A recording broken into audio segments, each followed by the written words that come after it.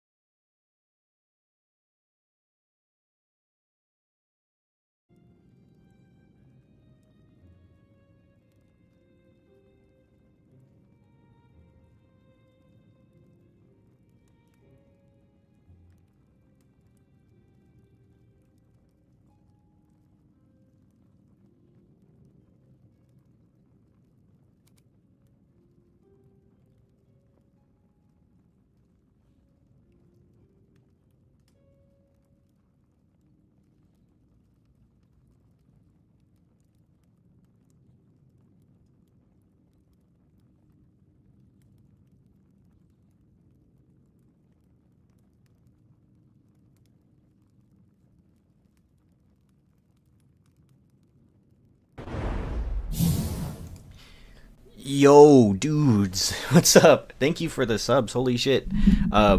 Sorry, I'm like cursed right out the gate, but like, holy crap, Toad, thank you. Hacktrade, thank you. You know what? Um, I will go ahead and gift one as well. I will gift one.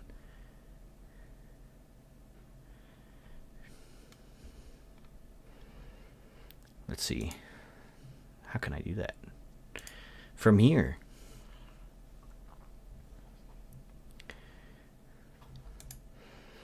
Oh, can I not gift subs to my own stream or something? Oh, there you go.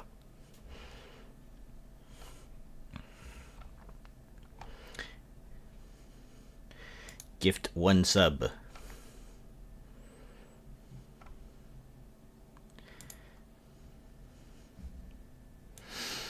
Yeah. Hype train. What's up, guys? How are you doing, by the way?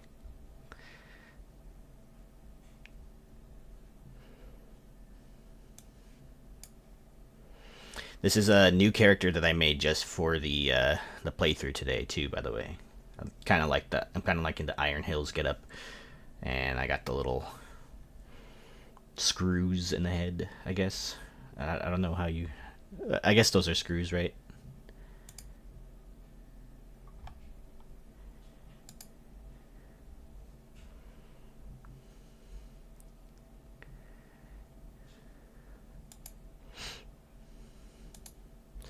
No problem, Toad. Good luck with that. By the way, hopefully you get through that pretty quickly.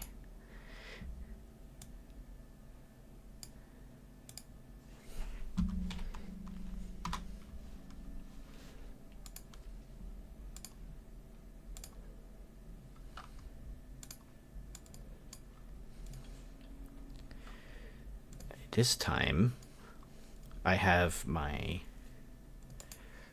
Twitch stream as like the primary for some reason. So, oh well. Either way, it's taking forever to load this PayPal checkout thing. I'm just gonna get started while I So I loaded up a new sandbox. It's a seed that when I went through it the first time, it was like it had like a access to like the Mines of Moria area like right away. Like it was like within the first two tiles. So you can see my difficulty presets are hard. I'm gonna change them the second I get into the game. Dwarves from every clan have answered your call, despite.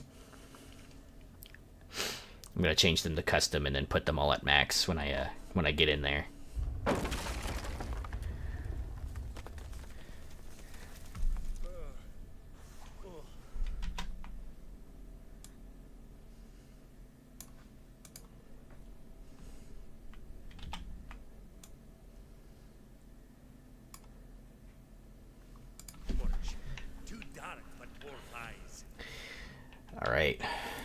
first things first. Settings, difficulty, very high, high. We'll do default drops on mining, and then high, very high, very high. All right, so you guys see it. I'm on very high on everything except the mining drops. So let's go. Let's get started.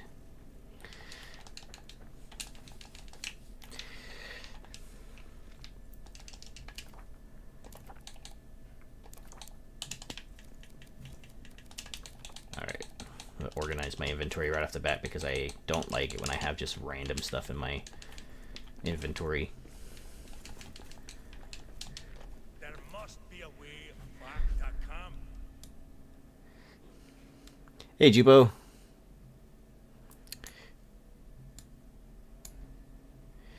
Yes, ma'am. Gameplay today. Sorry, I have to have my YouTube chat now in a different thing. Let me see if if the multi-stream works. Okay, it does. Cool. I can't see the Twitch chats though. That's okay. Okie doke. Let's make my pickaxe.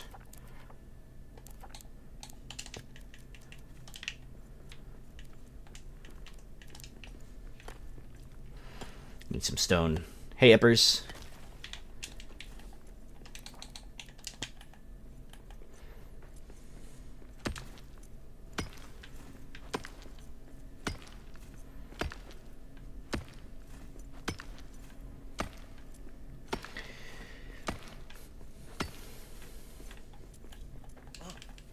Firelight, we are not alone.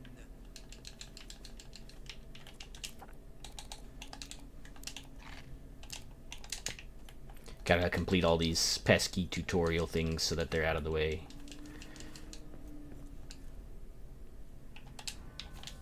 Out of my screen.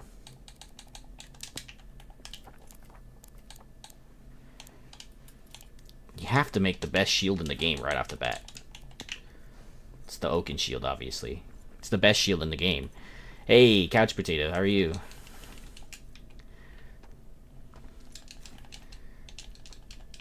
What is up? Welcome to the stream. I gotta bring back up my YouTube. There you go. Hey, Gingy.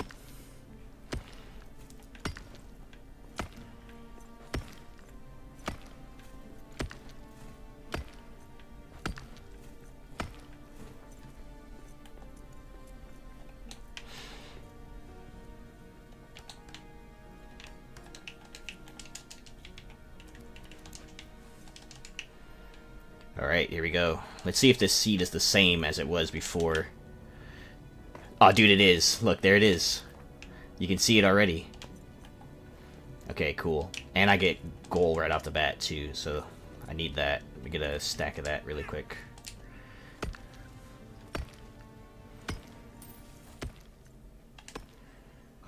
Hey, Toad.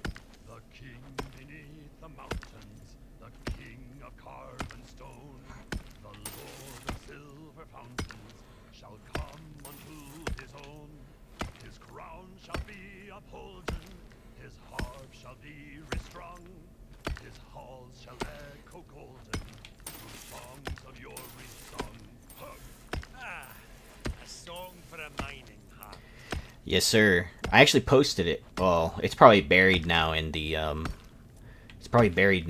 general chat in my Discord, but I found this seed a while ago because I was helping another person with finding something in this seed, and then I noticed that, dude, you have Mines of Moria area, like the first 2 tiles right out the gate. I like doing a new start every once in a while, and I love sandbox. Oh, ooh, right off the bat, huh? Yikes.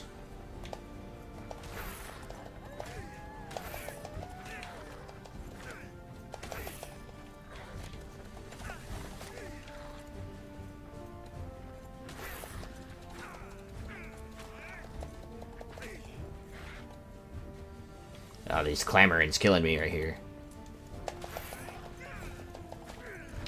Got him. Oh yeah, dude. Sandbox is like the only way I play the game now. Like on anything. Hey, Luke.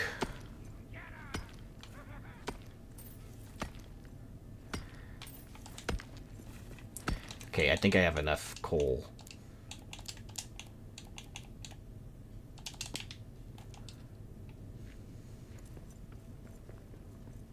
We got orcs!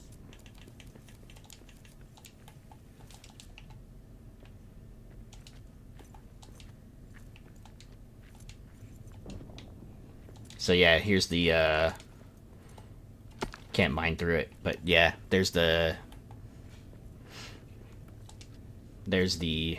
tile that leads you straight to the mines of Moria right off the bat.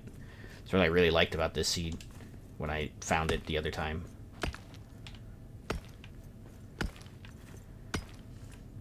Hey Gingy, welcome to the Twitch stream.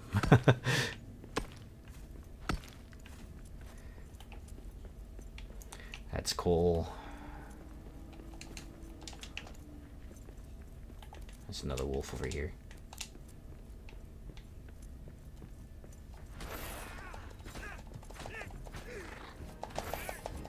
Still need to beat the campaign. It is a good time, the campaign. There it is. There's some... I need some of that. Always really important if you're doing a hard playthrough to get coal and iron right off the bat as soon as you can.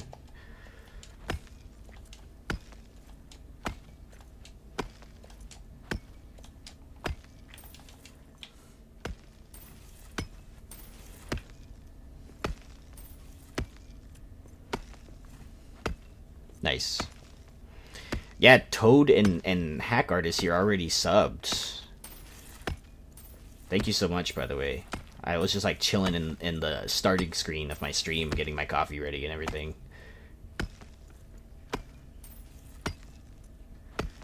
It is important on an easy playthrough, yes, but I would say you have a lot more room for error on the easy difficulty.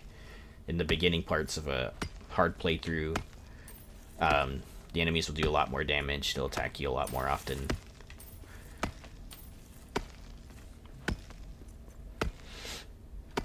It's important in everything. But the enemies are a lot stronger and will do more damage as well. So that means they do more damage to whatever bases that you have as well.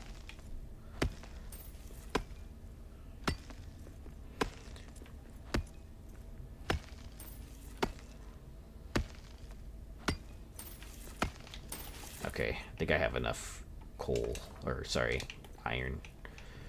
Let's just set up something really quick.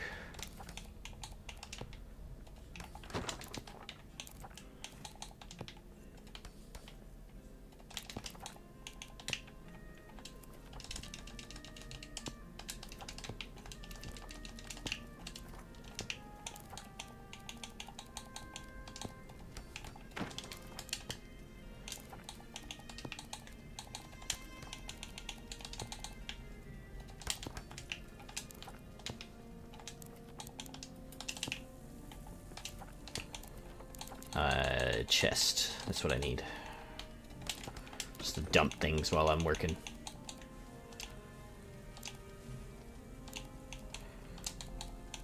Don't need a lot of this stuff on me. And now we wait for food.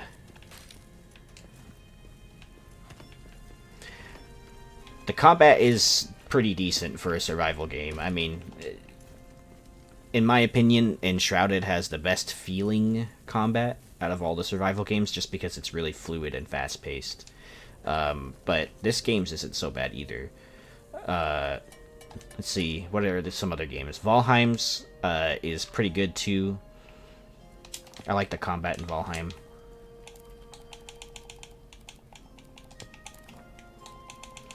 Although it is kind of slow, and I do wish you could like lock onto enemies in Valheim. You're not gonna be able to sleep, yeah. Hey, Laskin.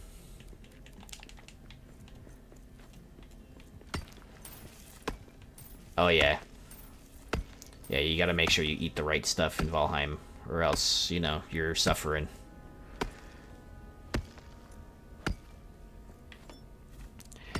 Hope you enjoy it, though. Gingy. Definitely. Oh. Whoa. Why am I holding a piece of iron? Okay.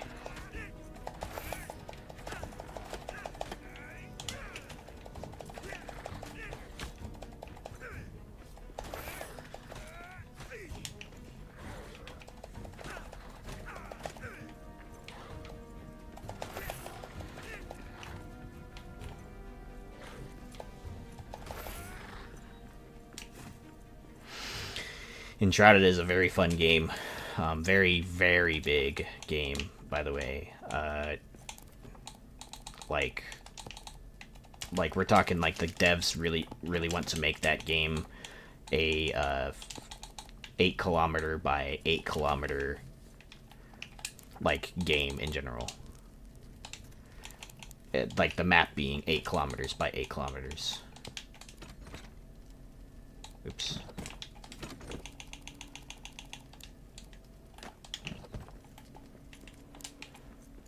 Yeah, it's insane. The hitbox in Valheim pretty trippy. Yeah. The one thing that I struggle with in Valheim is the spear. You know, because the spear's default animation is a stab, and if you're stabbing like say like you're on elevated land or something like that, like you'll just stab right above their head. And, like, that it does get a little bit annoying. I do like how I can throw the spear, though. That's something I wish I could do in this game. Throwing the spear is really fun. It's a great alternative, too, to, like, while you're waiting to get a bow, you know? Like, all those, rawhide scraps for a bow.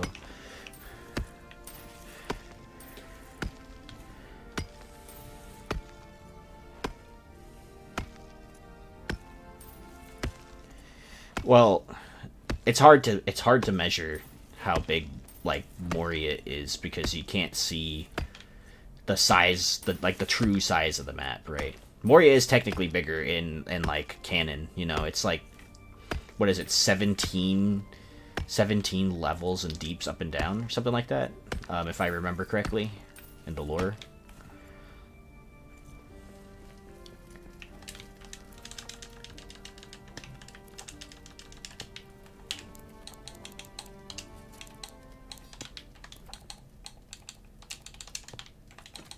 Okay, I got an iron war axe, which is pretty good. We can make the sword as well, although I personally don't like the swords. I'm not really a sword user. Unless I'm like forced into that position, you know, like I have to because that's like the only weapon that's available.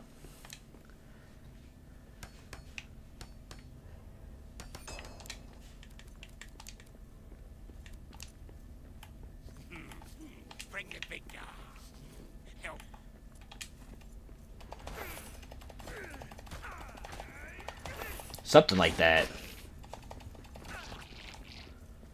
It's either 17 or 14. I can't remember the exact number, but it's an insane number. Okay, your boy is tired. Have barely any stamina.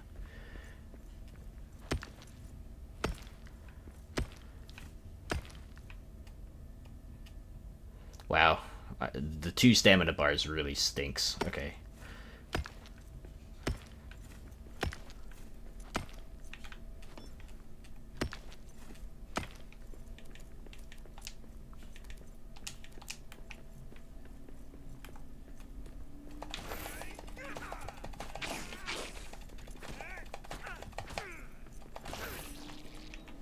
Cool, we got the...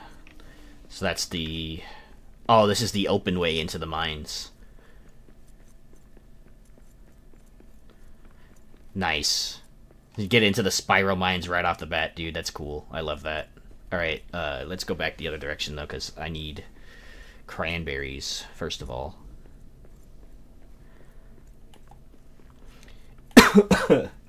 Excuse me, sorry. I think it is 7 and 7, but, like 14 total. So technically, we're about halfway there on both ends, a little bit more than halfway there, if we have 4 deeps and 4 levels. A little bit more than halfway.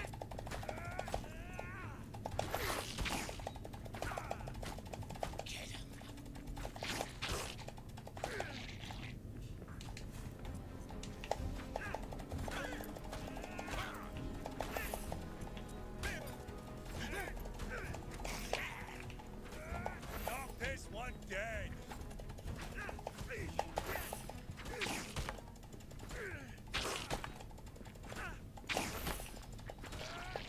Parry every single time, dude. That's so awesome. Okay. So, where are we? Where's the... So there's a building right here. There's a chest. Ooh. 4 iron ingots. Don't mind if I do.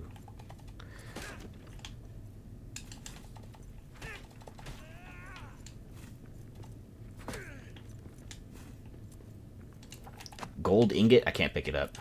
L. Here, I'll just pop that. I very rarely ever use the... Hey, Yak Shack, what's up, man? New playthrough of the game right now.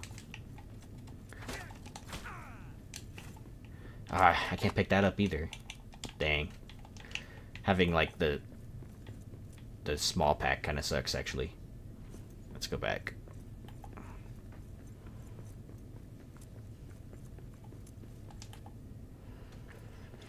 Dude, Yak, I hit the goal for affiliate, so I just hit affiliate yesterday, or this morning. I just got approved and everything, so I'm pretty hyped right now.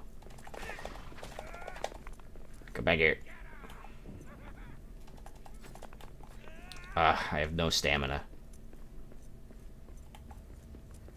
Where'd you go? Where'd he go?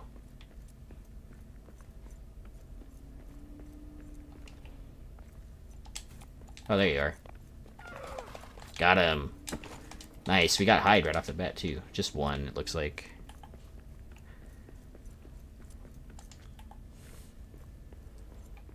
I might not even need to go into the Elven Quarter. I might be able to just skip straight to the first deep if I get a couple more of those guys.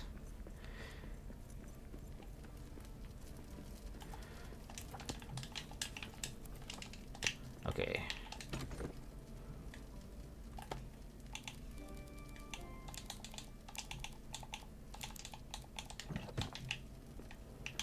Need to repair some stuff.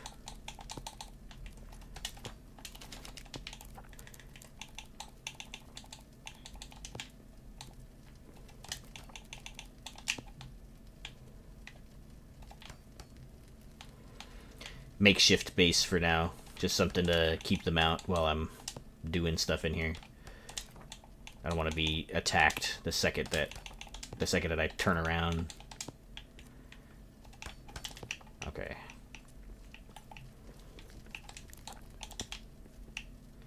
It is evening, my dudes. Let's eat some of that. Exhausted already. Spear's good.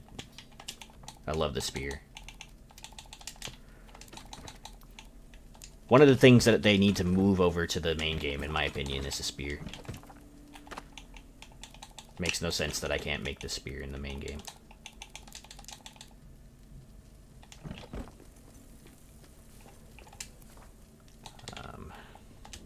What else do I got? I kind of feel like if you have the Rohirrim DLC, you're kind of at an advantage because you already have access to a tier 2 shield and weapon right off the bat. It's kind of... I mean, you still need to get the bronze for it, right? But... Alright, let's sleep so that I can get my stamina.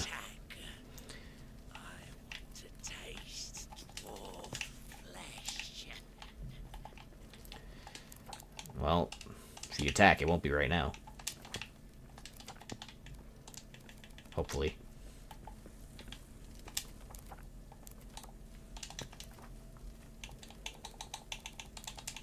There. I got 2 shields. 2 oaken shields, the best shield in the game. Just based on the rule of cool principle, that it's the best one.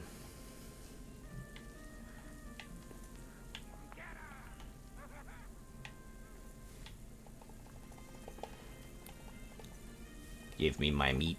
Give me my mushroom stew, please.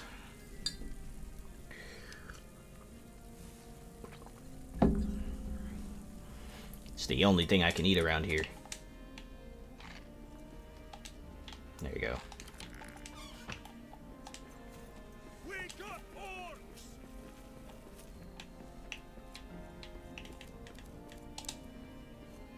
I wish the torch would give you some warmth. Maybe a little bit of warmth at least.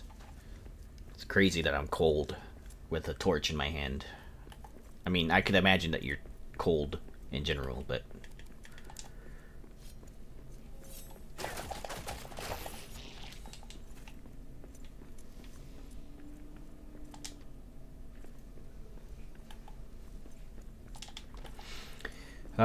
how's everyone's mornings and or evenings and or afternoons?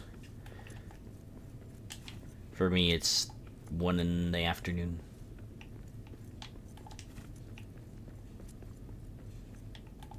Ooh, I hear something.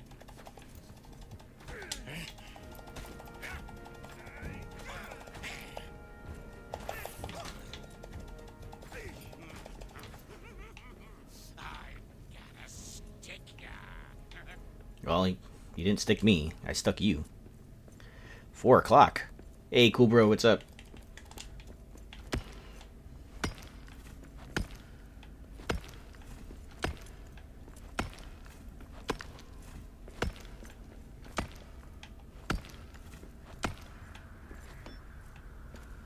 Almost quitting time. Oh, hey, Sarah, how are you doing? 9 o'clock. Actually, that sounds about right for you, Eppers. Need to find food. What's wrong with it? I've never seen runes with such shadow. No wonder we couldn't get it open from the other side.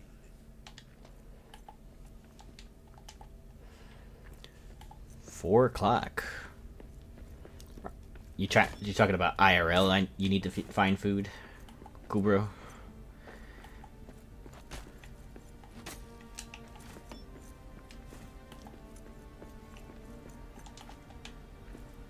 I just had some food. I got a bagel from our local bagel shop.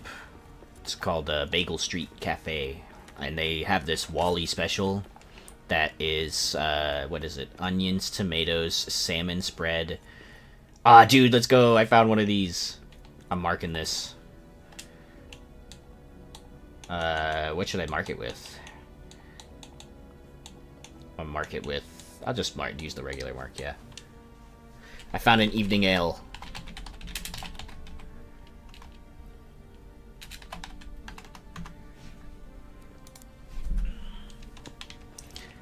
I'm gonna drink one.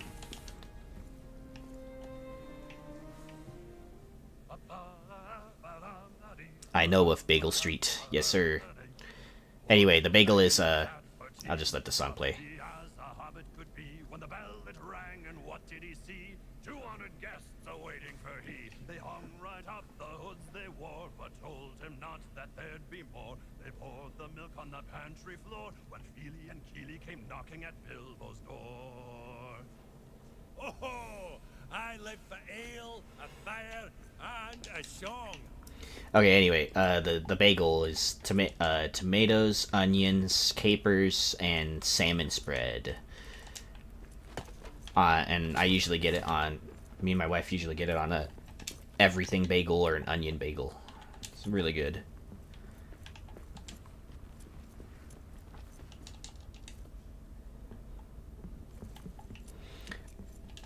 I set up one of my bases in like the attics of one of these places once.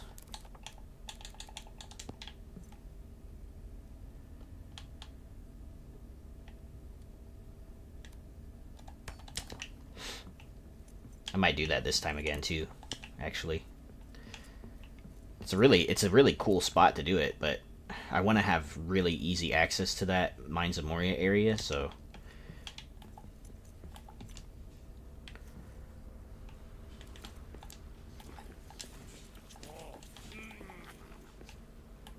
it's always cranberries in one of these. There you go. Nice.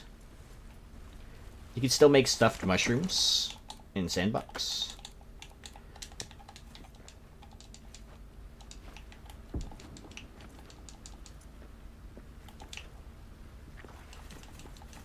I know that's a stove recipe now, if I remember right. Hey, look, here's the outpost, the Loney's outpost.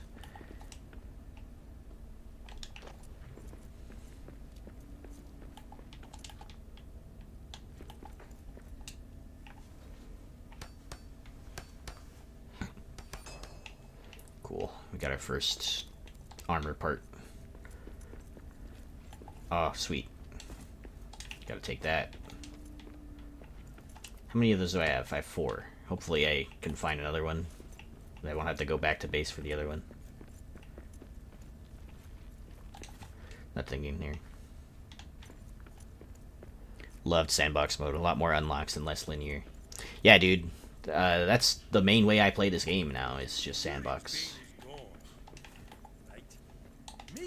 Cool. We're already one off.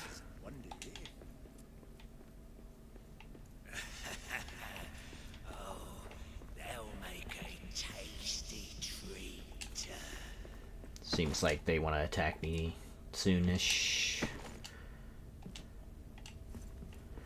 Doesn't seem like I can find any carvings. Let's see.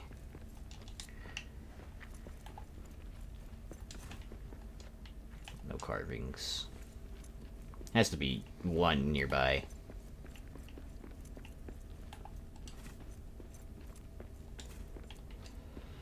Yeah, I really like sandbox experiences in any survival craft game because anything that's like super random generation or anything like that, it makes the game really fun for me because there's, you don't know what to expect, and seeds in sandbox like this one that I found are way less predictable. And this seed I found actually on when I was helping I said it earlier, but when I was helping someone else, they were trying to find something, and this seed has access to the first deep right off the bat, so it kind of made sense to me why they got confused and where they wanted to go, and they're like, oh yeah, I was able to get into the first deep like right away, and I'm like, what do you mean?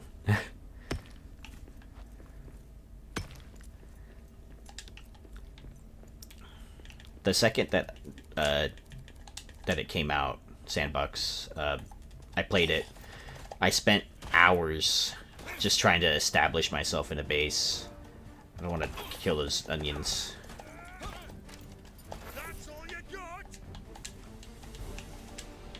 I spent hours just trying to establish myself in a base. Looks like there's you can see the green light poking through. There's a thing down there, a sewer system. You have to protect the onions. It's my swamp.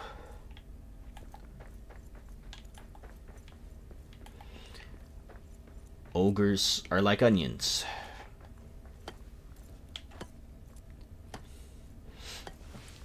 Oh, you leave them out in the sun too long and they start growing little white hairs. The sewer system is yeah, could definitely use a lot more stuff in it. In my opinion, it's a great way to find cranberries, though.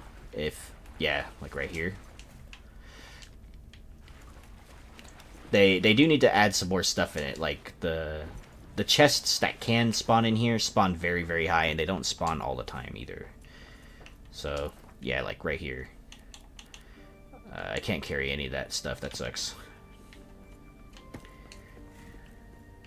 It's not stuff I'm particularly about, like, fond of carrying anyway.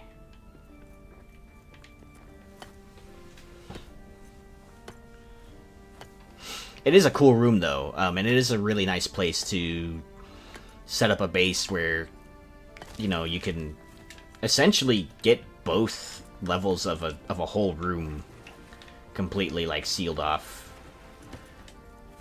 Makes your base a lot harder to attack because the AI, the orcs don't path very well through tight spaces.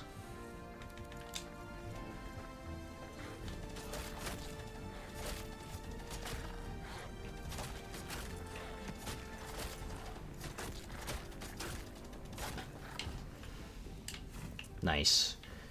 For those who don't know, the spear does extra damage to animals. Always good to have a spear right off the bat, especially in the beginning area for the wolves. And if you're playing on the harder difficulty, they'll do more damage to you. So you want to be able to stagger them with pokes.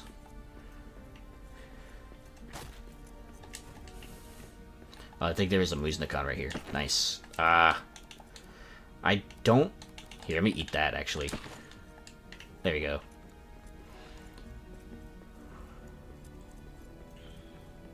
Let's go back so we can get the stuff. I had a sandbox that had 12 cranberries and 1 super... Ah, that's cool. Like 12 plots of cranberries? That's insane, because that's like 48 cranberries right in that one spot. Dang, dude, that's awesome.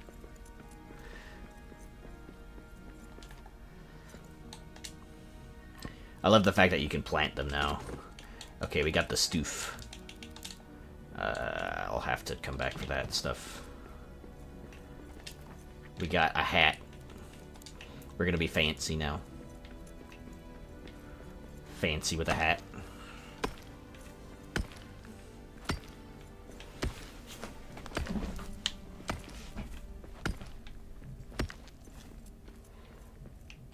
There's another sewer right here. Ooh, a cram. Don't really need it right now. Man, this small backpack thing is hurting me a lot.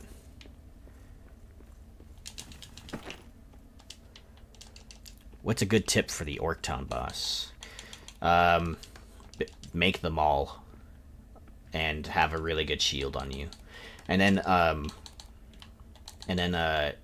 make a little fallback point with a little camp. Hey, Juice. What's up, man? Welcome to the stream, dude.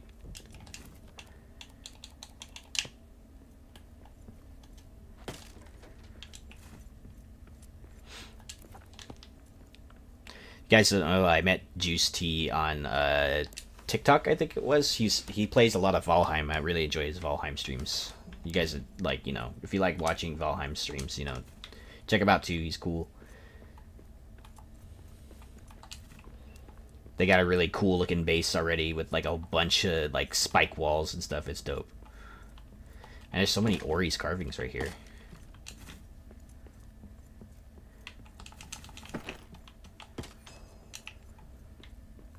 Oh. Well, I guess I repaired that by accident. Can I destroy it? I can't destroy it. Why can't I destroy it? Okay. I needed to be in the hearth radius.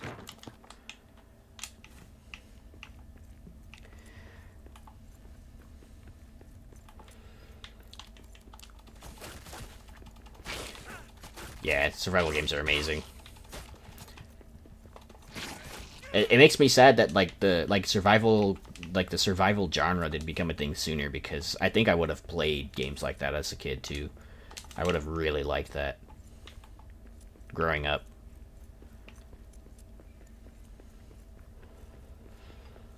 I mean, hell, I played the crap out of Minecraft when that came out.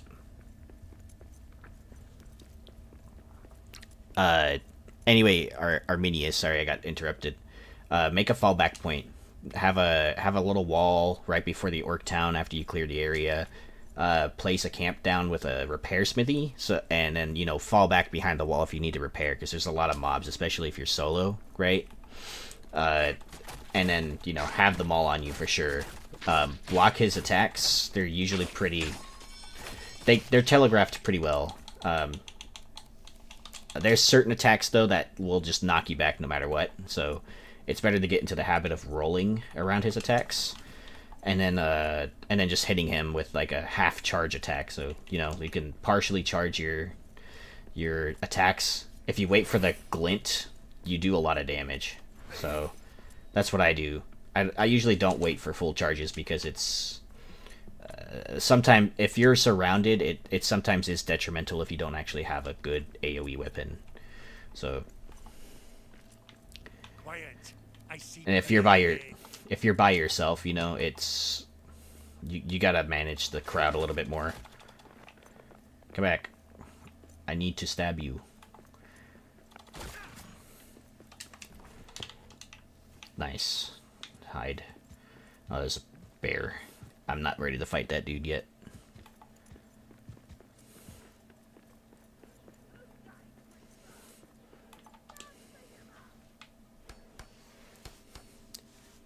Thanks for stopping by, Gingy.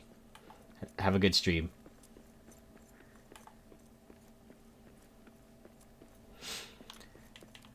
Once Human was really good, dude. Me and my friend Max played that game, and we really enjoyed it. But like, the one thing that prevented us from playing together was the server thing at the beginning, when they didn't have the like when they had like the temp servers, and then there's a lot of server room that was like not available, and people could just take space, if I remember right. And once the server was full, you know, like, it was really hard to just like join a server. And then there's like a lot of people that built everywhere that don't play anymore. Yeah, but it's good now. I seen it. I really enjoyed running through that game with my bro, and we would like run the dungeons and stuff.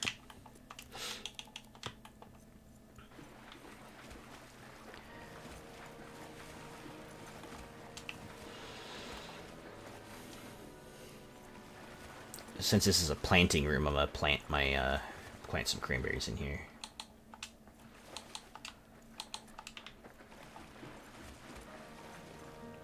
But the gunplay is really fun. I didn't expect it to have that good of a building system either, by the way.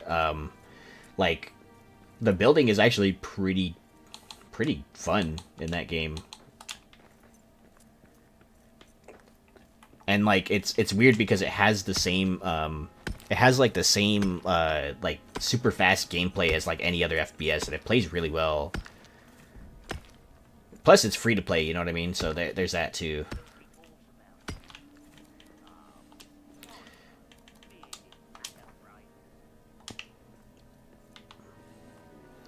There's a lot of dudes right there. I might die. See if I could sneak by them. Nope.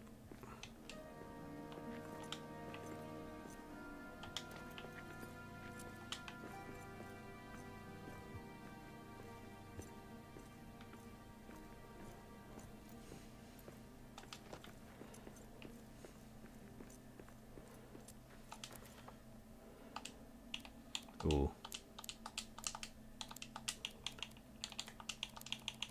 I'm gonna swap something in my inventory really quick so I could use this.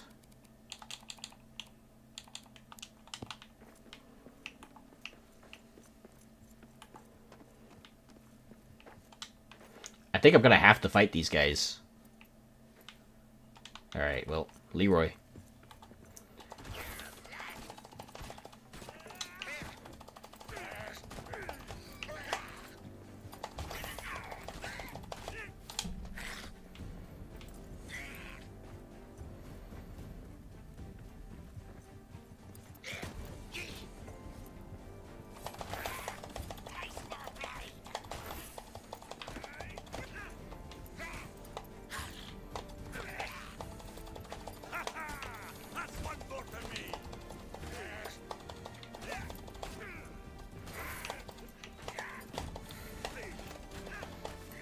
Got him, dudes. Nice.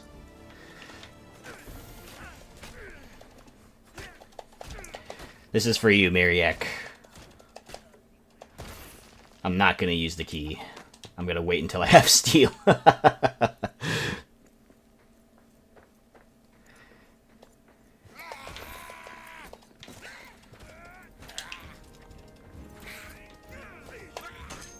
Ooh. Ow.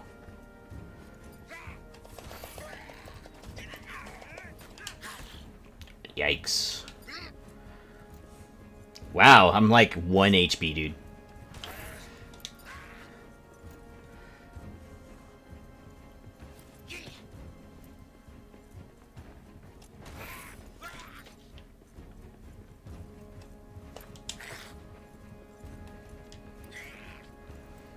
Okay. Put some distance.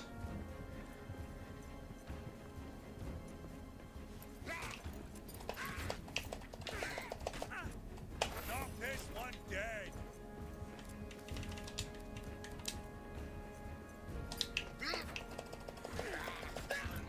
Yeah. Let's go. By the skin of my teeth.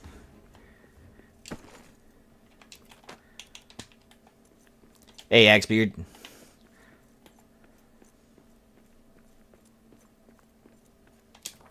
Alright, I need to pop down a camp. Yeah, dude, I could be tickled right now and I would die. 100%. I got my little camp though. It's okay. And here I sit and wait patiently for food.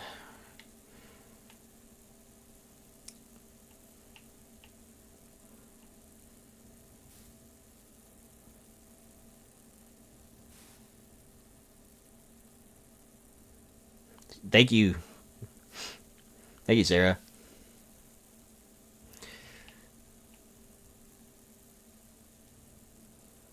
Hope to see you again. Alright.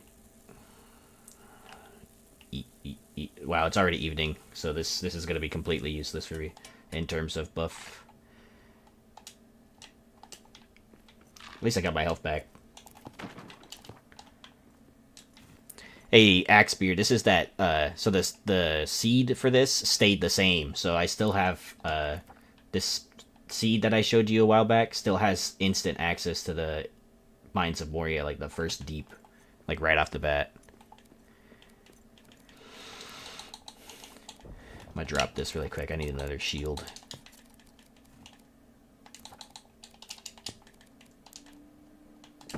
I'll get some more coins later.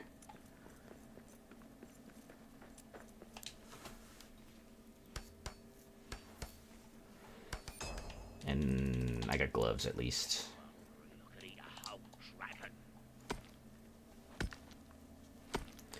Yeah, I thought it would be cool to do a hard max difficulty playthrough on this one because there's like so much cool stuff I could do with the fact that where are those dudes? With the fact that like I can get to that.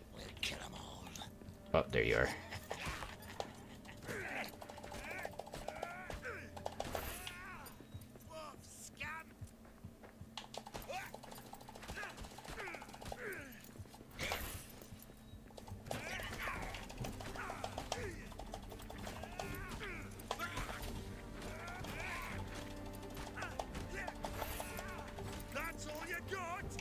Thanks for popping by, Edpers.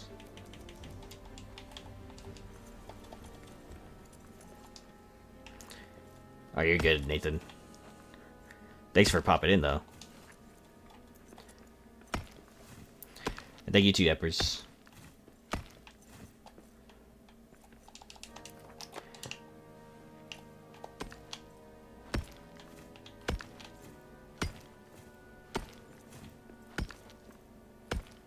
I need rocks. That's why I'm mining this, so I can build some more statues.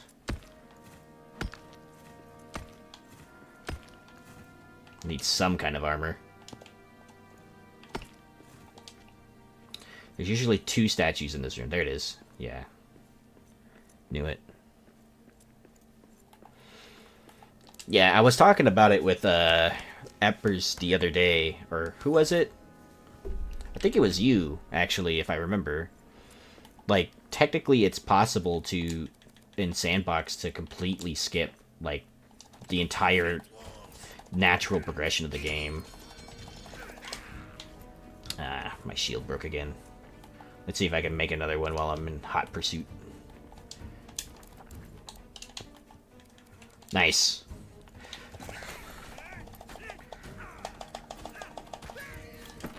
There's nothing here.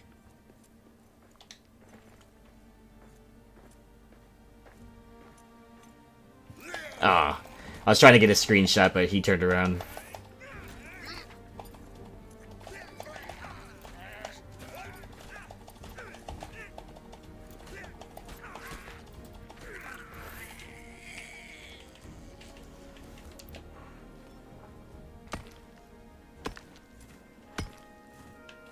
Alright, let's see if that gift a sub thing works now.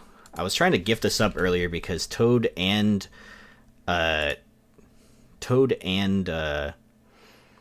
Hack like subbed right off the bat, and thank you so much for that, by the way. But for some reason when I clicked on that PayPal thing, it was just taking forever to load. I don't know why.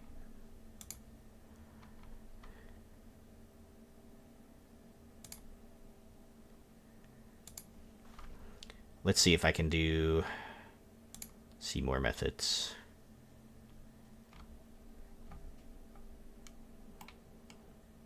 Nah, this is gonna take me a while actually, so I'm just gonna wait on it.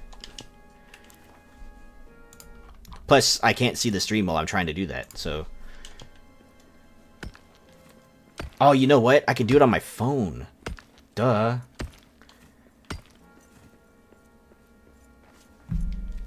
Why didn't I think of that sooner? There's wolves over there.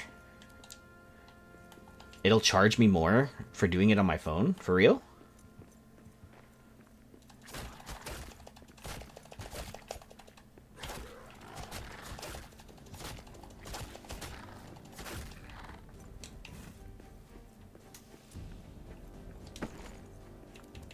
I didn't know that they charged you more if you used your phone. There's like a Google Apple tax. Dang, that sucks. I didn't know that. Is it like is that why the subs are $7.99 on mobile?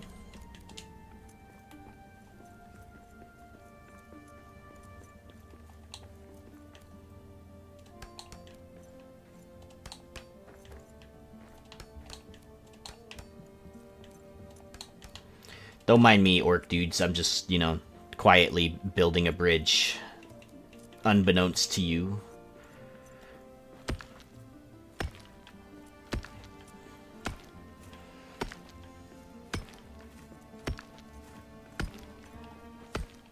Something's over there. Oh.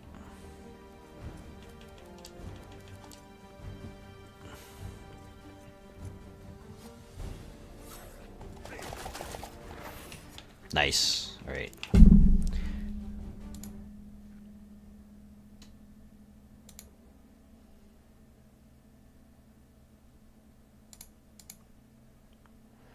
That sucks. I didn't know that Twitch charged more like that.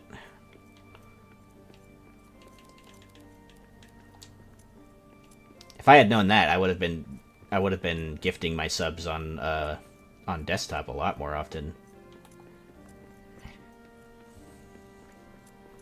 Actually, I popped into Juice's stream the other day, and I gifted a sub. He has quite a lot of followers too, so. Oh, it's the mobile app? Okay. That makes sense. I like to go into, like, streams that I enjoy and gift subs. I usually do that on, like, bigger... There's a guy called... His name's Tank Tolman, and I really like watching his streams because he does, like, workout content and stuff. I'm gonna die, my dudes.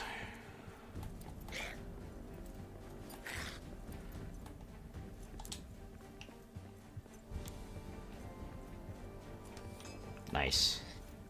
What was that?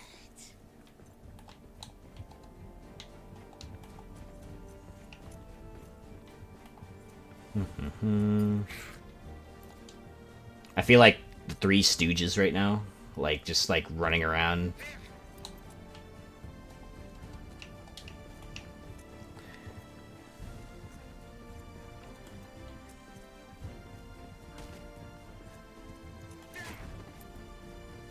Alright, well, I guess let's just go back, since...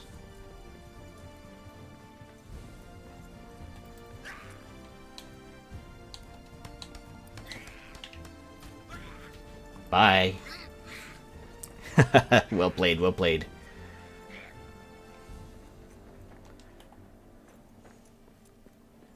Alright, I'm just gonna need somewhere to camp out for the night.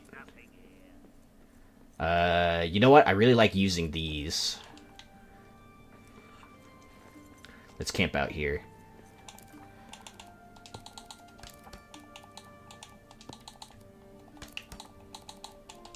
And I can repair my stuff too.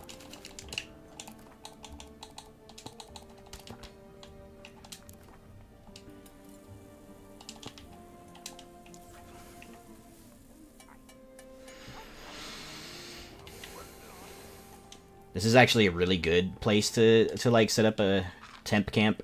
One time I set up a base in this kind of room, and I lost it, unfortunately. But I lost it because the power supply unit for my computer just completely pooped out and wasn't giving me enough power, so my computer was just like shutting off at that point in time. And a world that I had that was like 900 days or something like that, something crazy like that. Almost to 1,000 days, I lost it, which sucks, but yeah. Axebeard and some of these other dudes that known me for a while will definitely remember that, but... And I remember because it was during the build awards and I basically had to start in another world all over again from scratch, complete the game, and then get all the building parts.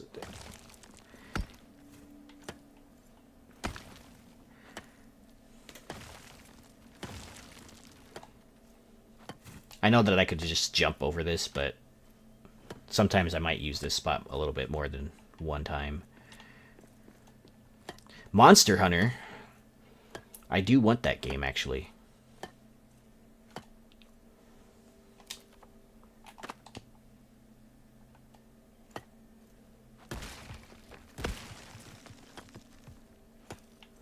Oh my gosh, there's so much rubble. I should have just built over this.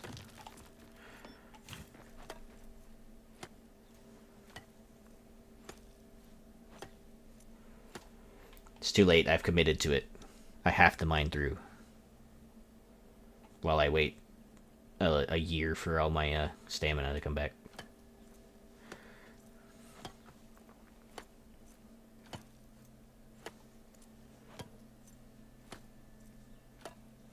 I kind of wish we could change the camera perspective to like over the shoulder as opposed to like right behind your character centered. Okay, that'll disappear. There we go.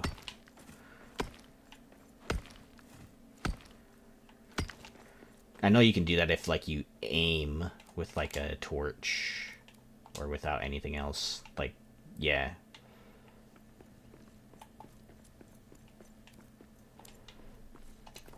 Let's go back. Kind of looks like I can go access the Elven Quarter from up here too. So that's not too far from the base.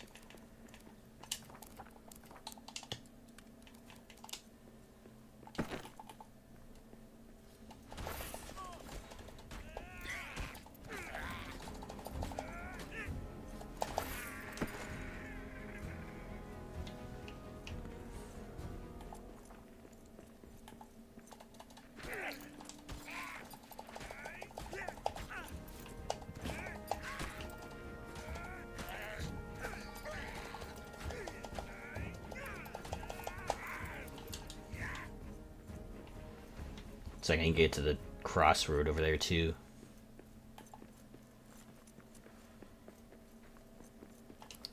I want to bring back some elven wood. I don't need arrows. I don't really use the bow to be honest.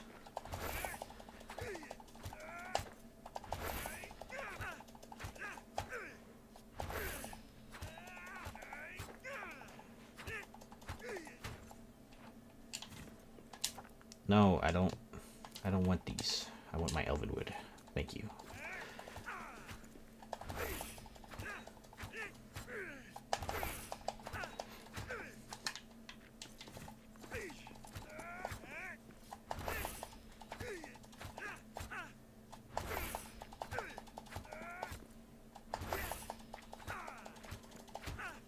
There you go. Some elven wood too. Just more of those deer things.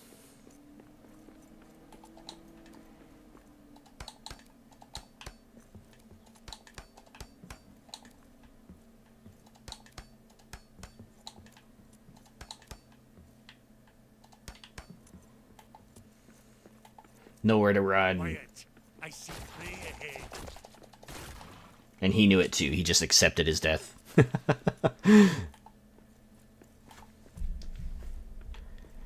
Oh, I missed the statue here. Nice. Okay.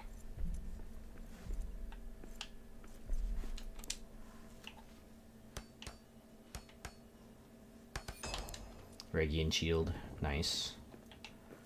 Can't see any other statues in here, so let's just go.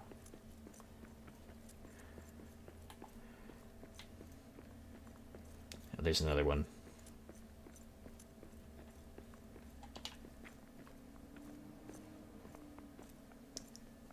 We must be quiet.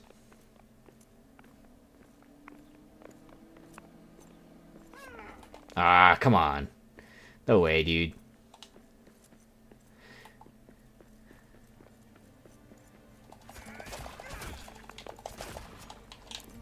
Nice. Alright, 4 hide is not bad, actually.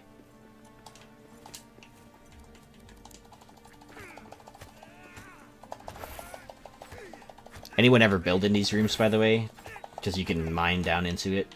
Like, mine down into the bottom. I know Axebeard has. He's told me about it a couple times.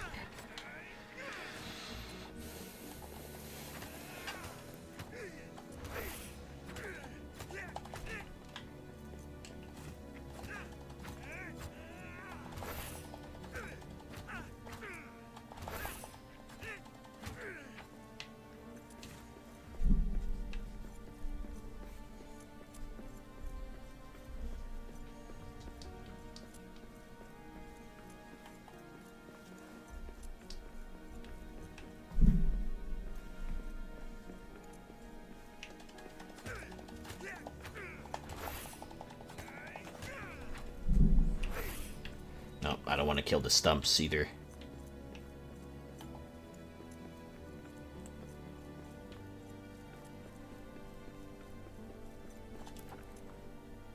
Kind of a long way back to the base. This direction. Hey, they changed the, they fixed the, subtitles. Remember I used to say it smells like dwarf? And now it says smells like elf. Nice, they fixed it.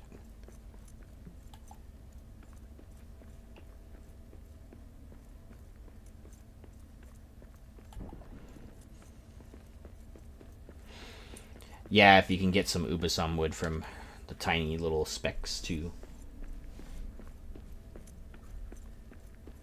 Alright, dudes, I'm gifting a sub in the spirit of Hack and Toad being my first subs. Thank you so much.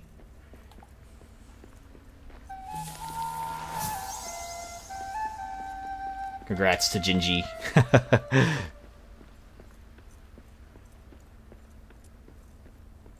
Congrats to Gingy being the sub, the first sub on the, for the gifted sub.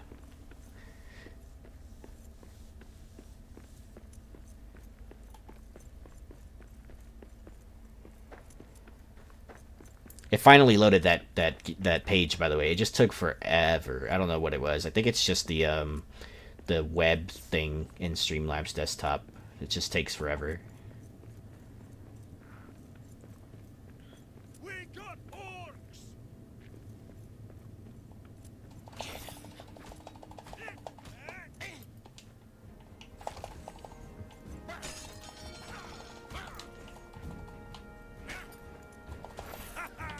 That's one more for me. Nice.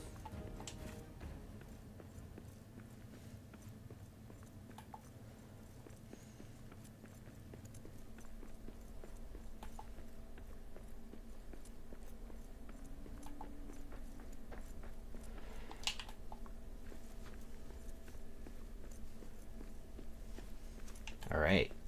We're almost back to base. Once we get back to base, I'm gonna offload a bunch of this stuff. Of course. You orc filth! Let me get inside first and then repair really quick, make a shield.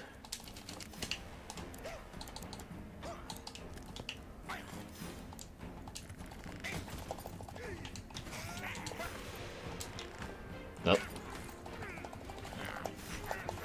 Oh, that got out of hand pretty quickly.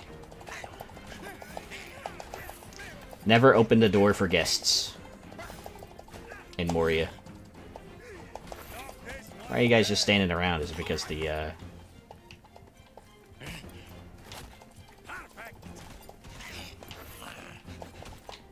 Yikes.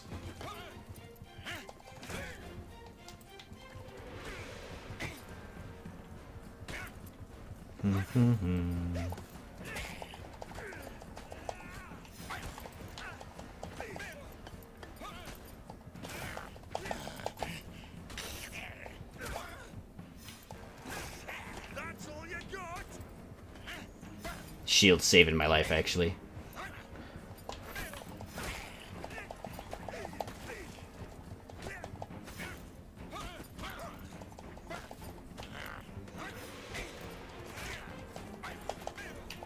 It's okay. We can rebuild all this stuff. I'm more concerned about staying alive during this time.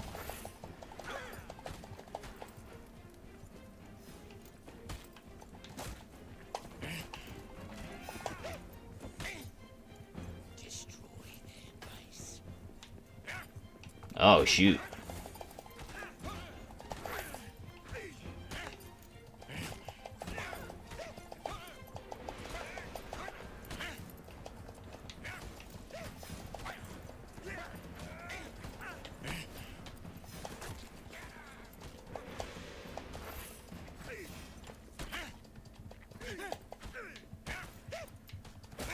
Oh, there's still a lot of you.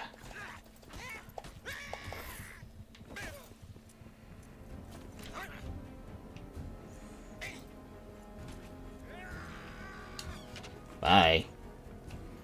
Okay, let's make some food, shall we?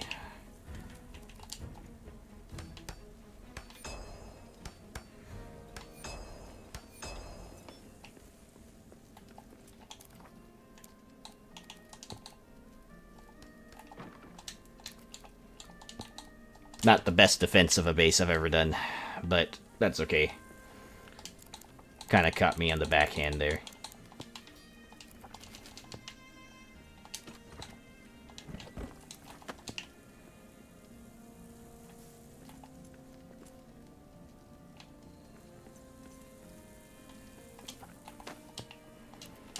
Let's drop some of this stuff off.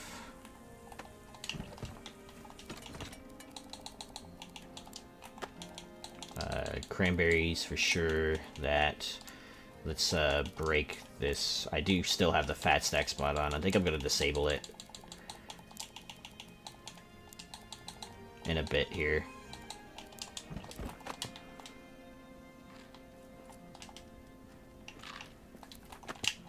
Okay, I'm good on that. Let's see, we got a shield. We're going to have to make something, so gloves is just fine. Having something is better than nothing. Oh, I gotta check if we, Actually looks kind of cool with just the gloves. Looks like I'm a blacksmith or something. With the Iron Hills outfit on there.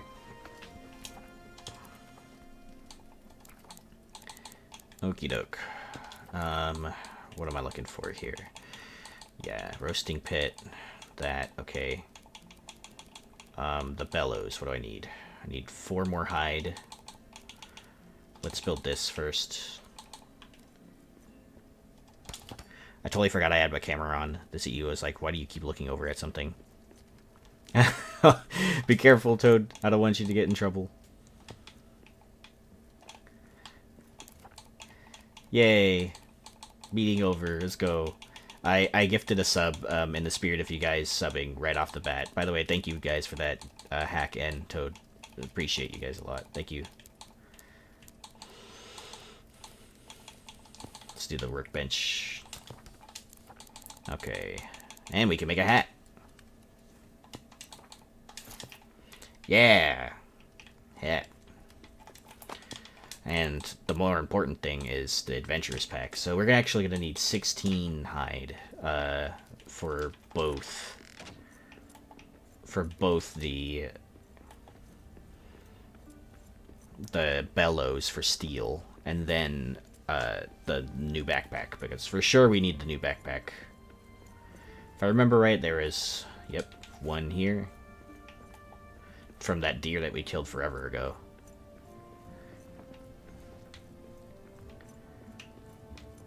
Okay, and then there's another statue in here that I don't think I got around to repairing. Yeah, there it is.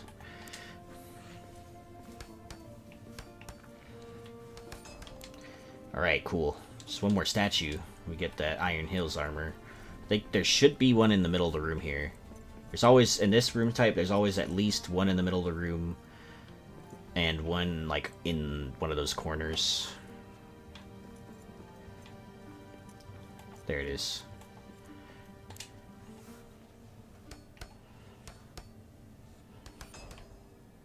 Yeah! We got armor. Let's go back really quick and do that.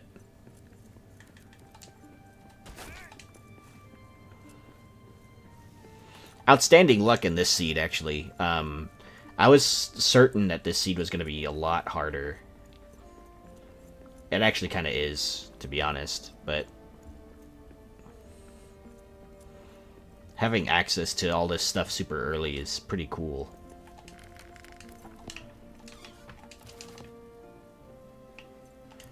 That's right. Hale's armor. There you go. Nice. Okay, we got some armor. We're not completely useless. Well, I won't say not completely, but, you know, you have a better chance to fight off enemies now. And it's nighttime. Should probably sleep at some point soon, but I want to get the, I want to find the other path, the Elven Quarter really quick. I might even move the base. So that base there was temporary anyway.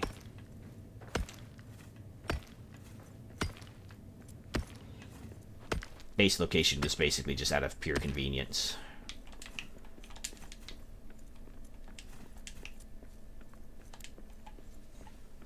I don't think I can unlock anything else. Okay, spiked helmet. I actually kind of forgot about that, not gonna lie. I forgot that that was a helmet in the game.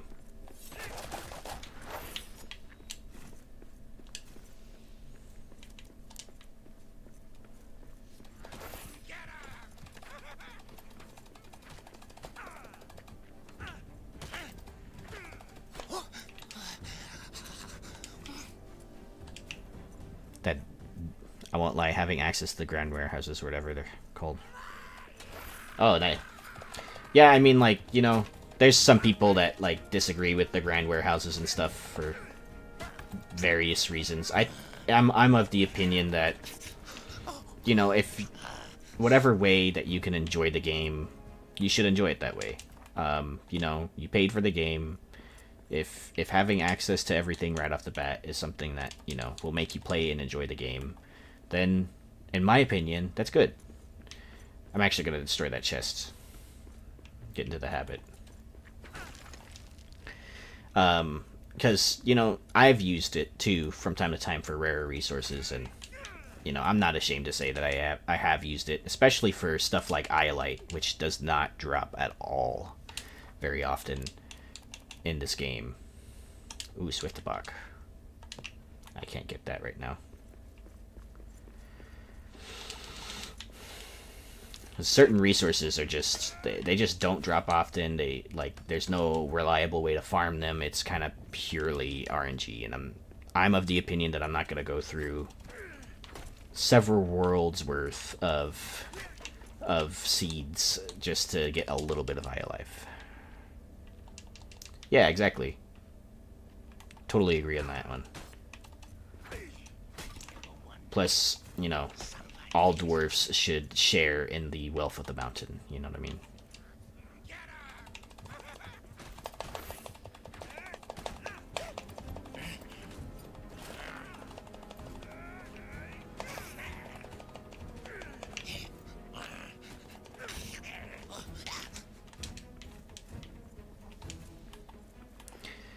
Every dwarf, every Dawi shares in the wealth of the mountain.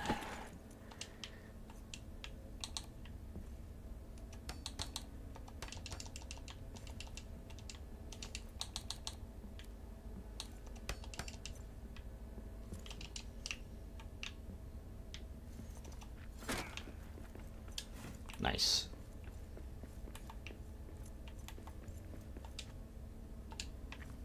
Oh, cool.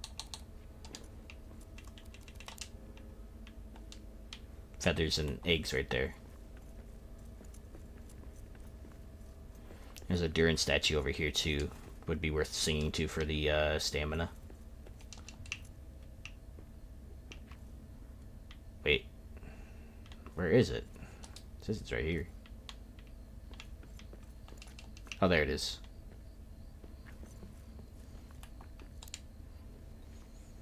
I love the first verse of this song, so I'm gonna stay quiet for a bit while this this plays.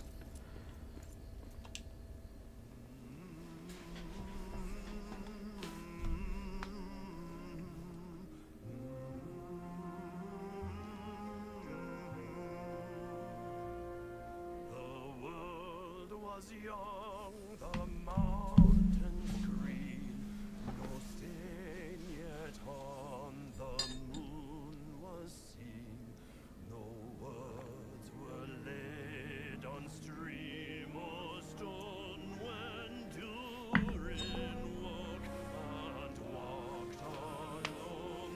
He named the nameless hills and dells, he drank from yet untasted wells, he stooped and looked in mirror and saw a crown of stars appear as gems upon a silver thread above the shadow of his head.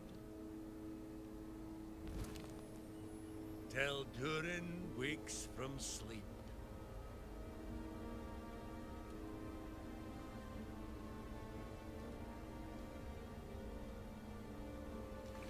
Nice. I love that song, dude. Wake up, Durin. They should make a TikTok sound. You know, the Chrissy wake up. Except, Durin wake up. I don't like this. Durin wake up.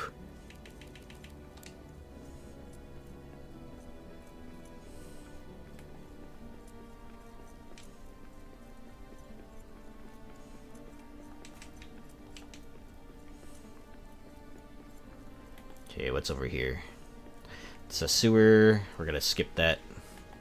Cool. So this is the entry path or whatever to the Elven Quarter that I was looking for.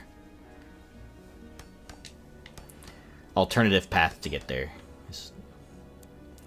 as opposed to like that really long run around.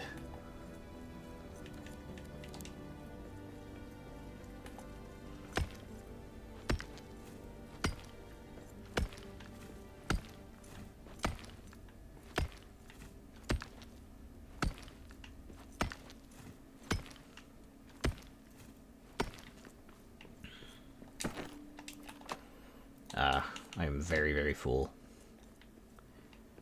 Quiet. I see prey ahead. I think they can see my flame, if I'm not mistaken. Got him. Just two more. One more.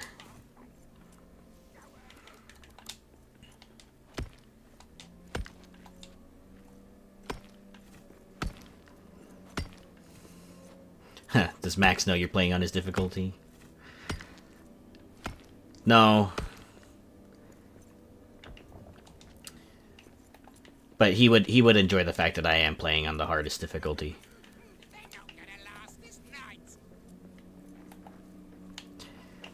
He likes to do stuff like that. He likes to put stuff on like the harder difficulty or something, and he likes to like even when we're playing something like like Helldivers, will always run like level 8s to 10s, depending on how he feels.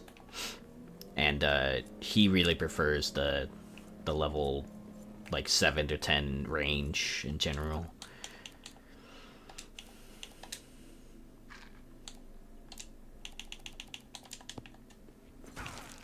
And I really enjoy playing Helldivers with him too. We play a lot of he didn't I thought he would enjoy it, but he didn't.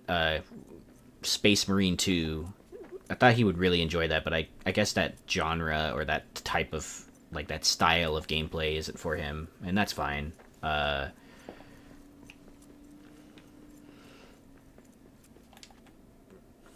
Just because he thought it was gonna be like Helldivers, but it wasn't, you know? And, he said it, you know, he doesn't like the, I guess the linear combat, like the, you know, you've seen the one execution multiple times, so it won't be different that next time.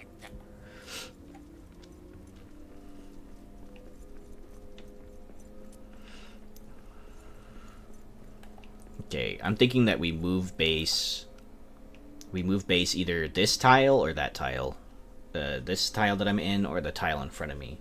I'm leaning towards this one because there's a couple of buildings in here that are intact, and there's a sewer system underneath. Plus, I have access to that room, and I have access to the Elven Quarter, like, right off the bat. So I'm gonna make a little makeshift camp right here. I usually settle up in this one too, so let's just sleep for now. Just because I don't want to run all the way over there. And that way I can, I don't have any cranberries. That's okay. We'll just run back over there.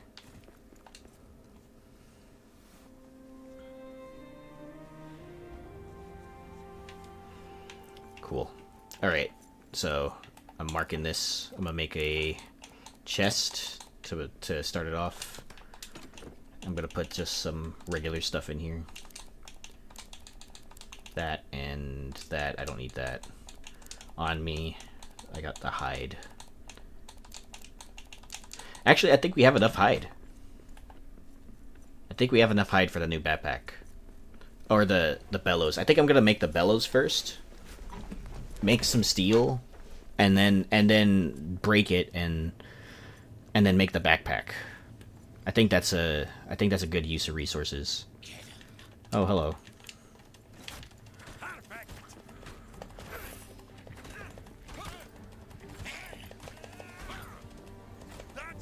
There you go.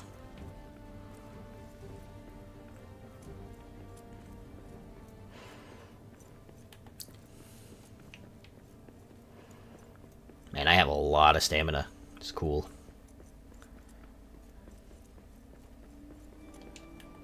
And there it goes. Dang. Wonder if I have enough time to make cranberries before let's see. So I'm gonna make the bellows first because I can't deconstruct the backpack once I do that. So I need iron ore.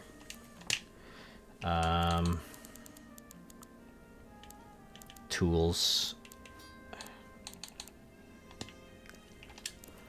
Industrious little dwarf. Yeah, look at me. Advancing civilization and such.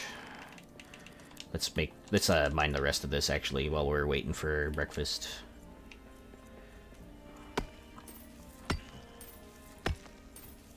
Plus I need, you know, stuff for steel ingots. The woods shall wave on mountains and grass beneath the sun. His wealth shall flow in fountains and rivers golden run. The streams shall run in gladness. The lakes shall shine and burn. All sorrow, veil, and sadness at the mountain king's return.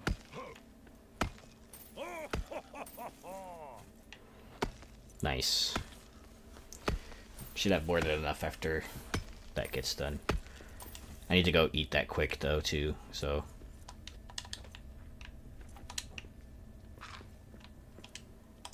And second breakfast. Yeah, second breakfast.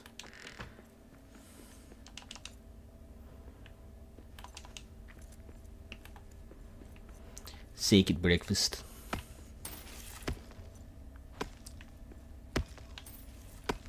Yes, but what about second breakfast? We had one.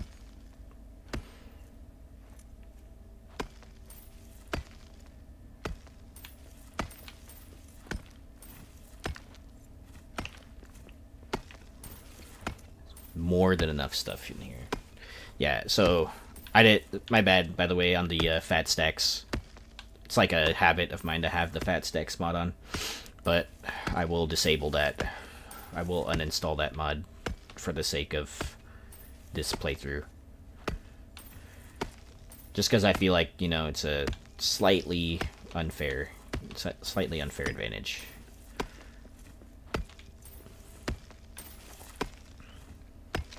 Impure. Yeah.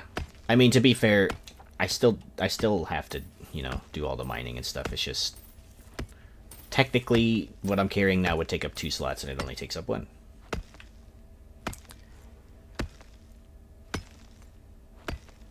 I just have it, like, I don't know, I just had it installed too because building in the Firemane Keep world is just, you know, it's kind of like a necessity for me to have things in just 1 slot in there.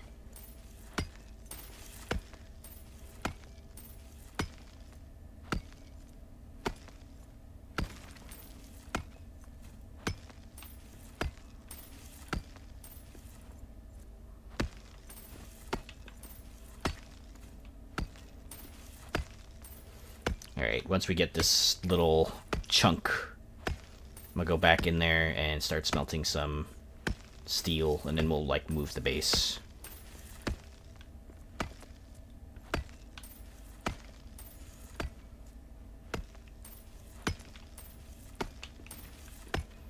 Yeah, so there's more iron here to mine later, but I think 90 is generally good.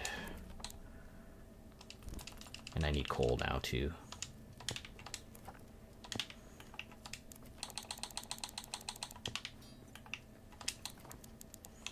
Plus, I can make the steel weapons now, too. And what I really like about this is... Wait, didn't I have Elvenwood? Swore I had Elvenwood.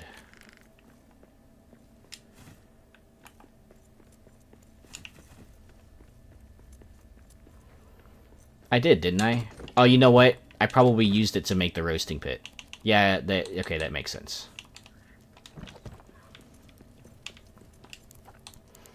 Alright, what do I need for the... I guess I'll find out when I... There you go. What do I need? I need 1 more elven wood, dude. 1 more. And a hide. My hunt for hide is not done yet. Okay, well, since I have to do the same thing either way when I get there, let's just pick up camp, pack it up, and go.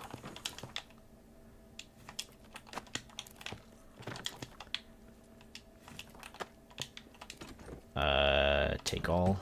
Well, take as much stuff as I can, I guess. The ingots. I'll have to make another trip. This and that and that. And that's all I can really carry, huh? Destroy that. Alright, I'll be back. I'll be back for it.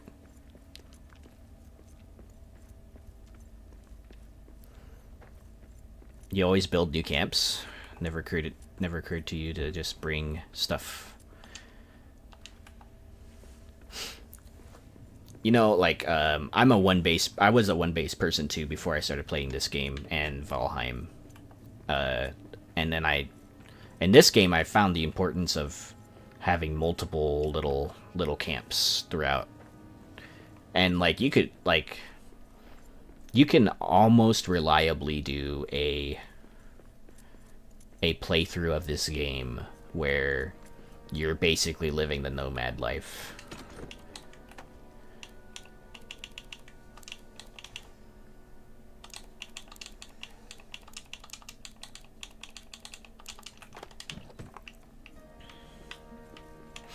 You know, just going from one place to the other, just, you know, not really, like, settling down in any one place. You can really nail it in this one. The only thing that would prevent you from, like, in my opinion, that prevents you from doing that is the fact that you have limited inventory space at the beginning.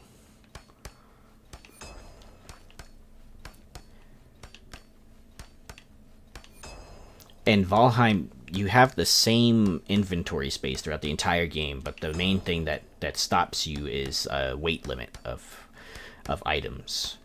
So you have a carry limit, kind of like Skyrim.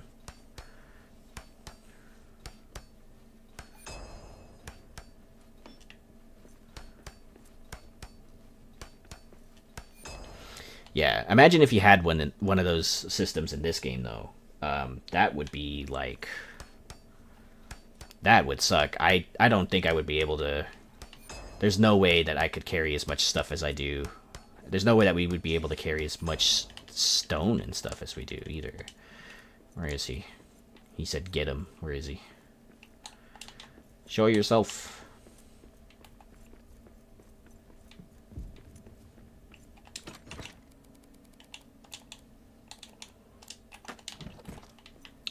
Okay, I'm just gonna repair the floor so I can prevent myself from, you know, accidentally destroying the entire structure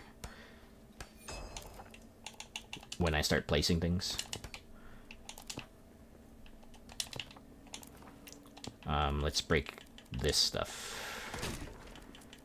I like to use the spear for this. There you go.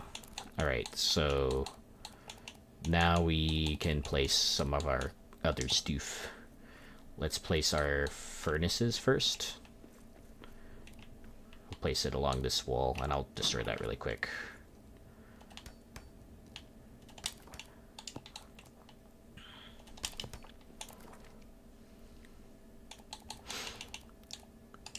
Oh, good, Toad. Thanks for stopping by. I really appreciate you. Thanks for subbing, too. I really appreciate it a lot. Thank you.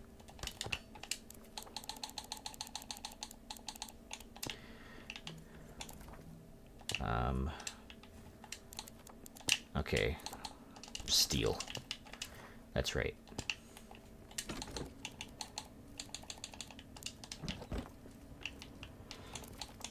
And then, let's see, meal table. It's gonna be really cozy in here for a minute.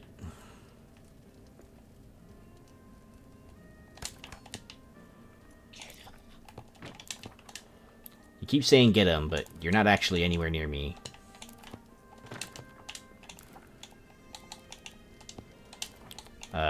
Let's see. Let's place the... Hey, Weaver, what's up, man? Welcome to the stream, dude.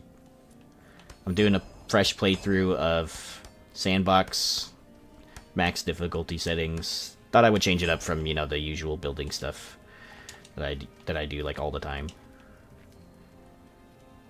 This is a cool seed that I found a while back too, that I really like. You basically have access right away to the Mines of Moria area, like right out of the aftermath. And I found this seed when I was helping some other person, like with their playthrough. Oh no, I didn't want to rest. No. I guess that's okay, you know. That sped up my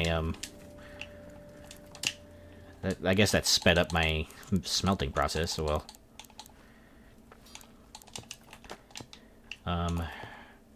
Do I need the bellows to forge it once I have it? Let's see if I can just destroy that really quick. Ah, dude, cheat codes, let's go. Dude, you don't actually need the bellows to craft your steel stuff. Let's go. That's a game changer, actually.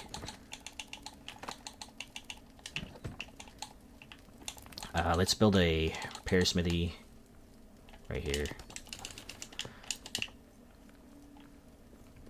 Yeah, you know, I've played a lot of sandboxes myself, and this was a surprise to me too when I found it. Some person, I don't remember, a while back was like, hey, I need help with this sandbox, can you help me find something? And you know, that's a really common thing that I help out with, and so I was like, yeah, sure, I'll help you.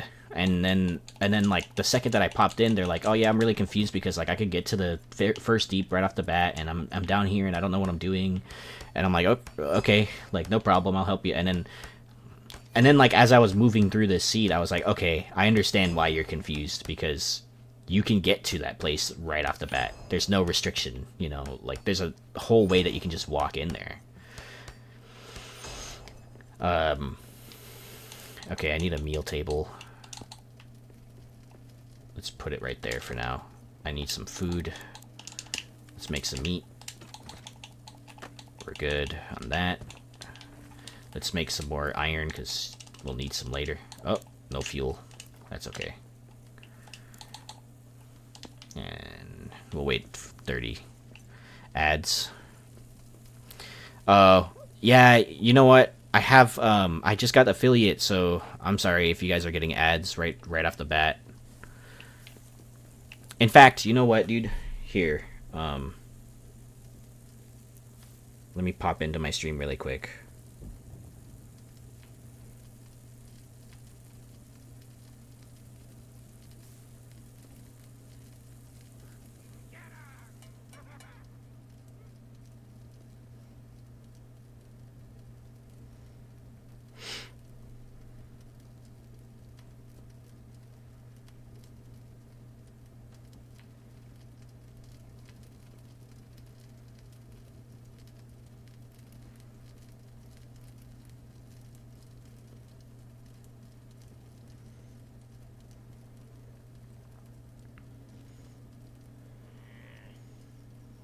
There you go, bro.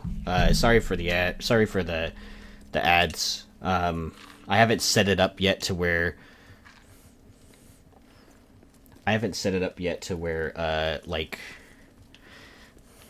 Like the ads play, you know, like after or anything like that. I think they just play randomly on the default.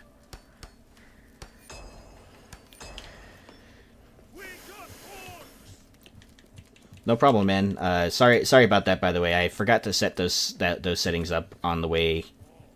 I just became affiliate, so I didn't have any time to set up like how those ads play or anything like that. My bad, dude.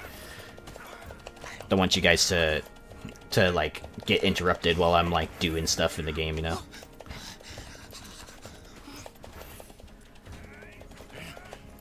Yeah, I'll try and set it up to where like you guys don't get them too often. Yeah, I just got it yesterday.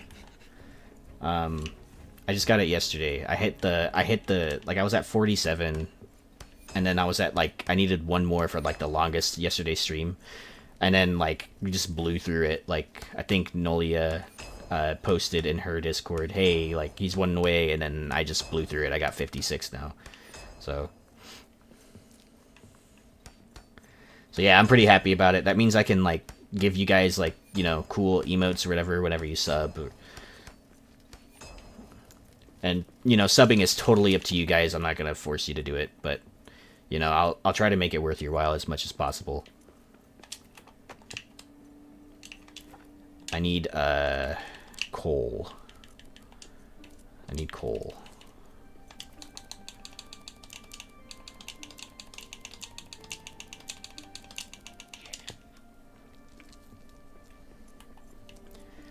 Oh yeah, Mariek, yeah.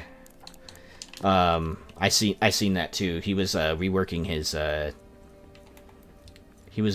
lot of his stream stuff, and Discord stuff the day before, I believe. So he's got a pretty neat Discord that's going on pretty soon here, and then he's planning on opening that up as well, kind of like mine.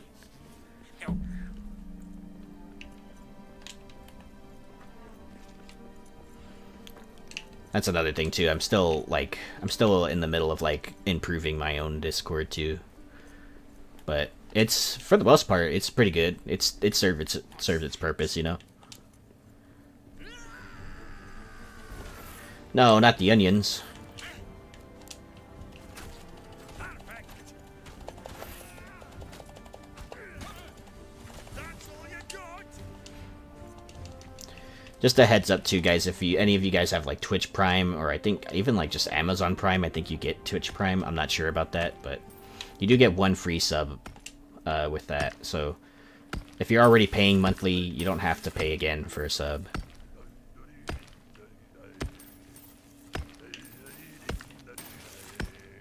A day of toil by pick and soil, pour over ore till days and way, hey, when the work is done, ale in my hand by the... But yeah, I would definitely say, you know, Mariak, really good person to sub to. He has a lot of really good YouTube content too. A lot of good tutorials and stuff for the new people too. I'm kind of trying to do something like that, but, you know, that'll take me a lot of time. My main focus is the rebuild. I'm on that last floor, and I really want to get it done.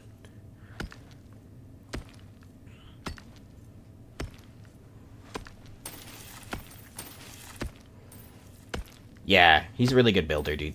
Him and I, we've learned a lot from each other, too. It's kind of like a mutual thing. Him, myself, and Axebeard, we kind of all learn from each other. Yeah, dude. Yeah, Axebeard is a great builder. We all learn stuff from each other. Axebeard, myself, Miriak, Durin. Yeah, I've seen Durin as well. Build some really cool stuff.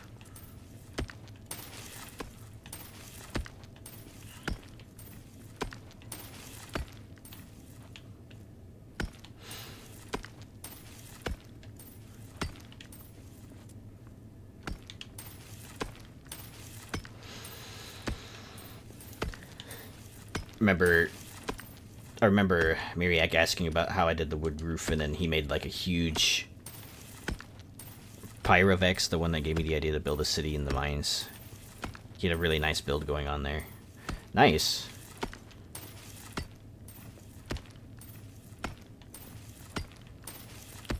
Does he have a channel as well on like YouTube? I'd love to check it out.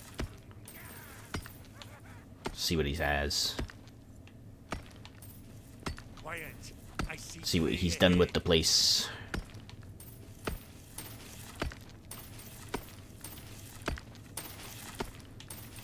Oh yeah, the Mithral City build that Miriak did is pretty, really big build. I remember when he published that one.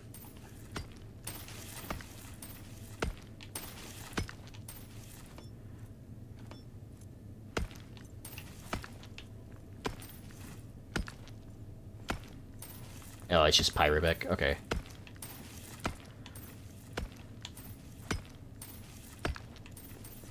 Okay, I think we have plenty of coal. Then we have to go back to our other base and get some goodies. Let's go back to the other base and get some goodies.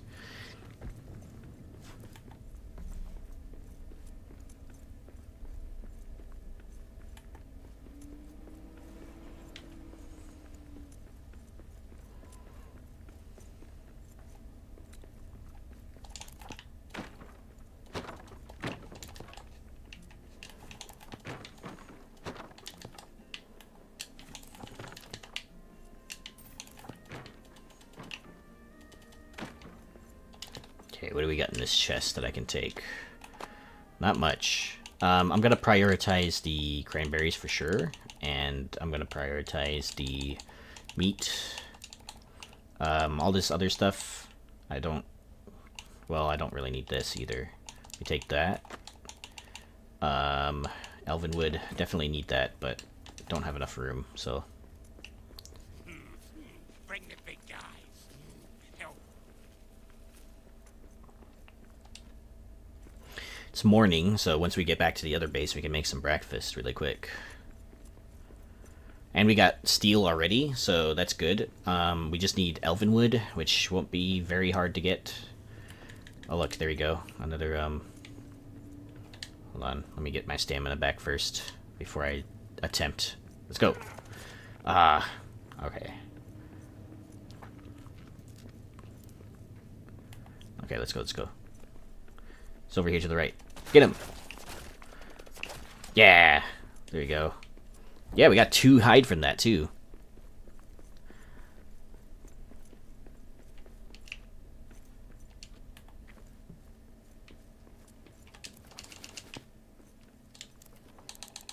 Okay. We're here. Let's make some breakfast. And then dump our stuff. Dump that, dump that, dump that. Let's dump about 2 stacks of that. About 1 stack of that. And let's make some steel. Oh, I do need this. I do need the bellows to make the ingots, though. So I can just place that down really quick to make more steel, and then destroy it again. So this is another good way for you guys to like who are like limited on resources in the beginning. So I just found this out this stream. You don't need the bellows to craft the steel weapons. So if you need to like disassemble the bellows to make a backpack, or disassemble the bellows to make you know, make yourself a steel pickaxe or something, go for it, you know.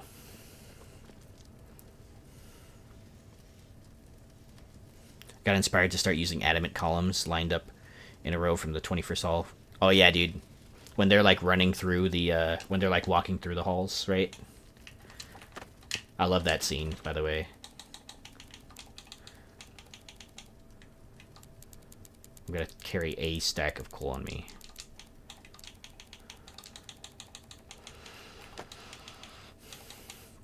And then I need a stack of that, a stack of that. We're good on those. How many, let's see, what do I need? I just need hide. Hide is the only barrier at the moment. So I want to make, so I have 8 elven wood. I can make a steel war axe, and I can make a steel battle axe as well. So I'll make both of those after all of these are done, and then we can actually just go straight into the mines, dudes.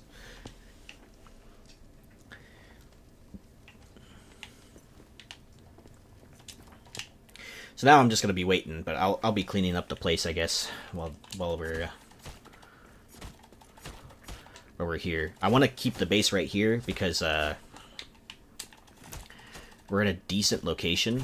We're right in the middle of the Elven Quarter and the mines area, so I can, you know, backtrack pretty easily.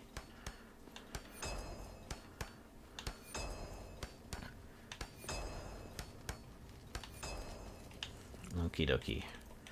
I need a light so I can see what I'm doing.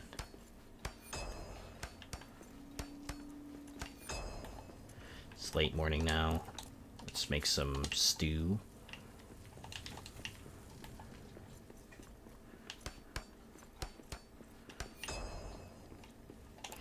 Need to add a doorway here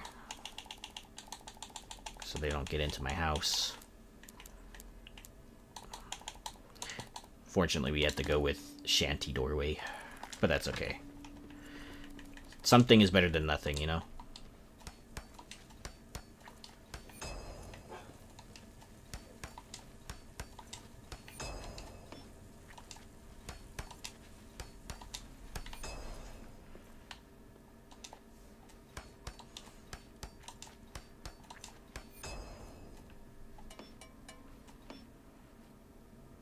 Did I get the column just right, or I did? I had a sandbox seed where there was enough entrance for the Easter Bastion down. That was enough to. That was nice to exploit. Oh, nice.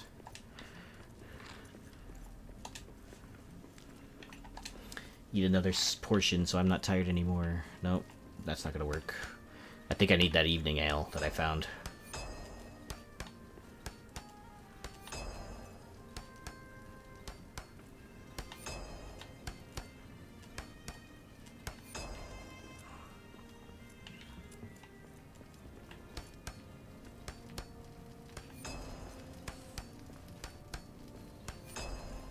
Okay, so going pretty good so far on this playthrough so far. We got, like... We got a bunch of stuff already.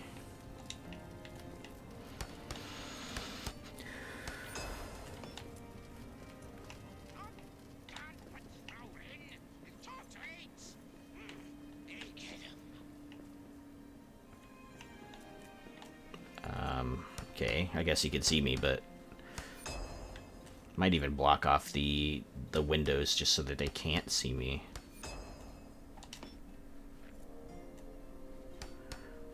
There it is. It's trying to get to the columns right there anyway. There it is too. There you go. A lot of this spawned like inside the wall too, so it's kind of strange, but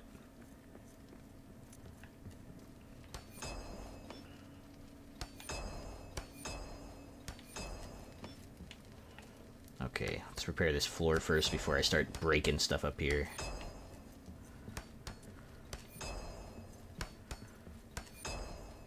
Okay. Spear is actually really good for destroying like furniture like this because it's pretty precise. You won't hit a lot of other things that are around it.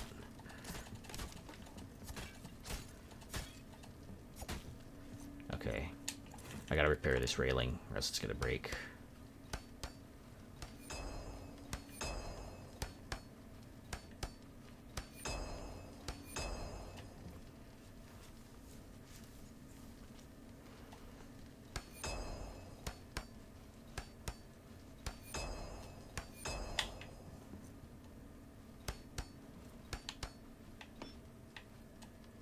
Ah, man.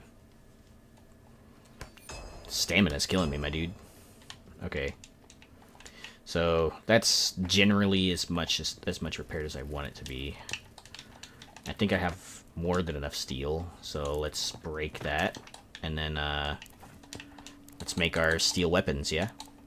So we got a steel axe and a steel battle axe. There you go. I'm gonna put this stuff away too. That and that. And I need to put my weapon away as well.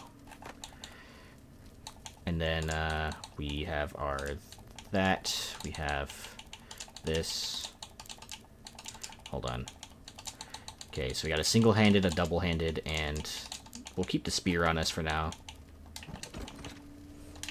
And then let's put another chest down because I'm kind of running out of room.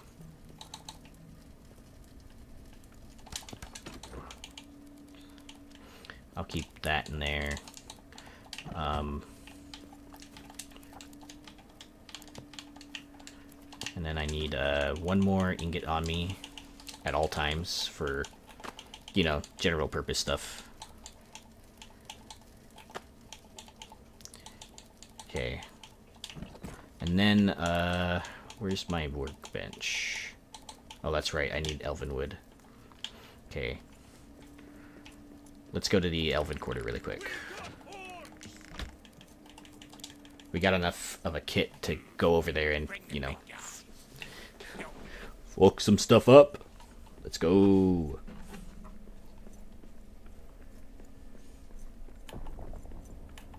Dude, I only have one stamina bar.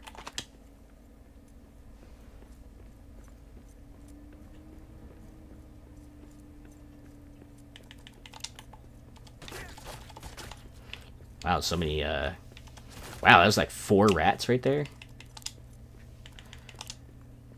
Okay, so let's get that. Grab apples, you want those.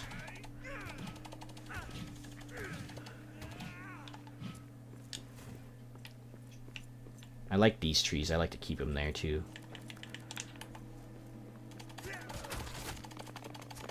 Ah. Okay, so he ran up into the little crevice right here, so it'll be easier to get him. There you go. We need more hide in general, so it's good to just keep killing him anyway.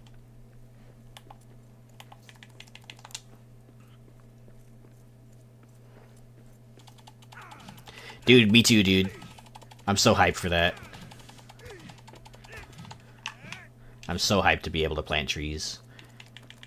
You know, it's crazy because I think between this game and another game that I play, that's called Bellwright. I don't know don't know if you...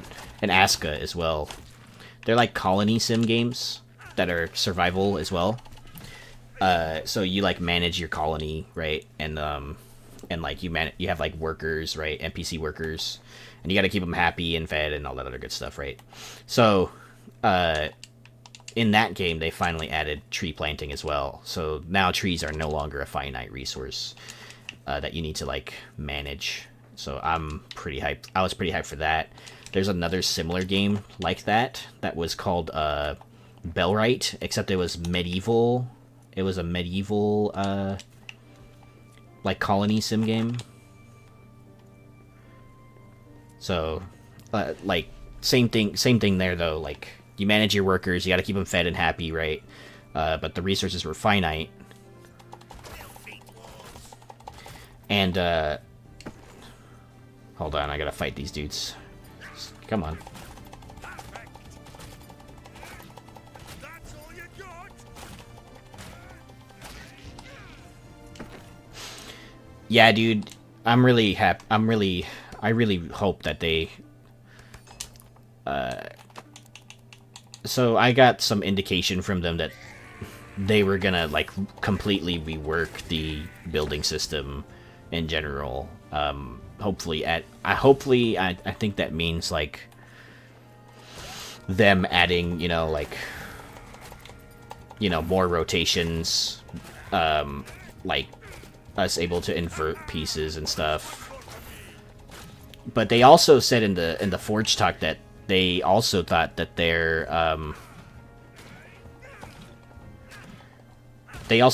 building progression was a bit lacking, right? Like you just kind of jump from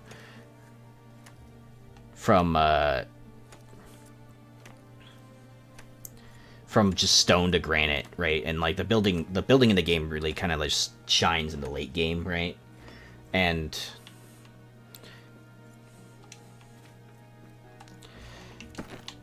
they wanted to add something in between, and I think I remember giving them that feedback a while back. I said, hey, like they asked us for a feedback and stuff. I said, hey, like the building in the game is actually not bad. It's just there should be more pieces in general, and then also there should be like another, I guess, tier, if you will, of building blocks, or another variety of building blocks, because the stone option is pretty limited, right? Like, because I mean, like you have like a really simple, like kind of rustic archway, kind of really super square windows, and you can't really do much with it. The roofs are really nice.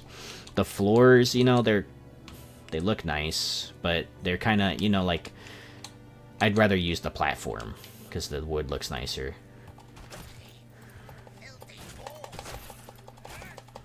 Knock this one dead.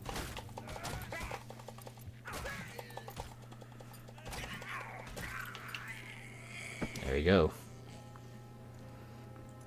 More, yeah. There were adamant pieces, extra adamant pieces in the game. They removed a bunch of pieces out of the game, bunch of granite and a bunch of adamant pieces out of the game because they were causing some stability issues. So they told us they're going to add those back in the last chat, so that was good. Yeah, the fancier stone. I want like more stone related adornments too, Yeah, there were granite ones. There was granite ones, and there was also some adamant pieces that they removed, I think.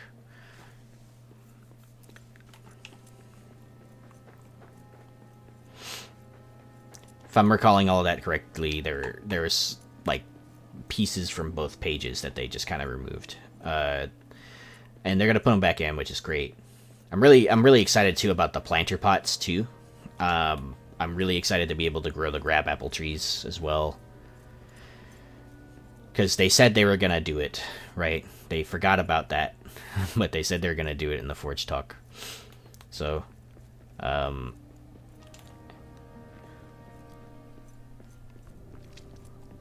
yeah, dude.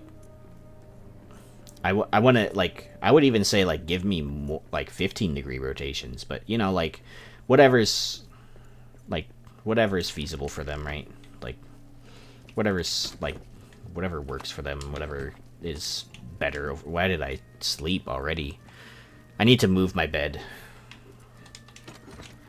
I'm gonna foresee this as a problem in the long run.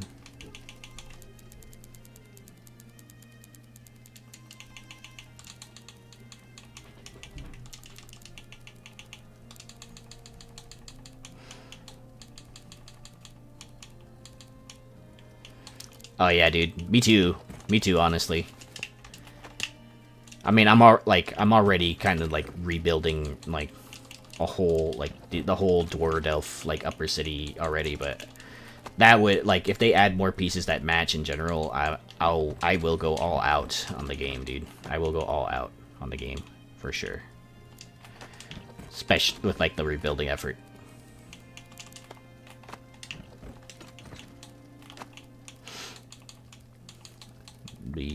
Okay, so let's get another stack of that. It's the dark right now, so it's kind of... I'm just gonna eat something to keep me, you know, fed on the cheese bar there.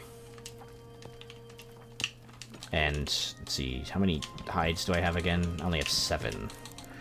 So I can't even make the... I can make the workbench though.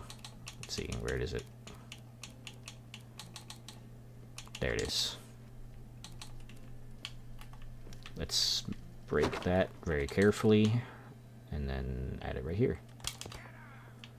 Actually, let's move it. I usually end up clicking on the door a lot, and I usually end up just clicking on something I didn't mean to, so I'd rather just move it.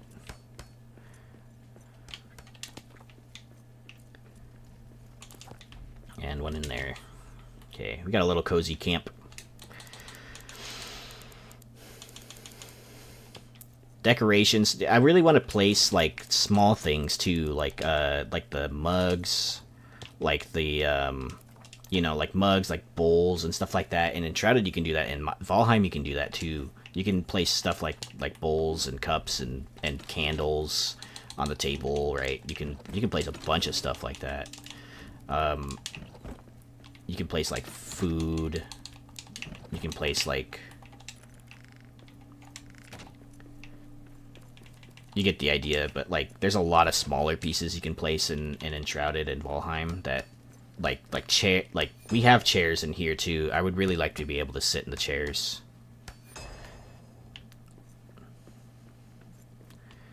In Grounded, where you can squeeze in the base and even the tightest areas. Yeah. Grounded is fun, dude. I played that with a buddy for a while. I'm kind of just repairing right now, so while we're waiting for, you know, morning, so I can eat and get the buff for morning eating. Yeah, I haven't played much of it because it came out on Game Pass if I remember right, and I played it a lot at that time with my buddy, but he doesn't play it anymore, so I haven't hopped back on it. He did play a lot of it though, and he would like show me his base, and it was just like all across the backyard, and I'm just like, oh my god.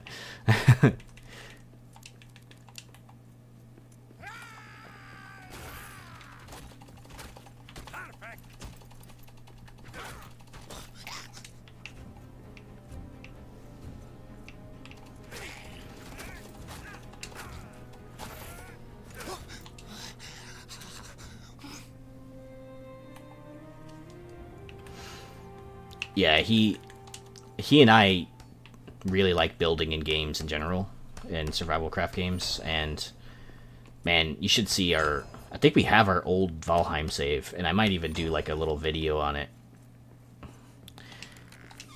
Wrought iron. Yeah, dude, wrought iron. I think I may even do a little video on it, but we had like a huge port that I built and a huge longhouse with a little mini warehouse up front to store like the logs and stuff. And then we had like a port that I built like where I went out into the ocean and like I brought up the ground. I wouldn't mind them implementing the Orc Town War Chief. Oh yeah, I mean like I would like that as a toggle option. I mean I'm of the audience that like really likes that I can still trigger hordes on sandbox.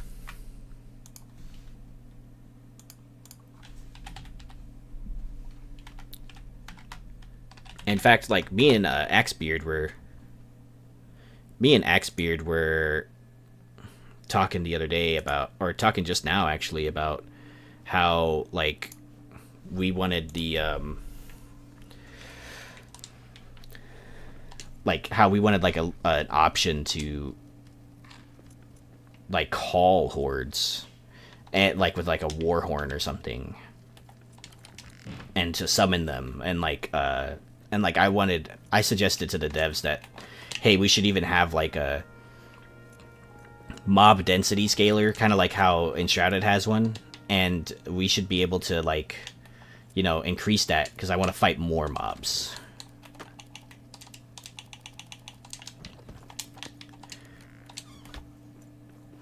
Okay, ideally we have enough. Ideally we would advance when we have enough hide for a new backpack, but I'm just gonna go ahead and go down the mines because we have steel weapons, we have a decent kit. So let's go. I'm really excited to actually go down here, just like straight off the bat. So I really need to unlock that Garen's Muznikon though when I get a chance to.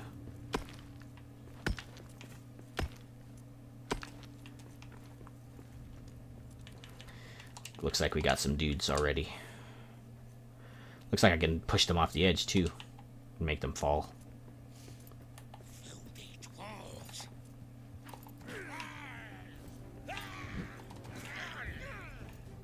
Bye. I just pit of death to them. Aw, dude, look.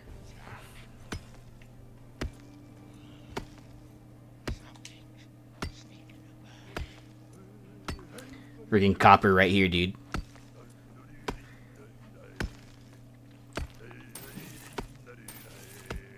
Now swing her strong and wail her song. Pour over o'er till day's end. Way, hey, when the throat runs dry. Ale in my hand by the heart. Oh, there's shadow that's peeking through the wall right there. Better be careful.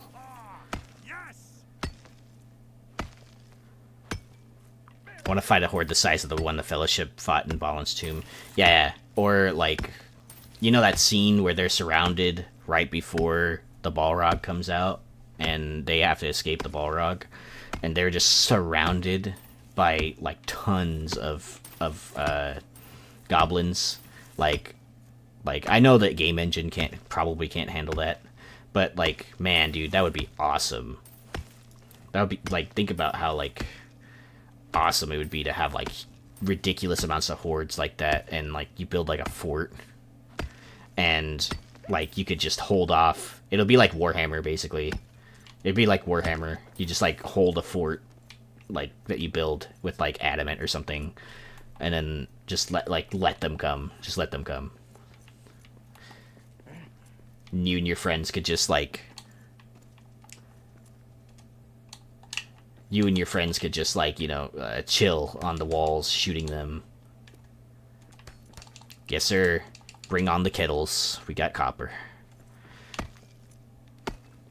Hell, I mean, like, I built that Raven Citadel in the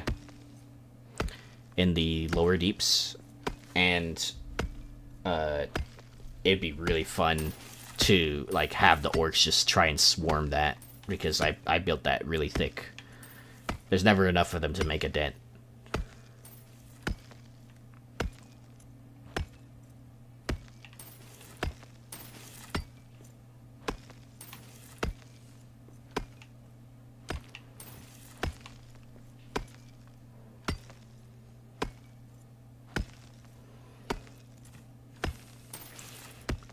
Yeah, it would be really fun. That would be really fun. I'm definite, like, okay, so, like, theoretically, if they could attack my upper city rebuild, I will back up the file, and just, like, hope that the best case scenario is they don't break that many things or buildings. But if the game ever gets to a point where they can have all 8 dwarves in an area and it doesn't lag around really huge builds like that, and it doesn't lag either around all the AI in there, then I would love to fight in the upper city that I built.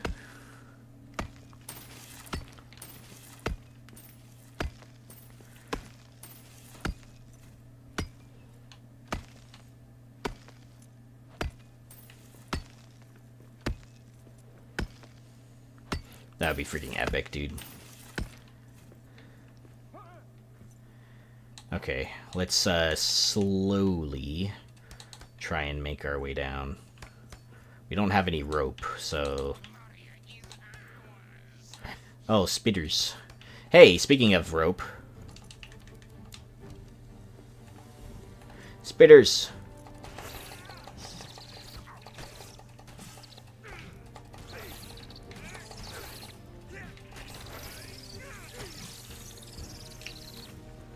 It's actually really convenient because now I can just do this. Yeah. And then I can do... Let's build a...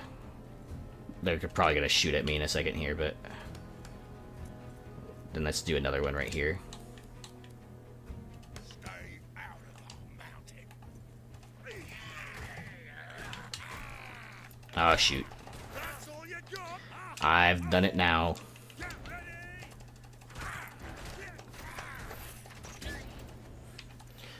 Come at me.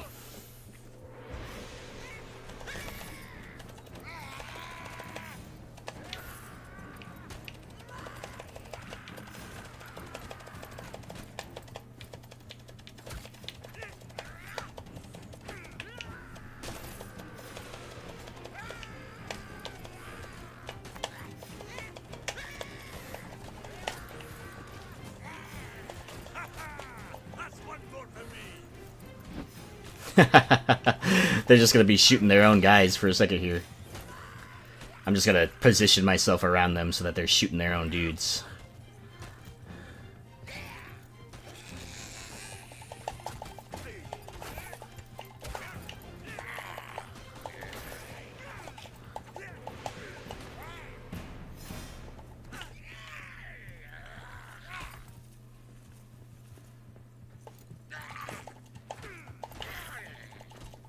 Knock this one dead. Might not be entirely possible to achieve, but I wouldn't mind them being able to climb down the columns or through an exposed roof in the floor. Yeah, that would be sick, actually. I would say that they could like climb on some surfaces, and that would be okay with me. Like, and that, I think that would make their pathing to a lot better in general.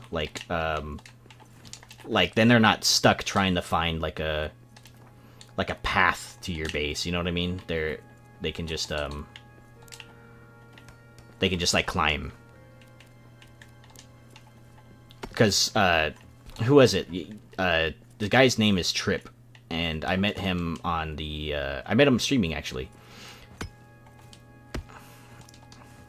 And he has a base he showed me the other day where he like at the top of it, like the orcs just kind of stand there and don't do anything because they can't get to his base because they're spawning at the top of the stairs and they're trying to hit his base. And I think the way that the AI works in theory is that like I think they try to path their way to like the nearest object, like the nearest building piece that they could hit. And so they just kind of end up standing at a ledge where they can't reach his base. instead of walking down the stairs where they could easily hit his gate, you know?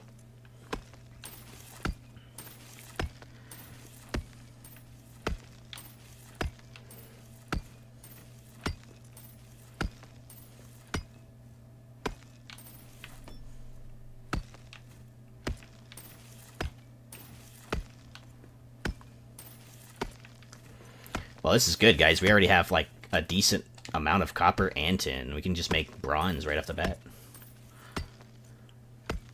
I mean, like, dude, I'm only like day 6. This is a fun seed, dude. I like this.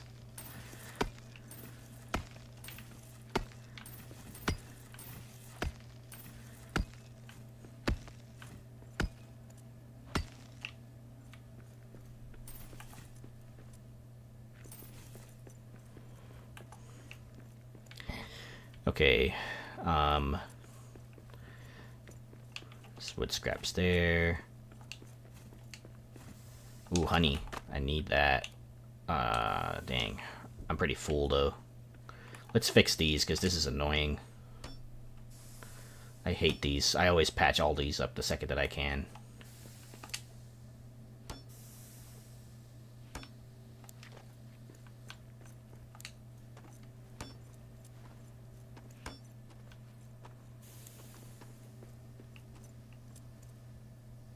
Alright. Come on. There you go. Cool. Oh, there's more tin over there. I'm gonna focus on the tin because tin is not very need the tin for stuff. I wish there was something that like specifically used tin. You know what I mean? Like something that you could make with only tin. Because it seems like the only reason you would use tin is to store it on a pallet or to make bronze. Unless I'm misremembering one of the recipes.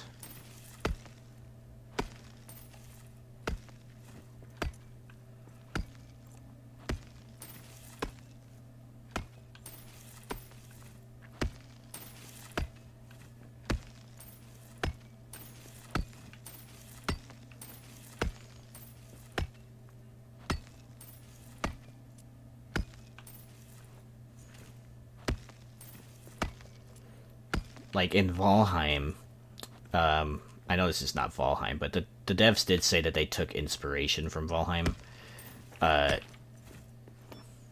Like you could with tin, you can make a butcher's knife, you can make a cauldron, you can make a bunch of like just single stuff. A green flame, there is not, hack. Just the brazier flames. Really? I didn't know about the Subnautica part of it. Man, that was a long dirt plug.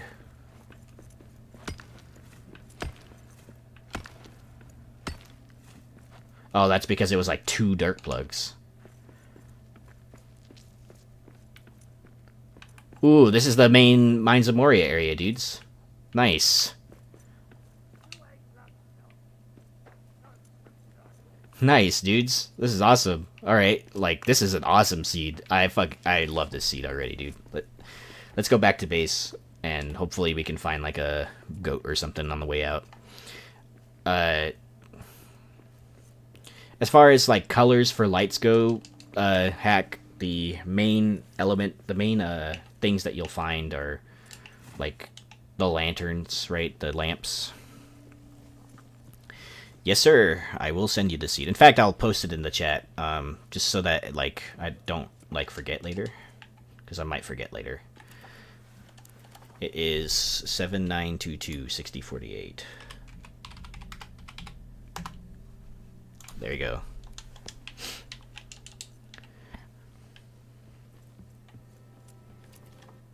Yeah, just making sure that I have it right.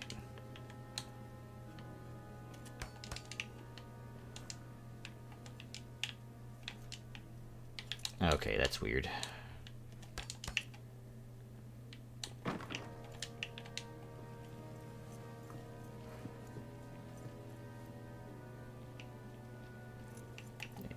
And then the way out's this way.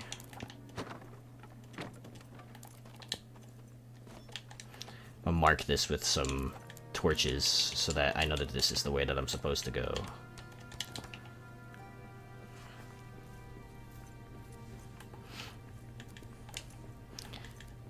I like this seed for that reason. I've always had it in the backlog of seeds that I wanted to try playing on, and I wanted to kind of change up my Moria streams too, because I've been focusing so much on just rebuilding stuff and building stuff and building stuff, and so I wanted to change it up just a little bit from the building stuff all the time. Because I mean, that is how I enjoy the game mostly, but I do enjoy a, you know, a good playthrough of sandbox or something every once in a while.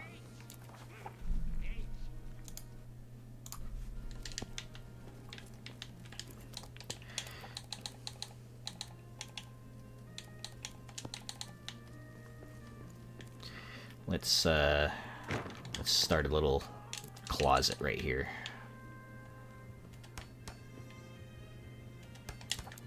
And I'm gonna cover this window because I don't want them seeing me. Whoops. As I say as I open the door so that they can see me.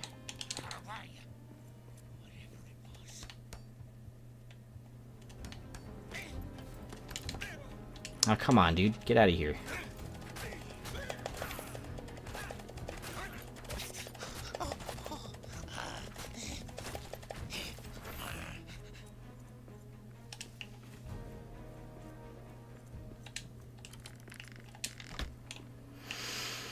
Okay. Thanks, by the way, to Trip for showing me this storage solution, or the proper way to do this storage solution, so...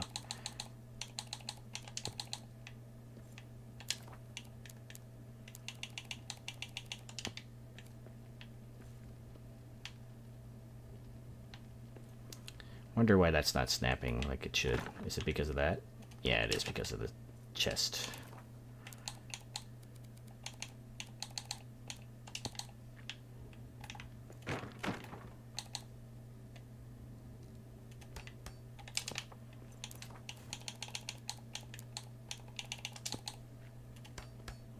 See, I've tried to do something like this a couple times, because I do something similar in Valheim, except I stuff them in sideways, so that you can fit more chests, basically. But yeah, let's store gems in here. We'll name it gems. I don't really need that much storage at the moment. Let's do this one as ores, yeah. So that and that.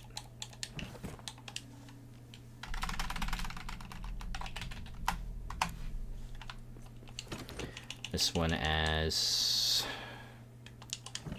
I'd say, like, scraps. Oops, I don't want to dance. Scraps. Hide.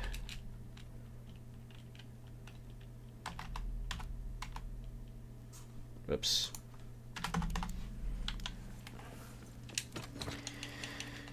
Pick up those gems.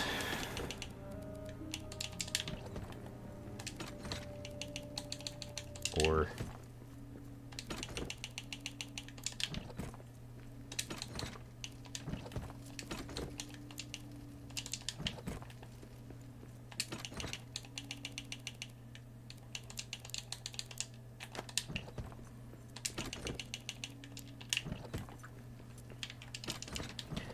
I've been thinking about doing a playthrough of this game where I don't use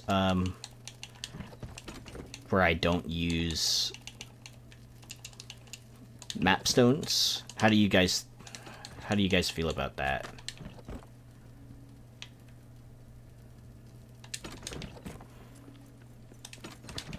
It was a setting I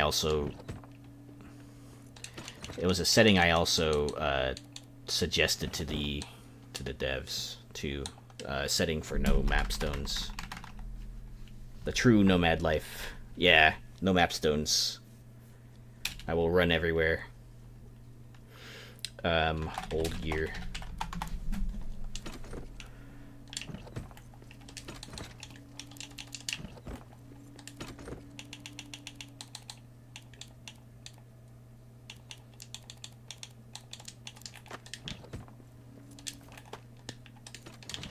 You know, it's crazy. I found all that copper and tin and stuff, but I didn't, oh, that's right. I need, bellows.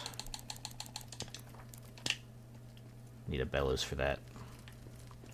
And it is dusk, so let's make some breakfast and go to sleep.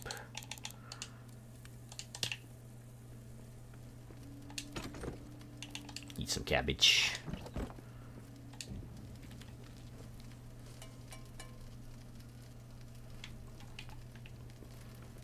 And it's still the dark, so I'm still gonna just eat that really quick.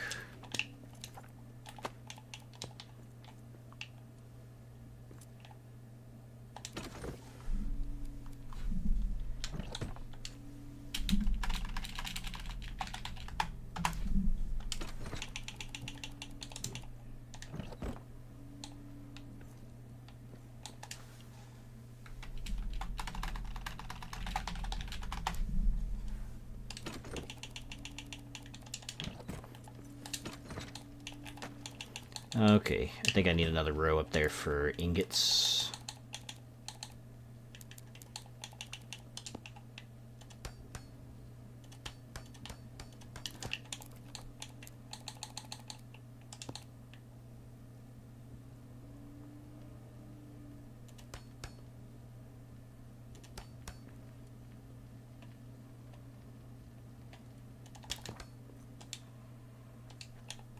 Let's put a step ladder. Oh wait, I don't have access to that furniture yet.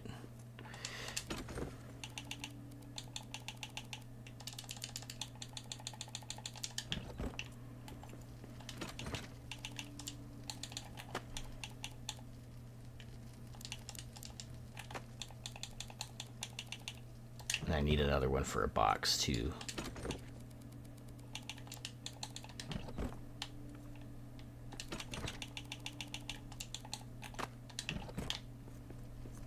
First light. Hopefully that food doesn't go bad by the time it's done.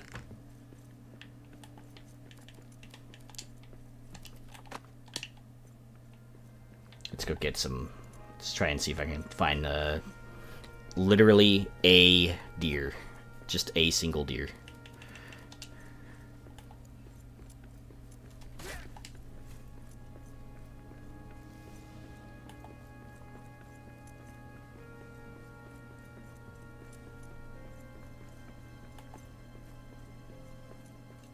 Quiet. I see prey ahead. There's one, there's two. Nice. He just, alright. He's just like, here you go. Something's over there. Okay. Let's go back and eat our food and then... Oh, there's some wolves.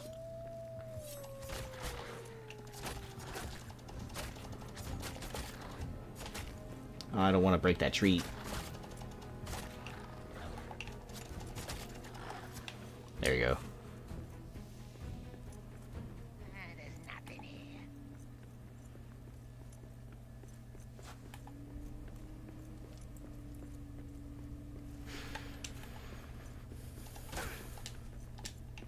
Rats everywhere. Skaven scum.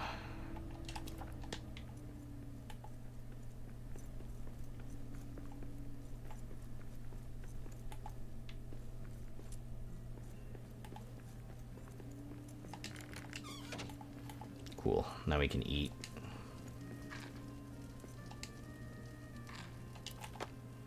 And we got hide. Now I can build the bellows again, so I can make stuff. And I will destroy it again after that. Let's have this one making copper, and let's have this one making bronze. So I need both.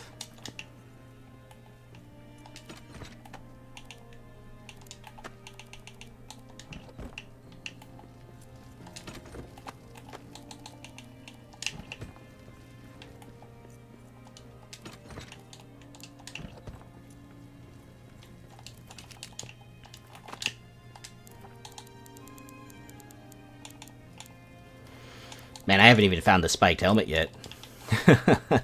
I just skipped straight to copper and bronze. Oh, that means that I can build that new hearth, yeah? Yeah, I just need 2 bronze ingots.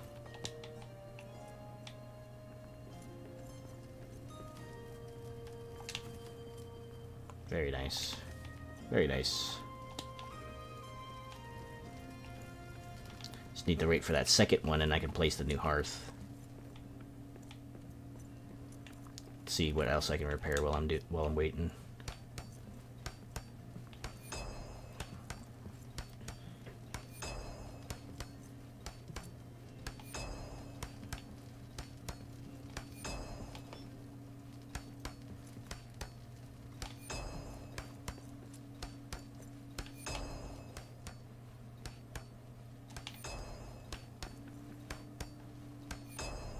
Only problem is, if there are bats that attack my base, they will be able to fly through that. Especially since their pathing is so much better now. For most flying things in general.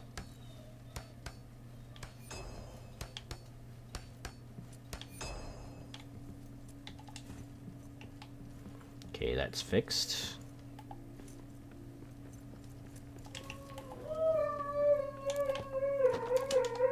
Oh, my dog. Sweet. Okay, we got the, my dog's howling in the background. My wife is making him howl. Cool.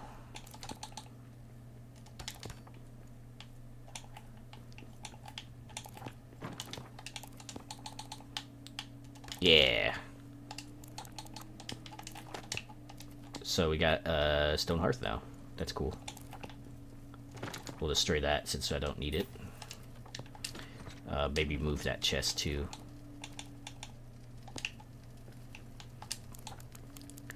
What needs... Oh, dude, I can make a Rohirrim spear. See, this is what I was talking about. Like the DLC giving you access to a tier 2 weapon right off the bat. Like a... I mean, I'm not going to complain 100% of, but, because it is the Rohirrim spear, and it's cool, but I didn't even have to try for that one, you know? Got the rune table, got the oven,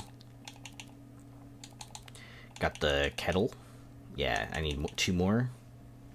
I need elven wood again. Ubasam wood, yep. That sounds about right. I do have these now, too, so that's good. I can hang up my weapons in a cooler way.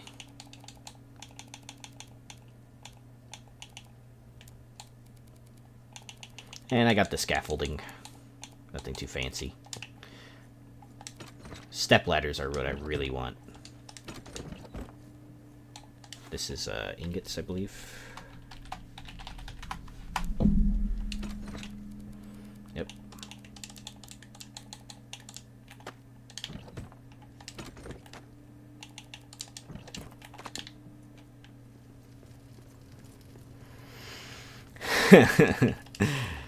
Yeah, my dog is very vocal. He'll howl at a lot of stuff.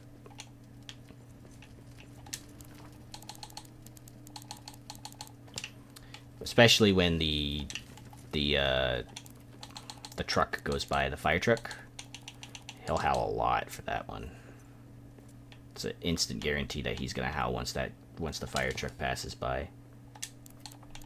Okay, we got a brew keg. We got enough cranberries for that too. We just need the crystal oats, which we'll find back down there.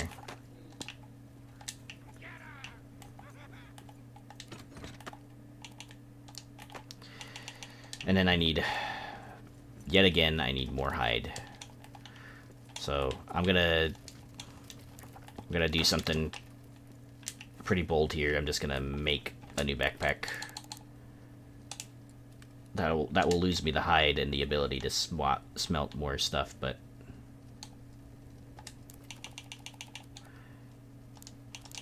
At least I'll be able to carry more stuff, you know? Swap it. There you go. And I can place this backpack on the wall.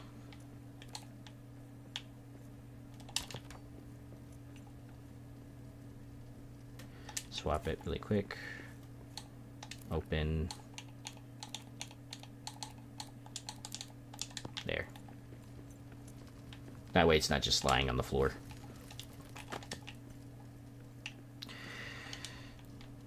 It's late morning, so let's do skewers. Get those buffs.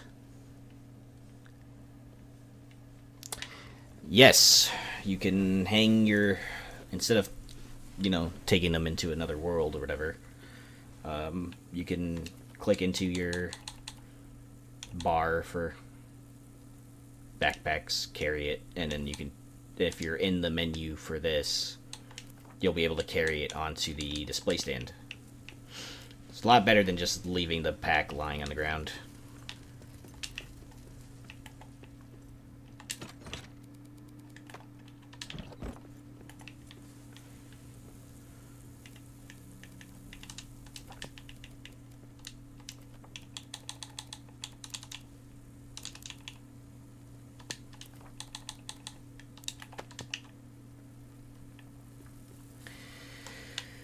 Ooh, let me drink some coffee. I say as I spill a little bit of coffee on my shirt.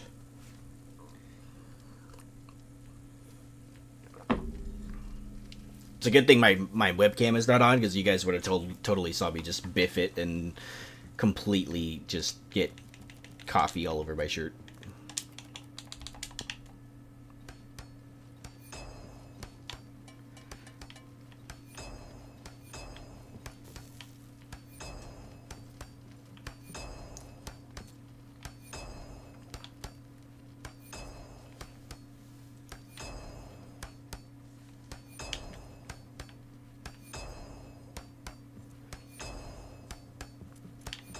Nice. Okay, so this is coming out pretty good. And we got our lunch. Got the renewed buff. And now we can go back. Let me make a torch first. Let's go back to the mines. Oh, hello. I do need the elven wood too, but you know what? I should probably relight Narvi's forge, right? I should probably do that for the I think you can get the Dagamarth, the elven sword.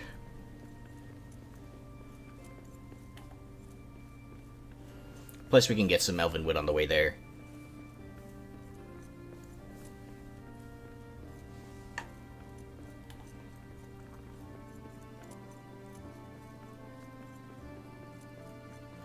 It'll also allow me to just completely, you know, kill some orcs. Kill some orc camps on the way, because I think there's an orc camp in here that I haven't taken care of yet.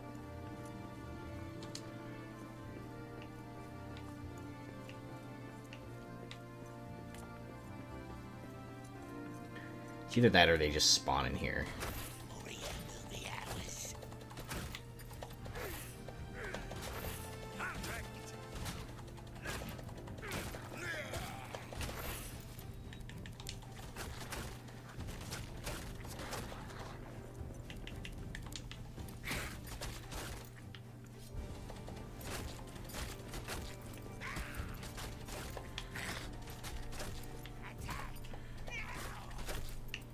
He did.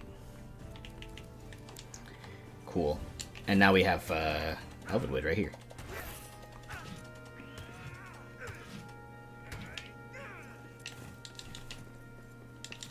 And a lot of cabbages.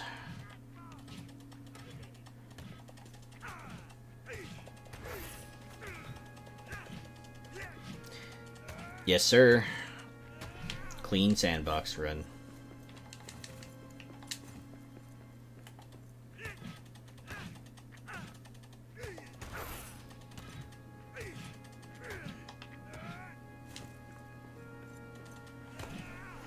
Yeah, here's my settings, just so, you know, people aren't like, what if you're not actually on there, you know? I don't know. The internet's like that sometimes, but yeah. Everything's on max settings except the drops, so it's actually harder for me to get resources in some capacity.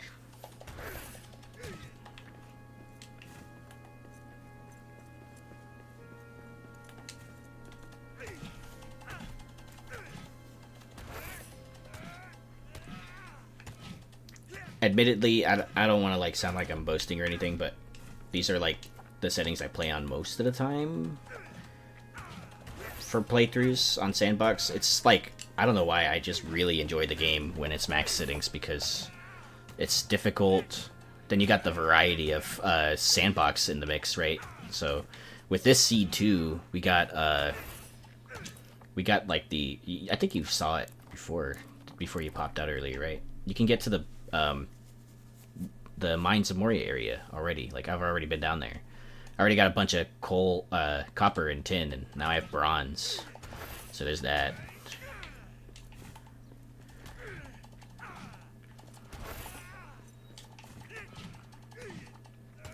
I don't know if you can see the chat history, but I posted the seed number too if you guys, want to run a clean sandbox on this seed. It's a lot of fun. And I know it's getting some elven wood before I relight Narvi's forge, because I totally did not do that. And it would be good to unlock some of those recipes. What was that? I don't want to use my coal. There you go.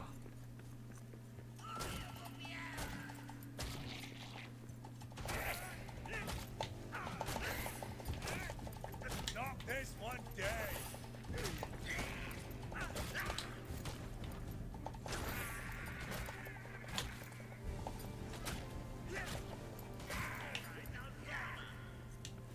Oh, they spawned more in here.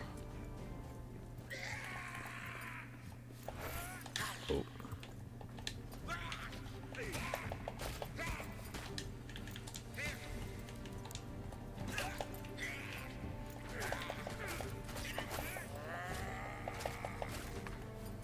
That's all you got?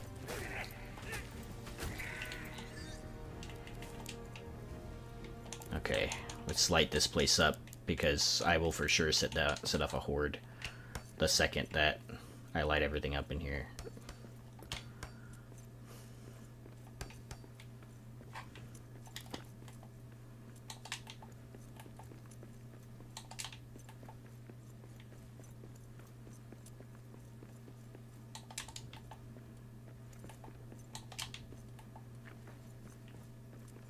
Oh sweet, here's the pipe thingy.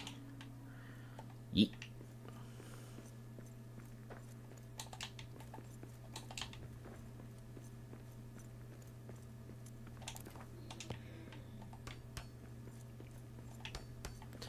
I don't know why I like to like light up the entire forge area when I'm down here.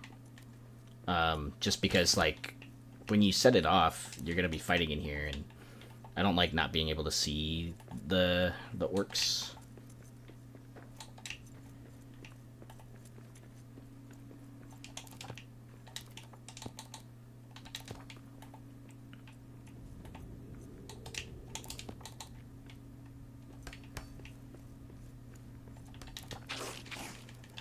Dude, you do not want to. That's why you didn't want to do that. Now look at you. You're dead. What good did that do you?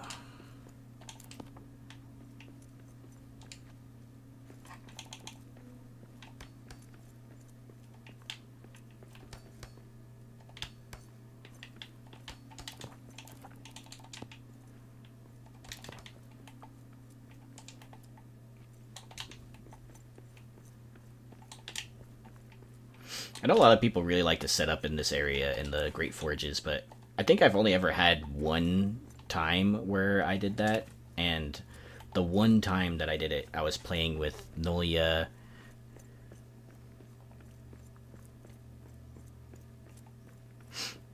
and Axebeard and Mariak. We did our sandbox playthrough for the, I think it was like the Mootsack world that we have, and like the Like, we built in the Narvi's Forge that time around. I remember that. We had a pretty big base, and then we moved after Miriak built something for us in, like, the Westgate area. And that was a pretty big base, too. You've probably got a few more trips through Moria than my shopping 3. Do you mean you mean you've gotten like 3 trips through Moria, like playthroughs?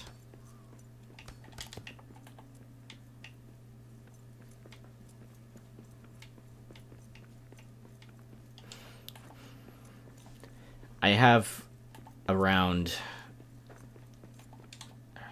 it's a solid 1,200 hours now in this game. I think I have, like, I've said it before too, like 694 hours, and then so that's about 700 right on Epic. And then when the game got ported over to Steam, I immediately started playing, and I think Steam says that I have 506 hours. So there's a tiny bit of discrepancy there, but, like, you know, it's like a solid 12 now. I know some people have more hours in this game than I do, Miriak being one of them. Gaming Grandma actually has a lot more hours than I do. She's 1,300. I basically try to play when I'm off of work. So, like, Wednesday and Thursday, like today, yesterday and today, my days off. I mainly play the game on these days. And then, you know, of course, I content create too, so there's some time dedicated to that during the week. Odin's Raiders. Wow. Dude, thank you. Thank you, Toth. Thank you for the raid. Oh. Hello, everyone. How you doing? Skull.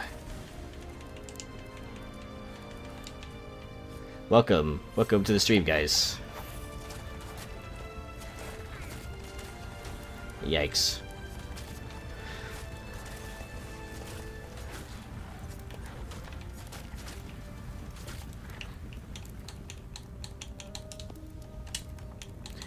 Raiders. Thank you for the follow. Thank you for the follow, Dino. I really appreciate that.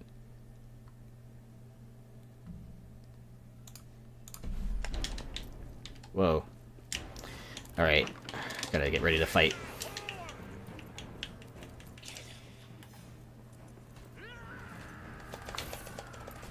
You guys came at the right time. I was just relighting the forge.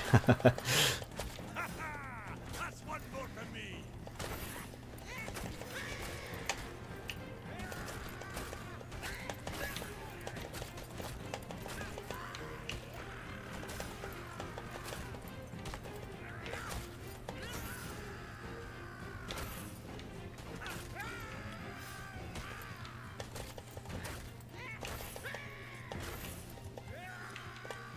Oh, how did I miss that one? Some of my attacks aren't connected here. It's weird.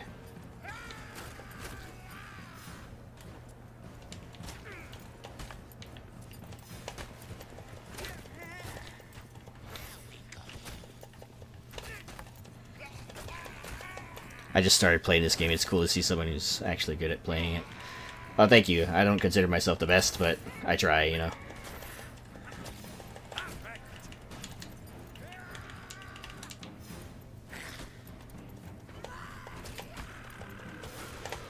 Ow.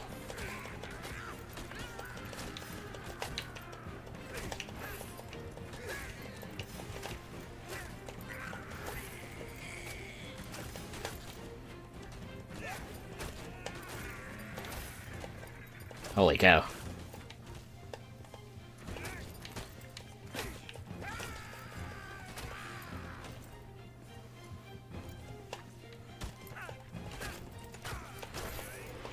Ah, yes. I got him. Let's go.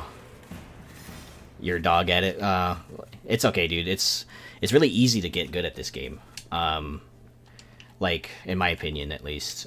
I mean, I say that with, like, 1,200 hours in the game, you know what I mean? But So take that with a grain of salt. But the enemies have a really static combat pattern. Sometimes the frames for like blocking and stuff like that, like sometimes they're not telegraphed the right way. But like, you know, like it's easy to get to a point where, like, okay, so in this game the blocking is very forgiving. So, like, you know, like, if as long as you're blocking in general with the shield, you'll never take any damage. It doesn't matter what direction the attack comes from, you'll not take any damage. I'm in the mines right now, and I have no idea how I'm supposed to beat the troll boss. You know, I'll probably even get to that in the stream. The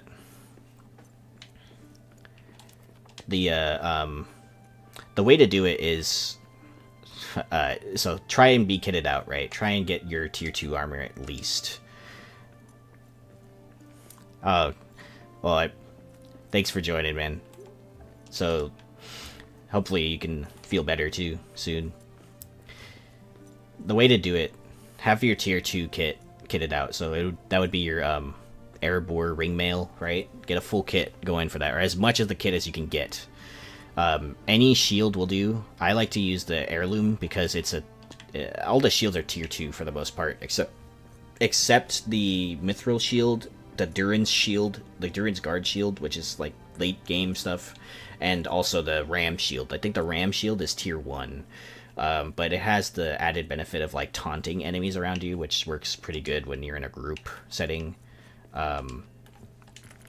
But have that, and he's armored up, so have a hammer. Armored enemies take more damage from blunt weapons in this game, so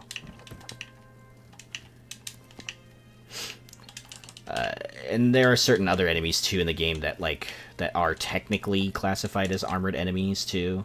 Like, I don't want to spoil the game too much for you, so if you don't mind hearing about the enemies, just let me know. But I don't want to spoil the game for you, you know, if you want to just like experience that yourself, type of thing.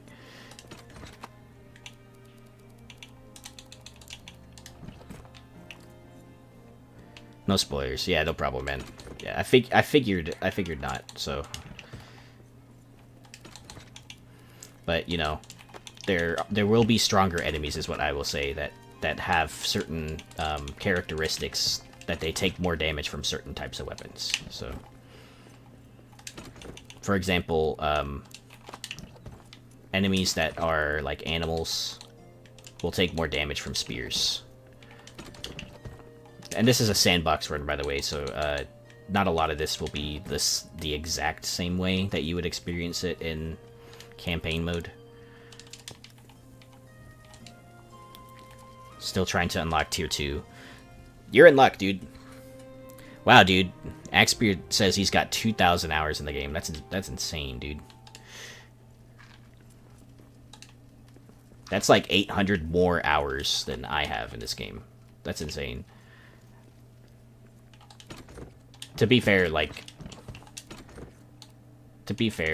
think it's because Axebeard is at home a lot. Let's do... Yeah, here we go. So you want to make this. This is what you want to make. Last Alliance Ball. It'll help you with the armored enemies a lot. And my recommendation is when you have a rune table, which we can place now, because we have the elven wood for it. You'll start off with the Thunderstrike rune and the Orcbane. You need Sapphire for the Orcbane. You'll do more damage against the enemy, so if you want, you can make an Orcbane hammer, and you'll do a lot of damage to him because he's armored, right? And then you get the extra damage because he's an orc. So, generally though, it really depends on what you want to do. Like, the Thunderstrike rune is really good for knocking enemies back. If you do a full charge on it, they'll get knocked back when you do a charge attack. And that's really good if you have a really good weapon, like a two-handed weapon, you know, that has super wide sweeps. You know, for, the axe doesn't really, but it's really good for like weapons whose charge attacks have like an AoE, right? And then you can just blow everyone away really quick. Okay, so we got... You should have done the Orc Bane. It's okay, dude. Like, it's a learning experience, right? Like, every game is kind of like that. Especially survival games. And I think survival games are just a little bit less forgiving than you know, just like traditional games. But Orc Bane is good on anything, because the main enemy that you fight is orcs, right? So this is a sandbox seed, so all the generation is like, you know, out of order, right? And this is a seed I found where you can access a lot of the game's areas super quick. So this is pretty uncommon for sandbox, but you can come in here and like immediately get to the first deep, which isn't supposed to happen. But oh no, ooh, I almost fell.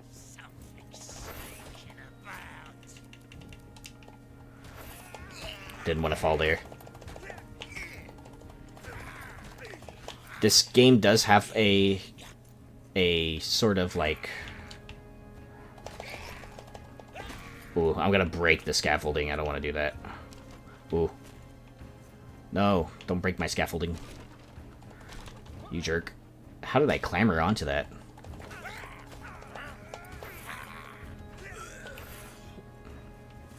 Well, most of this is broken now, which is pretty problematic for... You have 4K hours in Rust, dude? That's insane. I really like watching people play Rust. I would never play it because that game seems like you need a lot of, like, you need to dedicate, like, a lot of time to it, you know what I mean? Especially since you can get raided while, like, you're sleeping and stuff.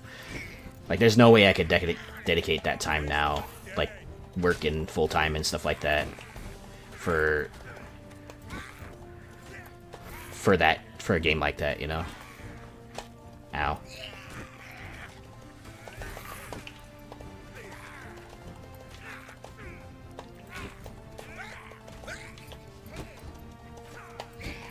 So you see how, like, every time he strikes at me, and if I, like, block at the right time, like, he'll like, get staggered.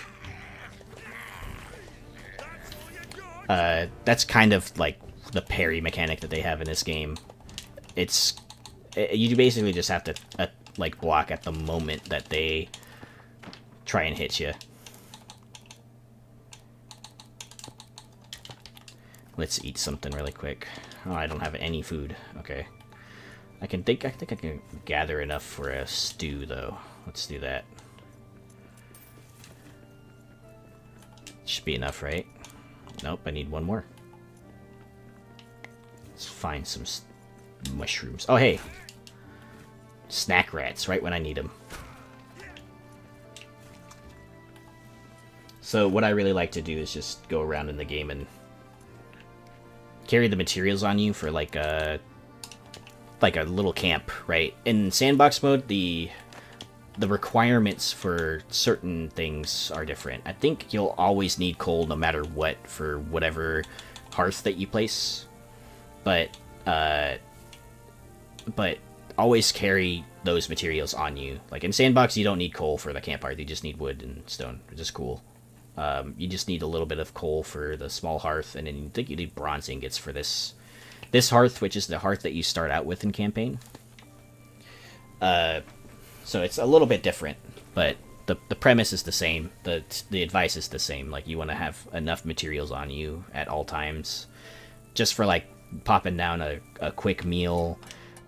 Maybe like have some iron ingots on you, right? Like at least 5 of them, so that you can pop down a repair bench and have metal scraps on you, so you can repair when you're out and about. Especially when you're playing on, like, you know, max settings like I am. The enemies are gonna just, you know, obliterate your armor. Like, any hit that they do, it will just obliterate your armor.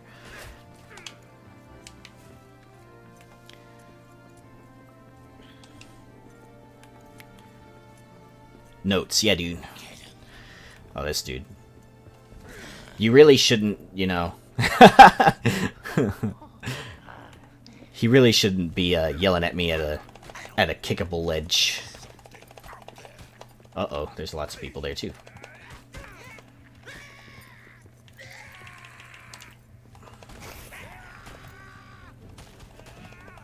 Don't want to get shot. Uh-oh.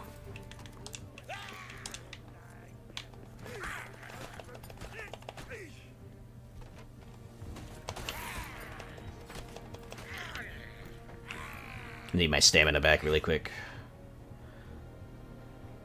So the cool thing about like the orcs taking aim, right? When they start aiming at you with their bows and stuff, they'll actually do friendly fire damage to their own orcs. So you can kind of position yourself in a way where they're more likely to shoot their own dudes. Like just get behind this dude and then, ow! I didn't block in the correct frame there, but it especially helps when you're like completely surrounded, and a lot of them will start shooting at you.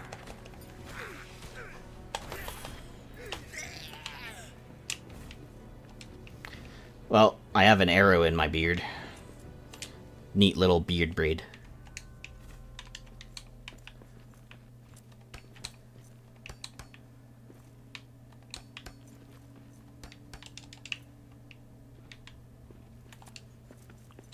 Cool. We found some of those dudes. You get the hero spirit buff is pretty good. The buff restoring and honoring Khazad-dûm gives a bonus to energy.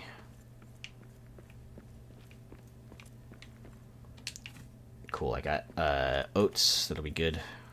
Oh, dude, that's a huge tin ore vein right there. Right there. Tin. Found an ore vein. I think I can... Oh, dude, I can platform over to that pretty easily, too. Let's explore this first.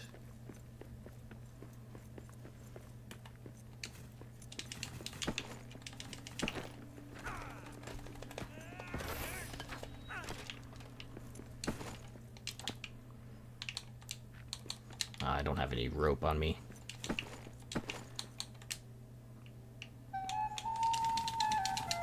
Hey, thank you for the follow. Thank you, Toth. Thank you, Toth, for the follow. I appreciate it, and thank you for the raid too. I've never experienced that yet, so thank you.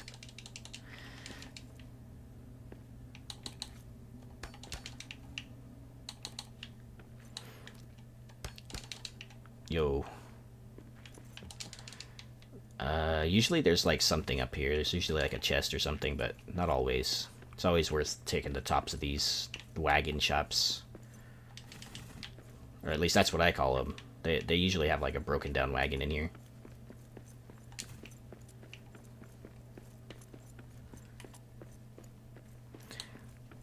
No problem, man.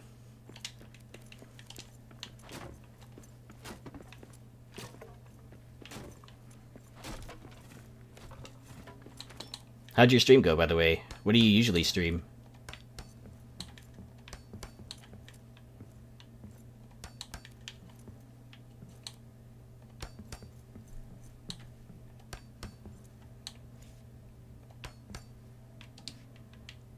Nice.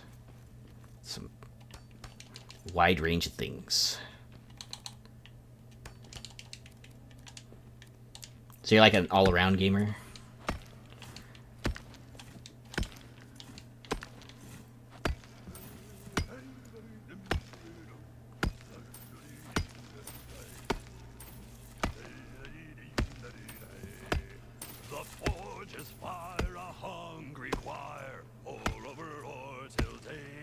Nice. What are the main games you're playing right now? So I wanted to give you a follow back too. I want to check you out.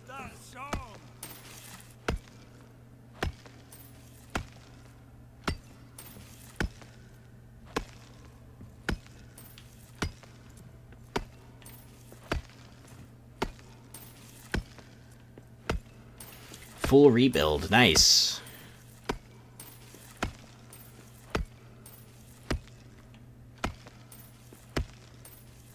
I'm definitely interested in that because I have a project where I've been working on for a while where I've been rebuilding where I've been doing the upper city exclusively for months on end. Started with Fireman Keep, and then I restored I think I've rebuilt the entire top floor and the second floor. Oh, sorry. I'll wait for you. Let me know when the ad's done.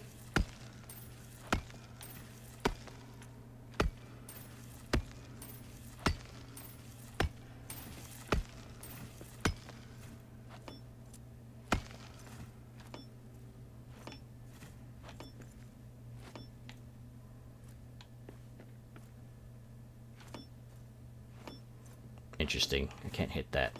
Why can't I hit that?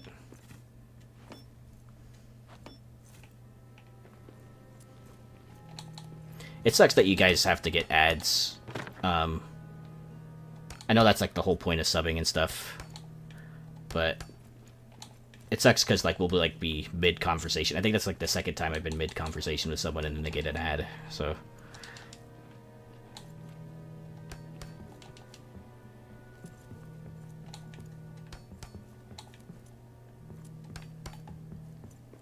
I just hit affiliate not too long ago too, by the way, so like me setting up the ads thing has not happened yet.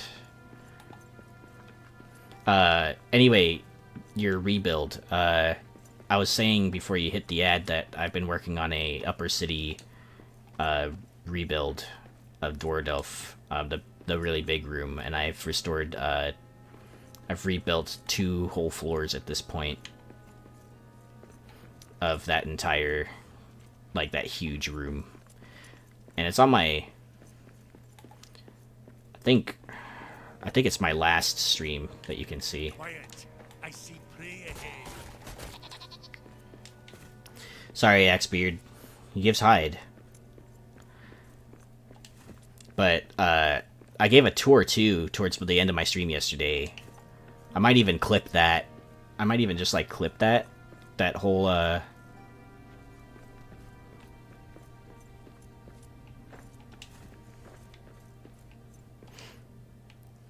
You finished the rebuild of that? Nice. I want to see what you did.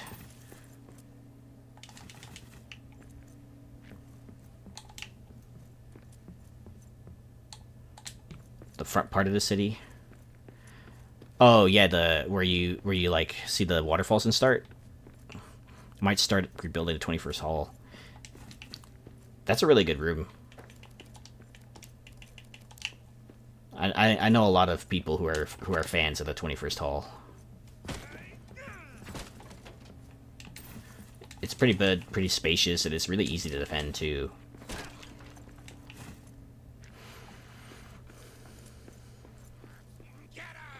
Oh, Westgate. Yeah, Westgate. That's one more for me.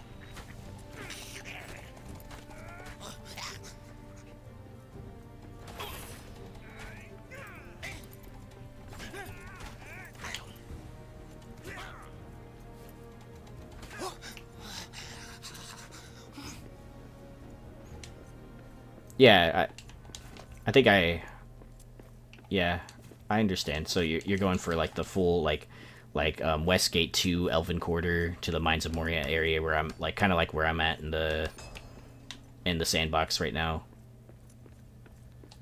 You're going for like a full like every hallway type thing. Every hallway, every nook and cranny.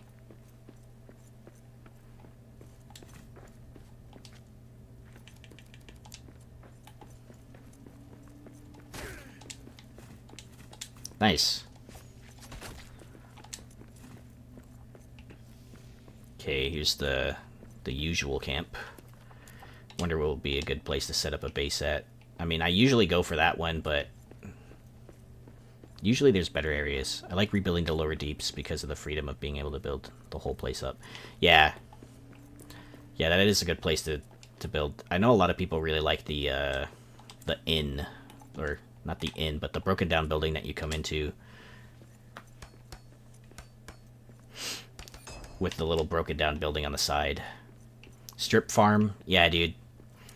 I feel that. I've like I said, I have like 1,200 hours in the game. Axbeard has more. We've both played the game enough. How did I get to a first person thing? That was weird. What? Wow, that's cool. I guess it's kind of cool, but how do I get out of it? Weird, dude. Cool, I guess. This is weird.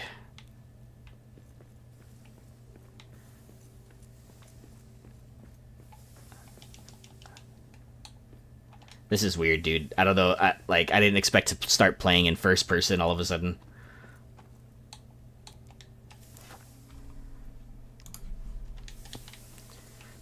So yeah, if anyone's curious, this is how Moria would look like first person. I didn't do anything, by the way. I have no idea how this happened.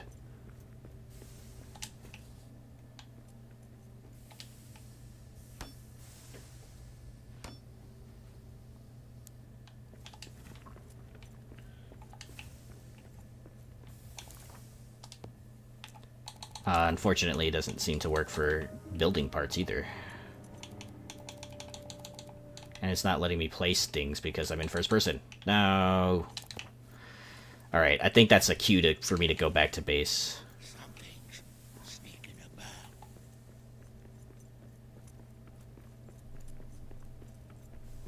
I really want to get some recipes, though. That's why I'm in here in the first place. It got away, whatever it was. Yeah, you know that... Huh. Is it just this room that's, like, first person? That's weird. Hey, someone clip this for me, if you could. I want to show the developers. Homie got the FPS DLC. Yeah, dude.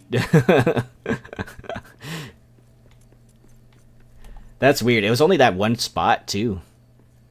It's not even like a lot of... It's just that one specific room. That's strange.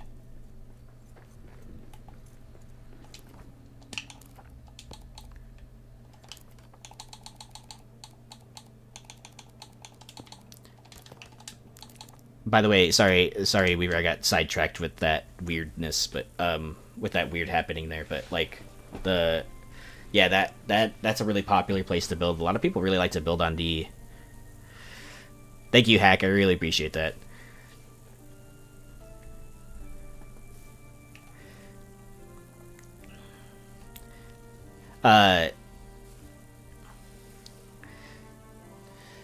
That's a really popular place to build. Also, the lake. You can build on the lake too. It's a really good place. And Toth, yeah, I've strip mined so many worlds. I've played so many sandboxes in my like 1,200 hours of play or whatever. Like I basically have my own little warehouse of sorts, and there are also community warehouses as well that I try to not dip into unless like it's a certain resource like Iolite or something. Like something that's like super rare for some reason that doesn't drop a lot.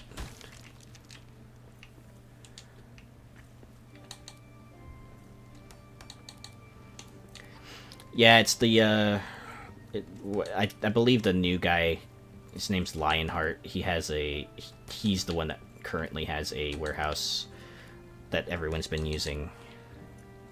Granite, yeah. You use a lot of it. Especially when like you're like layering up the builds with adamant and granite. You use a lot. Seems my worlds for whatever reason don't seem to spawn a lot. Have you been doing campaign or just sandbox?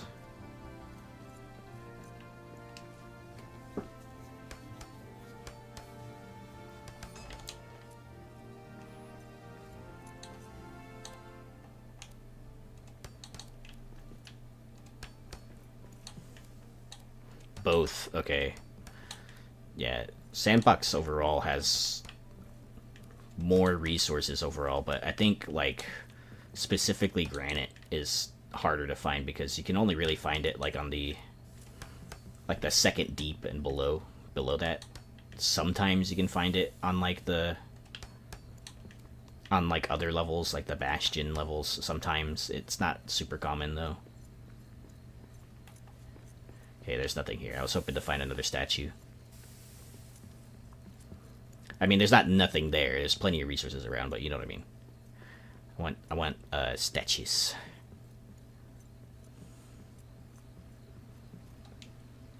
I should probably just sleep, huh?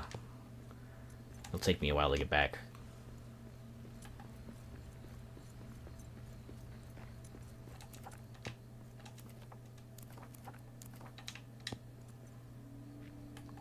I don't know if you guys saw that, but I had like some markers like stuck on my screen at the top left.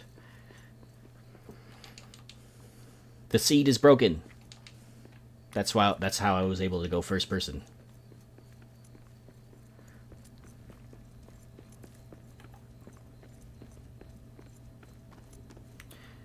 Let's cut around here. I suppose I could build in there, huh? Might as well. I mean, I don't mind using that place as a building spot. As a little camp.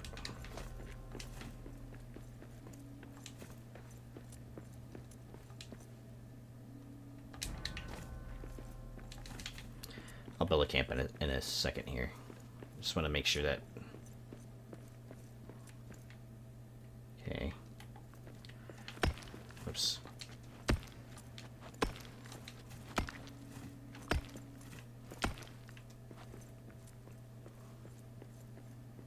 Another tip is, if you dig your dirt plugs at an elevation like that, the mobs can't really, like, navigate through them, so it makes it, like, quick escapes super easy, which you'll need to do quite a lot.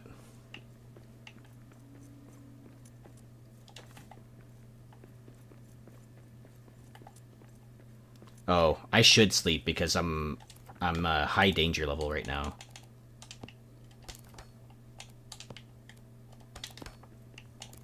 I don't have any breakfast, but that's okay. Let's repair 2 while we're here. And I need to eat just any old thing, so... Alright. Gingy, how was the stream? Gingy, I got raided. Toth here raided me from their stream. It was really nice of them. They are also a rebuilder of Moria, which is cool, actually, considering the context.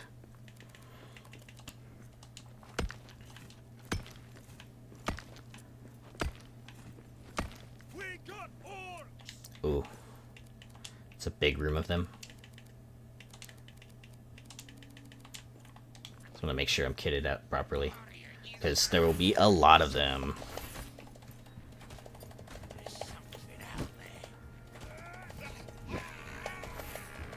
He just called for reinforcements. Yep, there it goes. Lol. I go to sleep to avoid the horde and I end up fighting one anyway.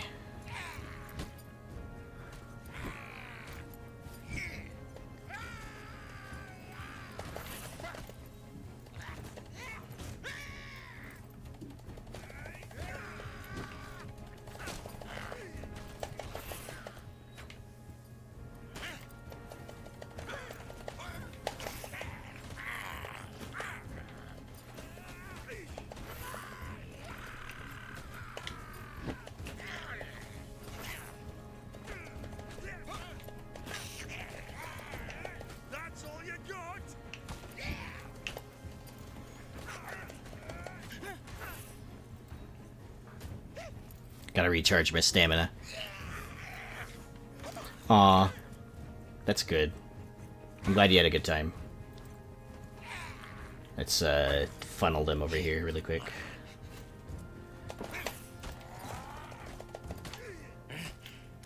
Shoot him.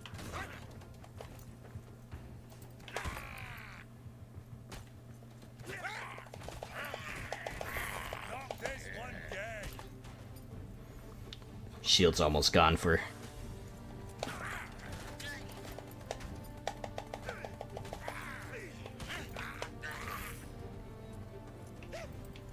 Alright, gotta switch for the hammer for this guy.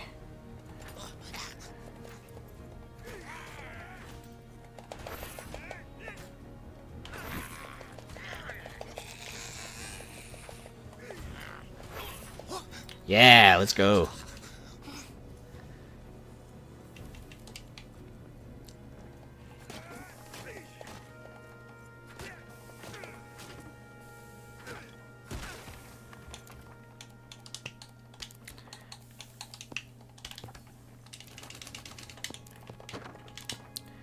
Just sweeping the orcs left and right, dudes.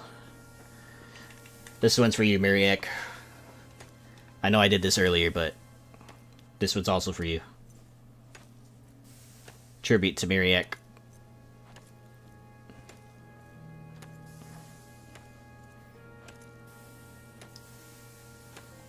The context is that he doesn't like when orc keys are on the ground, so that's the context.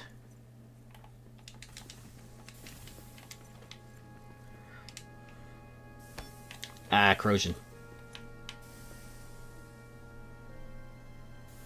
Okay. I'm gonna plug these up for sure, because I don't want, I want to accidentally fall on those.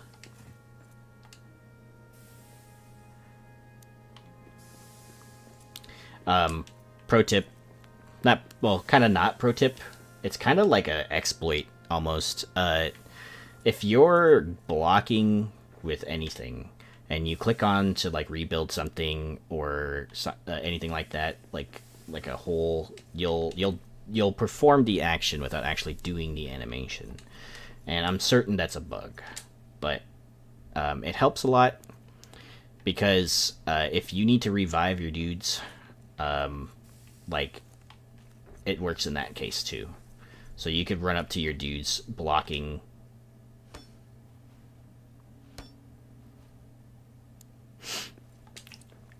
As long as you're blocking, you walk up to your dude, you can revive them. Your friend.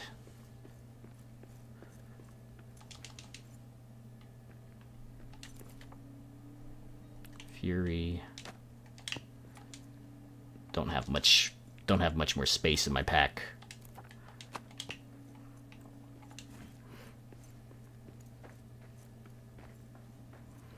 That's good, man. That's good, Gingy. I'm happy that it was a good experience for you.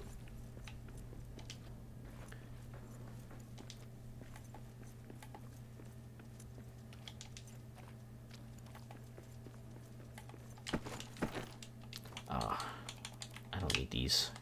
I want the rope.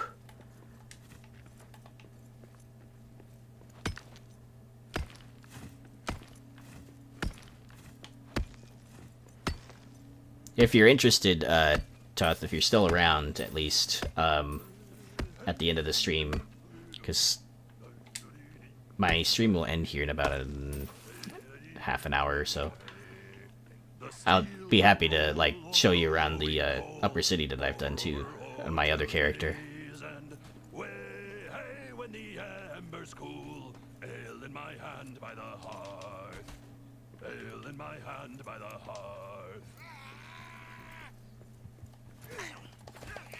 Oh, hey, bats.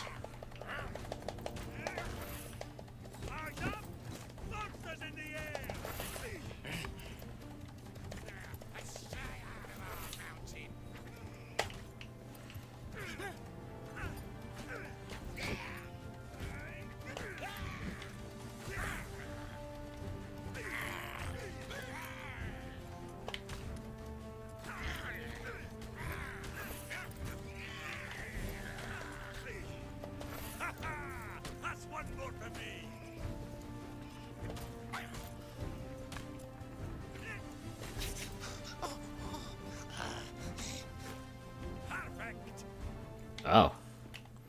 So it doesn't just instantly kill them now? They just kind of just... Alright. That's weird. Let's get rid of these. I want the bat droppings. Nice. Bat droppings.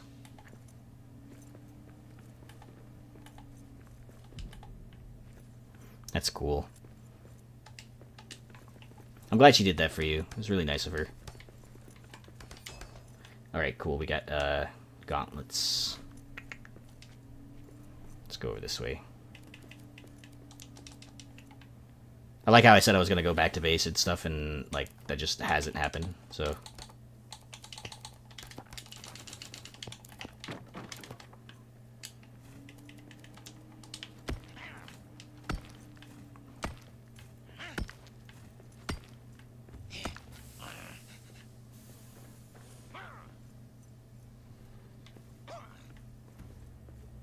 There's a troll, I can hear it. Yeah, man. I learned it from a good friend. His name is Trip. At least on Discord it is. But he goes by Bungus Brightsteel in the Discord.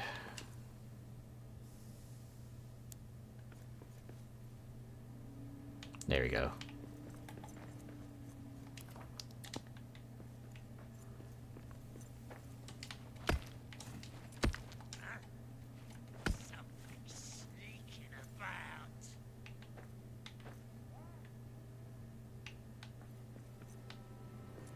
There's a troll cave right there. Wow, I like that big opening to it. It actually looks like a cave. I will avoid him at all costs. Trolls. I hate trolls.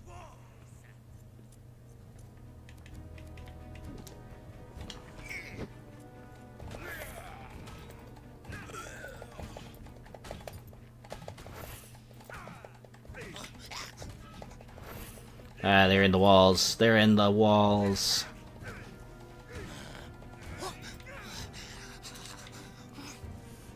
Since there's an orc camp like right in that direction, I'm just gonna dip out, go this direction, back to base. Because it will not end well.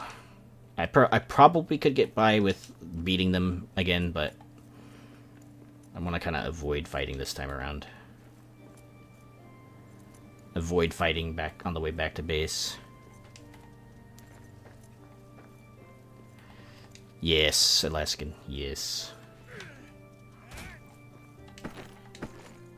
I can't pick up the meat. My pack's way too full for anything at the moment.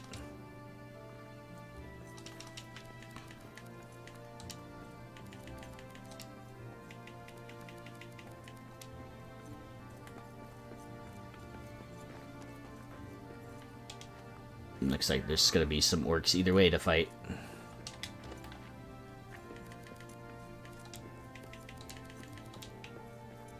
See if I can avoid these dudes going this way. Probably can't. It still wraps around the front anyway. If I remember that right.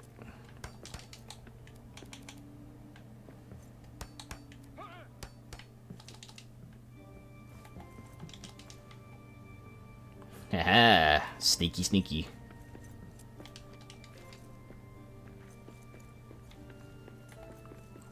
I really need to build like a base down here or something.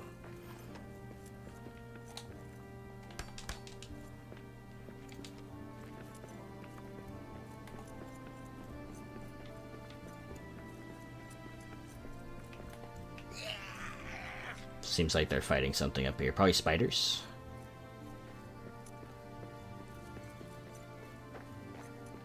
Oh, there's a lot of them right here. Filthy wolves.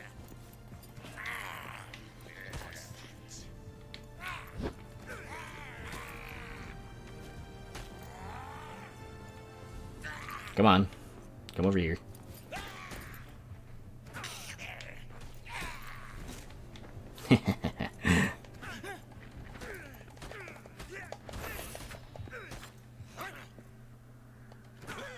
Bye.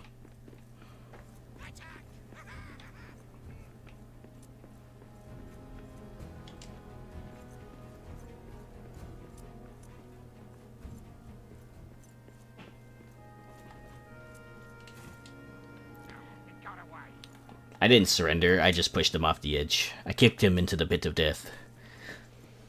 You guys ever watch that spoof off of the 300 movie? I forget what it was called, but it was the spoof off of the 300 movie, and it was like a comedy spoof. And he's like, I kicked him into the pit of death, and he's like, why did you do that? And he's like, he's just a messenger. It's the pit of death.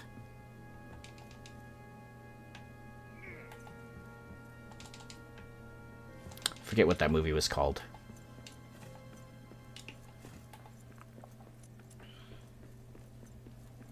Back to the base.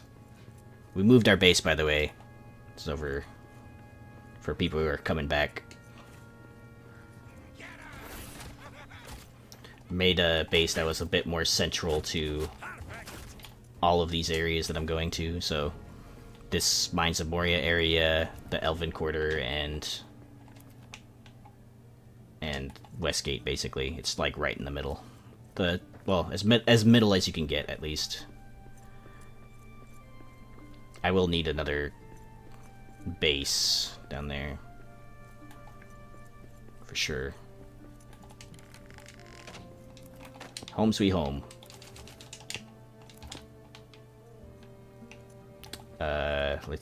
Well, I'm gonna have to eat dinner because it'll take a while to... Let's see.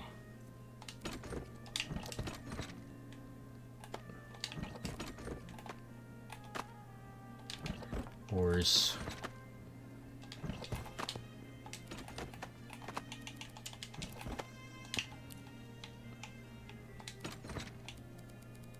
We're good on the stones. I'll keep all this other stuff on me. Let's put that in there.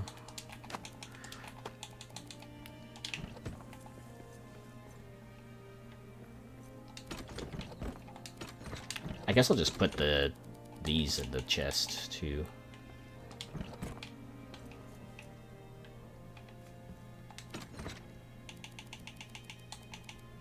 Unironically, wood chest is like the name that I was gonna pick for one of these.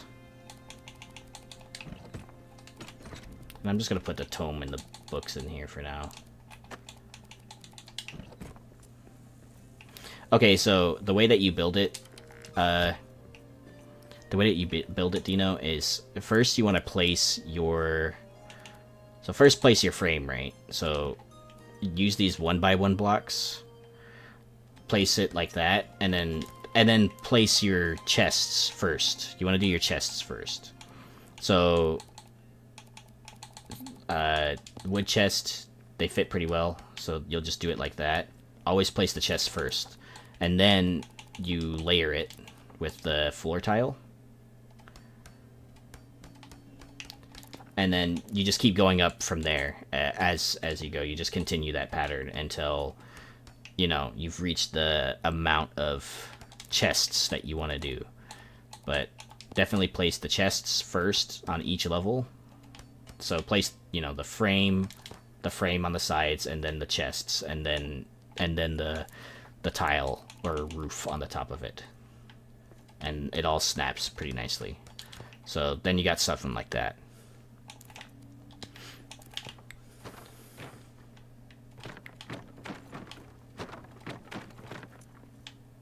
And it's a pretty good use of space, too.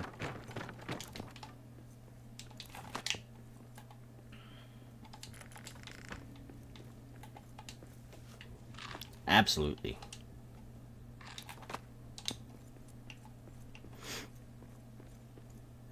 Okie doke. So, for this world, I'm gonna end the stream here. If Toth is still in the chat, I'll be happy to do a little mini tour of everything I've done in another world for the Upper City. So, let me just pop out really quick. Oh, thank you. Thank you, Rights of Man. Thank you for the follow. I appreciate you. Thank you.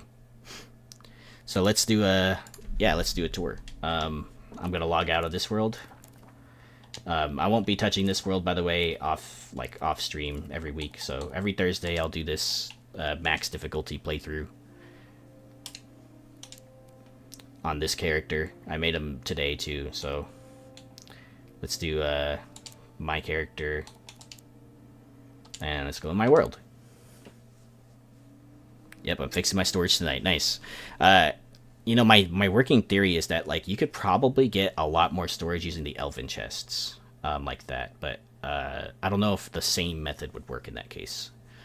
I think it works with the wood chests because the chest itself is just really small, right? So it'll take me a while to load into this one, guys, so give me a second. And I have to get ready to talk a lot, my dudes. Talk a lot. I have built a lot.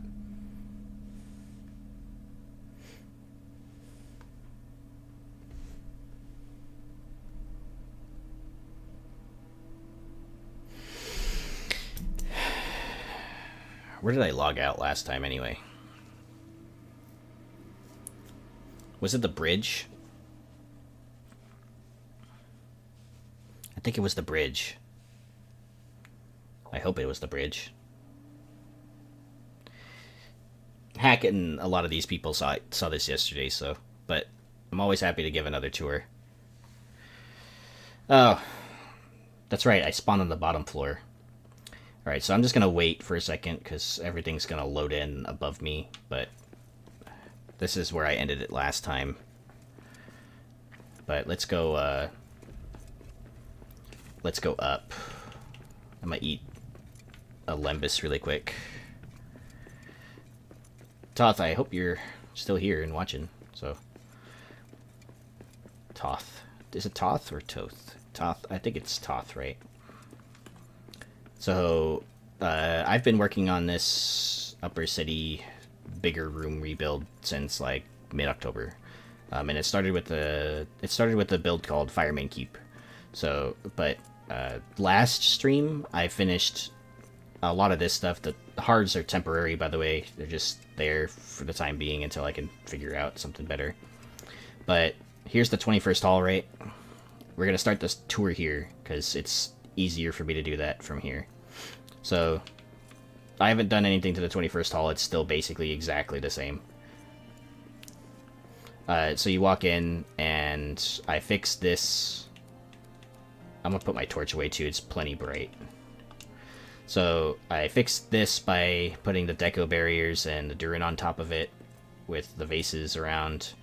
And then to the sides, on either side, there are the crystal lamp holder ladies. I built all of this yesterday.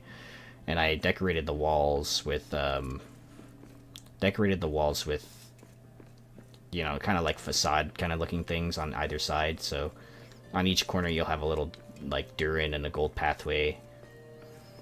All the way up there, I climbed all the way up there, and I illuminated all of that stuff with torches so that you can see the gold a little bit better. So on either side you can go, and it's basically the same thing. I added all these railings and stuff. I walled off the Orc Town. This is all stuff I, like, just built, like, yesterday. You can see some more of the railings over here too.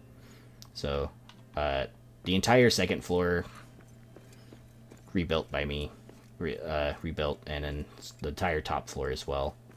So this is this big building right here. This is a greenhouse. This is a facade, so it's a fake building meant to look like a real one. But I stuffed a grand hearth in there for coverage. And around in this area is just like sitting area, right? There's a brew stand. I'm gonna build a wonder keg so that they can put them here. You can come in here and get some brew. If you go across this bridge, you can kind of see, like, the middle of the upper city, right? So you can see all of that stuff we just passed by, and then you can see all of the other stuff that I've built in the upper city too. So over there's a build I call Deepstone Bazaar. This is the greenhouse from the front.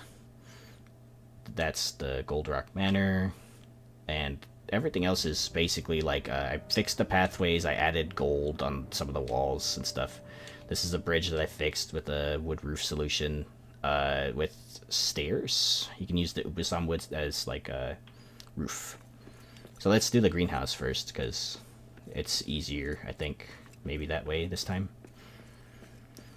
So you can see the House of Tomes, which is a bookstore, the manor from here, the Durins, and autosave. I added some banners down there with some different colored lights, and this is the front. You can build these elven wood boxes now. Yes, sir, I did. This is all me. So, and this is not all of it either. You walk in, there's a countertop for the greenhouse. This is like the first floor, like register, if you will.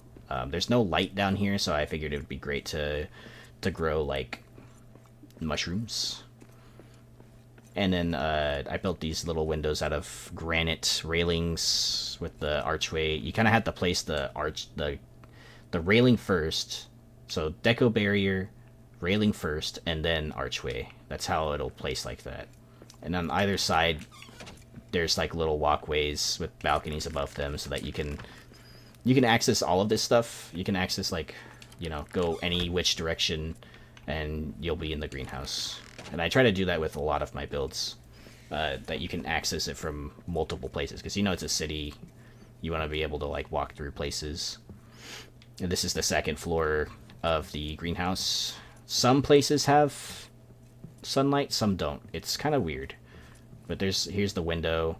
There's an Afghan lamp right there. Afghan lamp for the elven boxes out front. And then there's two balconies. This is where the facade is I showed you earlier. Over here is balcony, and this building right here is actually Dwarf OSHA, managed by Nathan, really good friend of mine, watches the streams all the time. He's a really cool dude.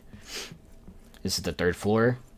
So in these archways, I put like the Kuzdul oats. It looks pretty cool like that, in my opinion. And there's a lot of stuff in here, so let's try and get a good shot of it. I wish I could free cam in moments like this. I know that update's coming soon, but here's another view. You can see inside Dwarf OSHA right there. There's a break area for the workers, right? They can eat, you know, cook their own food or whatever. Then there's a second floor register counter. You know, I renamed the chest gold register because, you know, they'll exchange all of these plants and stuff for gold. If you want, let's look at it from up here. So, you know, you got the archway, the hanging fourth floor right here, and then you can see out both sides of the archway from up here too. It's cool. It's whoop, I picked something up. Oh, I picked up some more Elbereth bracing. Okay. This balcony with more plants, and I really like the green flags to denote that it's like this is like the greenhouse, you know. And it goes all the way up to the ceiling, this building, and the way I built it like that is because there's a window in the natural environment of this that gives sunlight, and that top floor gets a lot of that sunlight. So let's go see it. It's nighttime, so I mean, like, hold on, I picked up beans. There you go. Let's go see it. It's nighttime, so I mean, you won't like see it like as it is in the daytime, but like the idea is that all of this stuff up here, you know, gets illuminated by this window, and then you can see that window from the outside, and that's why I built the front like that. And I used the adamant thin walls to go all the way up, and I layered on top of it with the gold, the narrow gold stuff, because, you know, it looks like its own makeshift column like that. And I've done that a couple of other times. There's the roof. I used archways. They don't actually snap to the top of the archway, so you kind of have to like place it like that. And there's these golds on the side. You can phase them inside of each other to make cool little patterns with the narrow ones. And that's the greenhouse. So that's one building down. Let's go to Dwarf OSHA. Boom. Okay, Dwarf OSHA, run by Nathan. he is really, really good at spotting like misalignments in the floor and stuff like that. Like when we're building for him on stream or and he's watching us, and he's like, "Hey, that floor, you know, it's a little bit off, right?" So I thought it would be really funny because it came up in stream once. So he runs Dwarf, so it's Dosha. And this is the front desk. The blue and white, I think, is Osha's like real colors IRL, so it kind of makes sense with the, especially with the Durin hammer.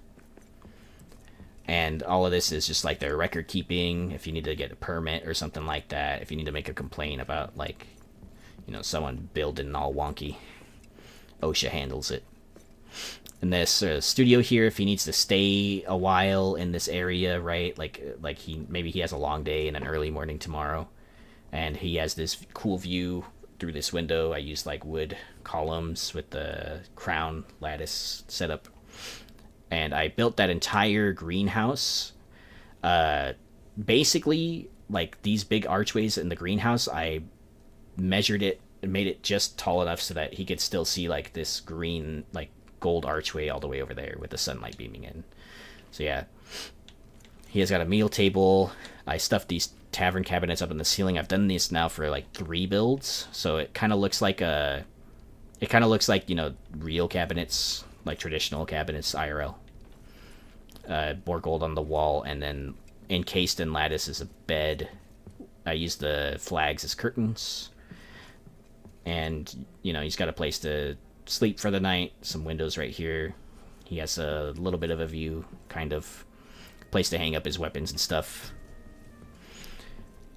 And then let's go down. Yeah. Right next to this, overlooking the Deepstone Bazaar, there's some more plants and stuff. But this is a concert area, and right now there's a rock concert. And there's a mosh pit right here with the rug, so you know you don't like get hurt because it's all wood around you. And there's places to sit for the people that just, you know, can't mosh anymore. And we're gonna look at this next. Not next, but we'll look at this next too. This is all of these 2 structures are all the Deepstone Bazaar. So I basically just tore down both 2 RNG buildings and just built this massive just marketplace. That's basically what it is. It's a marketplace. Yeah, Dwayne the Rock concert. Here's the Gold Rock Manor that we're going to be looking at in a sec after the bookhouse. A noble dwarf lives there. Very rich dwarf with their kid. So here's the bridge I mentioned. I actually built 3 different roofs for this. I tried it with a regular stone roof, I tried it with an adamant roof, and then I tried it with a granite stairs as a roof, which I did for the other bridge that's around here. But I settled on my wood roof design because it just looks good, and it always looks good when you do a wood roof. And you can kind of see the other passageway from here to... I haven't like added anything in there yet, but you can walk through. Same technique as the window that I did over at the greenhouse. So you have to place the granite railing first, and then the barriers. I don't know why I emoted, and then the archway, and then you can get a pretty good view from here too. Decent view of the front and the back. So before we go to the bookstore, this is the area I was working on like last stream. So we have like a little statue set up here, right on this Durin statue that I built, little frame. There's a gravel mound, one of those that you can't destroy, right? So I just thought this was a really clever way to do that. And in this little corner, it'll be a secret hangout spot is my decision. I'm not sure if I want to make it like a secret pub or like, you know, like kind of like a speakeasy situation, or like just like a secret hangout spot, secret like pub eatery type thing. So I came in here, I placed all these walls, I placed new floor because it's all broken, right? It doesn't lead anywhere. So you can access it from right here, right? And then there's the entranceway from over there. And then you can walk over here too. So I haven't added any lighting right here, but I will eventually. this structure right here, House of Tomes. It belongs to Eppers. She works on the wiki quite a lot. Made a lot of really good contributions, and she's a good friend of mine. So in this, I kind of took inspiration from RNG building. You know, the one that I was just talking about on like a while ago, where you could climb up into the attic or whatever, and it has like the middle archway piece, like you can see right there in the middle. Kind of like that, except you know, I did my own thing with it. So same sort of thing in here with the bookstore. You got a countertop with a gold register, right? She has extra storage, off limits book section, probably. You have to pay an extra premium for. I think the build lore cases will fit really well if you're like doing like a bookstore situation. So, and on the sides right here where I made these like makeshift windows, you can sit here and read a book, or you know, have a snack while you're reading a book. You know, just a place to hang out, because I think bookstores are places where people generally like to hang around and have a coffee, or you know, just do homework or something. And same sort of situation up here too. So this actually turned out pretty symmetrical in terms of the ceiling, and she's got a studio set up too. So she needs to stay for a while at the bookstore. She probably lives here, right? Encased in lattice with the flags as the curtains, and inside of it, she's got the window, right? You can see straight out the front like that, but you know, there's a curtain here. She wants to move it, and it's kind of hard to video this every single time because of the lack of free cam. But basically, the bed's here, some storage. I imagine like this is an extra dresser, and this is a dresser as well. And then she's got a fully furnished kitchen. So this is another build where I stuffed the tavern cabinets into the ceiling to make it look like a regular kitchen. And she's got all the goods and stuff here to make food. So roasting pit, a stove oven, and a meal table. And this is cool. I like these. I have these in 2 builds now. This is kind of like my take on a walk-in closet. You place the armor stands on top of the tavern stands, and then you have storage up there too. And then you can place outfits on there. It's, you know, it's dope. Own personal book collection with a hearth and her own personal tap. And out both sides, you can see the front, some of the upper city, right? You can see mostly the greenhouse, which is cool. And then up here, extra storage. I did kind of a similar storage solution that I did, except I think you have to go a little bit more than 1 block. I could be mistaken, but I think you have to go a little bit more than 1 block for the Elvenwood chests. But it results in, you know, a lot more storage overall than using the ornate ones, which you can fit less of.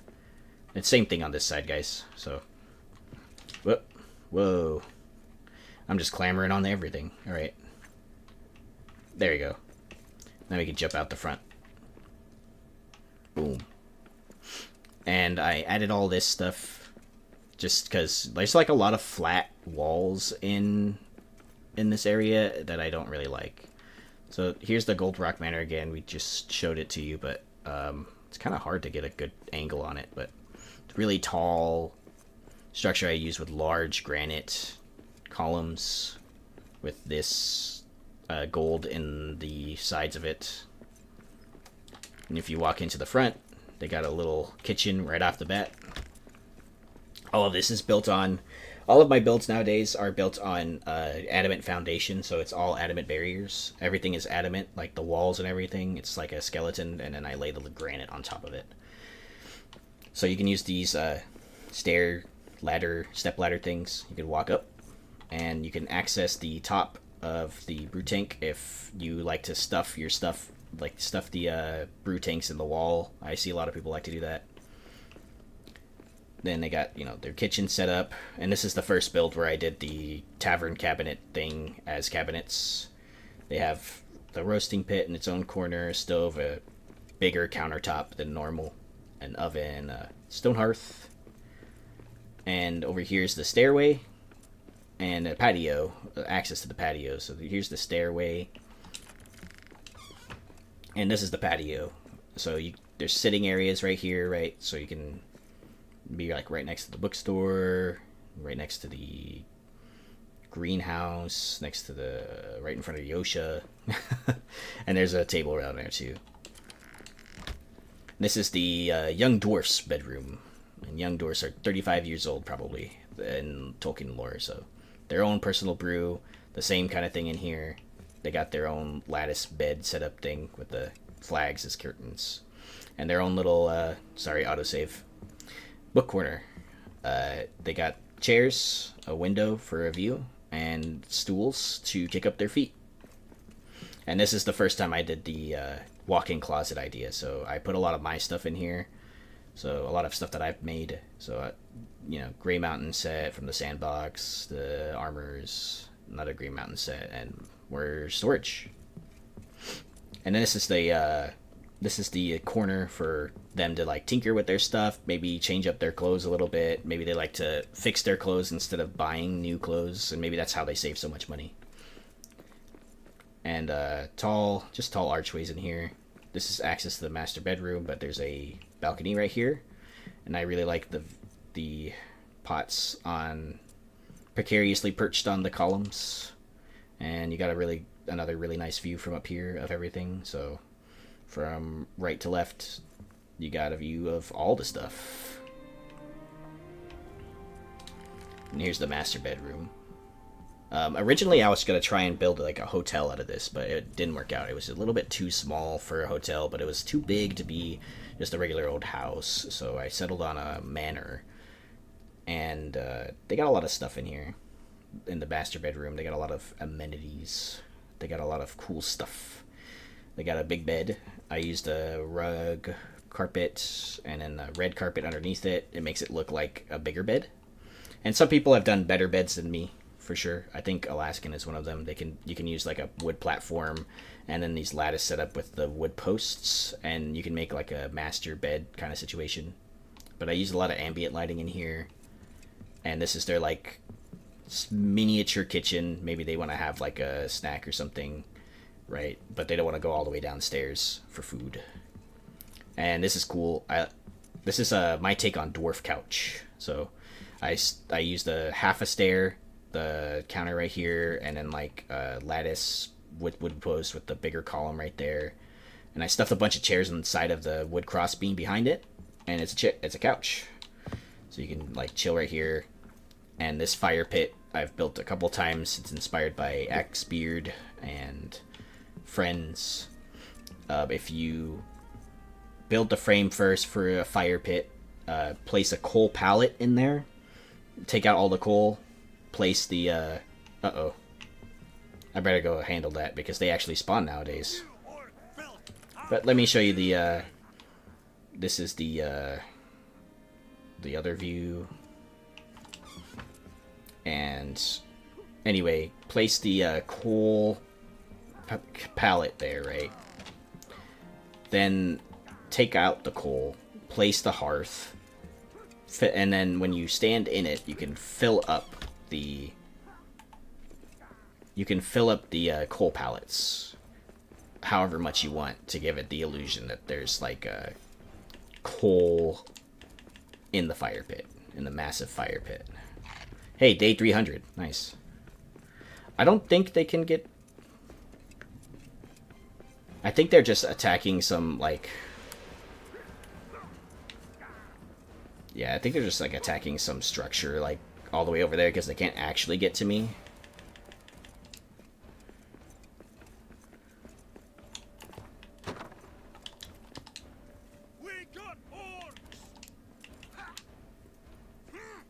They're just destroying their own stuff, dude.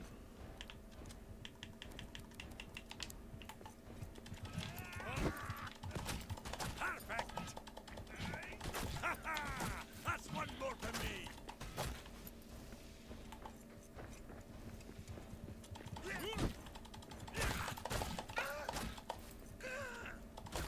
Fall back. No falling back for you. Alright. Well, they couldn't get in anyway if they wanted to, but, like, now that they actually spawn, because for a long time they didn't actually spawn at all. for a long time they kept attacking some like random campfire up in the corner, and like none of them ever spawn because there's nowhere to spawn, right in here at least, because there's so much hearth coverage. So it's parkour over there. But we're basically done showing the Gold Rock Manor, and let's go to the bazaar. Let's go. It'll load a little bit. Yep, there we go. I just touched it up with walkways. I'm doing this kind of sign system. So place a wood column, half a lattice panel, and a post, and then put a sign there. I haven't finished all of them, but it's cool. You can make it look directional. But this is the Deepstone Bazaar. I made it after a bunch of my streaming friends. A lot of the businesses and like markets or stalls in here are owned by them. This is a shortcut bridge. I was tired of walking down this staircase and then back up to get to up there, basically.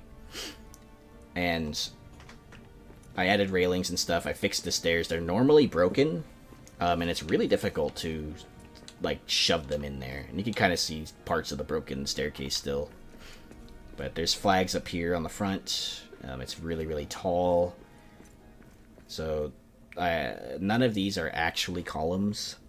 All of it is adamant, thin walls, and granite laid on top of it. Like, other than, you know, like these columns, right? And then the large columns on the side. None of this structure is columns at all. It's just adamant with granite laid on top of it. So here's another fire pit, outdoor fire pit with the same technique, except there's more. There's 2 hearths in there this time, stone hearths with the coal in it. And then there's the archways, which act as windows. I put wood posts in there. This is a facade, fake building. I just laid over the top of it. Hi, babe. I did add a door here. There's a hearth back here for coverage. And let's go to the front.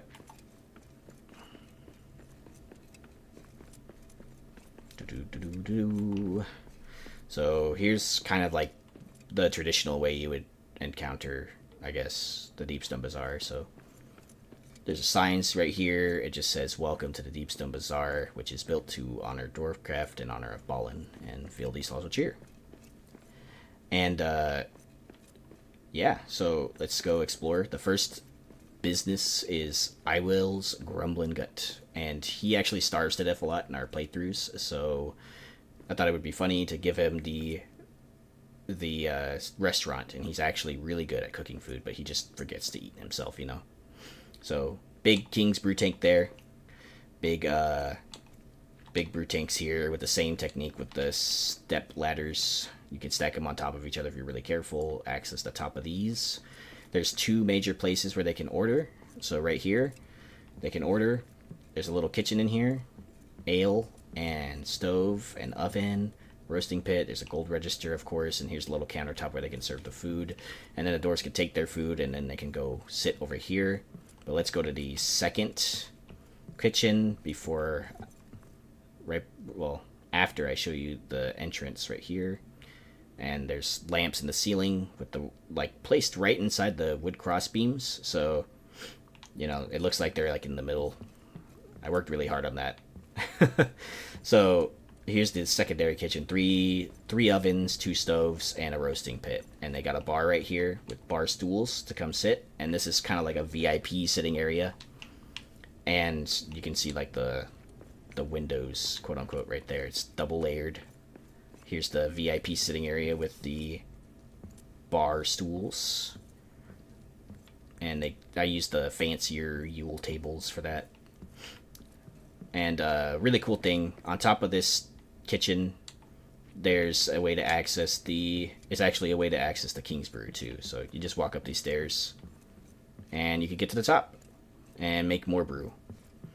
And I didn't know what to do with that corner, so I just put the little stills like they're in the wall or something. You know, there's like piping or something. And up here is overflow seating. So here's more of like the windows, and up here is just overflow seating. They have a really packed night. They can seat people up here, and they'll get to them eventually, you know. The ceilings are a lot taller than they look, so there's gold up there. There's archways that I placed on top of these, like, cross sections of adamant, so, yeah. I think I forgot to show that yesterday, or mention that. Either one. So, there's a secret passageway. Not secret, but it's naturally here. I just added walls to it. It gets you to the rest of the bazaar, which is, you know, just a bustling marketplace. That's what I basically imagine this place as. So, here's the marketplace. It's the same kind of style, maybe I think even slightly taller than over there. So the first stall belongs to Dane Battlehammer, who's the good friend of Axebeard, and he sells brew skins and wander kegs, like ways to basically carry ale around. So everyone's got a little chair, everyone's got a gold register, just a heads up for future reference. This is Sleepy's stall over here to the left. Sleepy's Potions and Gems. She is a witchy person, so she makes potions and crafts gems into runes. So the potions being the box and the rune casting here, right? So she's got ancient knowledge passed down from her ancestors to be able to do all that. And inside joke for Miriak Firmax, he does not like the fork situation, right? So anytime you open a orc chest without using the key, he does not like it. We call them orc forks because they don't even really look like a key. So he stuffed his whole chest with orc forks, and he sells them. And, you know, he has beer and stuff, you know, like to keep him company, so he sells a lot of them sometimes. This is Axebeard's hunting gear. He's a hunter in real life. He came into my world, gave me some of his gear, so this is some of his gear from his world. And he wears that set of armor. He uses this weapon, which is a mithril halberd with a chilled rune. This is Dimral Spear, I believe. Oh, the Rohirrim one. And it's basically a forge, right? But all the stuff that you would need to make, like, hunting gear for anyone, right? Like, so you need to make leather, so you have a loom. You have a repair station for your armor, right? You have a forge, extra storage for bolts and arrows, and weapon racks if you want to buy some weapons. I filled them with Khazad weapons. And then there's Strider. He's a really good big on exploring guy. So I gave him a hardware store. So he sells all the stuff you would need to mine and build stuff. So he has the quarry master, all the pickaxes right here, hammers, and he has some building materials to sell as well if you pay him a cost. And the last stall is mine. It's Goat Delights, Firebeard's Goat Delights. So Axebeard's clan, which is the Bare Knuckle Brawlers. They're a guild that like fights every monster in the game with only their fists. They like to have goats as friends, and there's like a strict no killing goats rule. So mine is to exclusively sell goat stuff.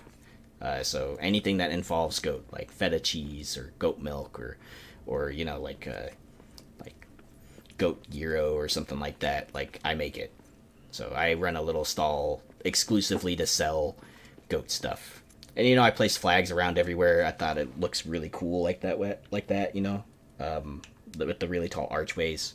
And I kind of like when I was building this, I just imagined it being like really busy and people walking around with their ale, and they're eating a bite from here. They got something to go from the Firebeard's Goat Delight. They got, you know, they want to visit Nolia to take care of some of their, you know, runic needs or potions.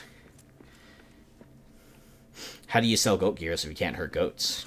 I am not part of the guild, so that's why I can do that. By the way, hi Gooby. I am not part of the guild, so I am not bound to their code of honor on goats.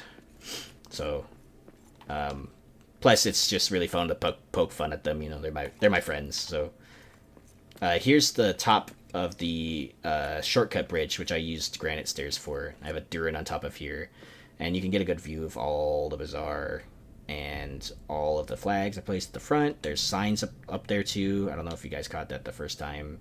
There's a diagonal kind of thing that I made because the pathway right there is diagonal, so I built that solution for it.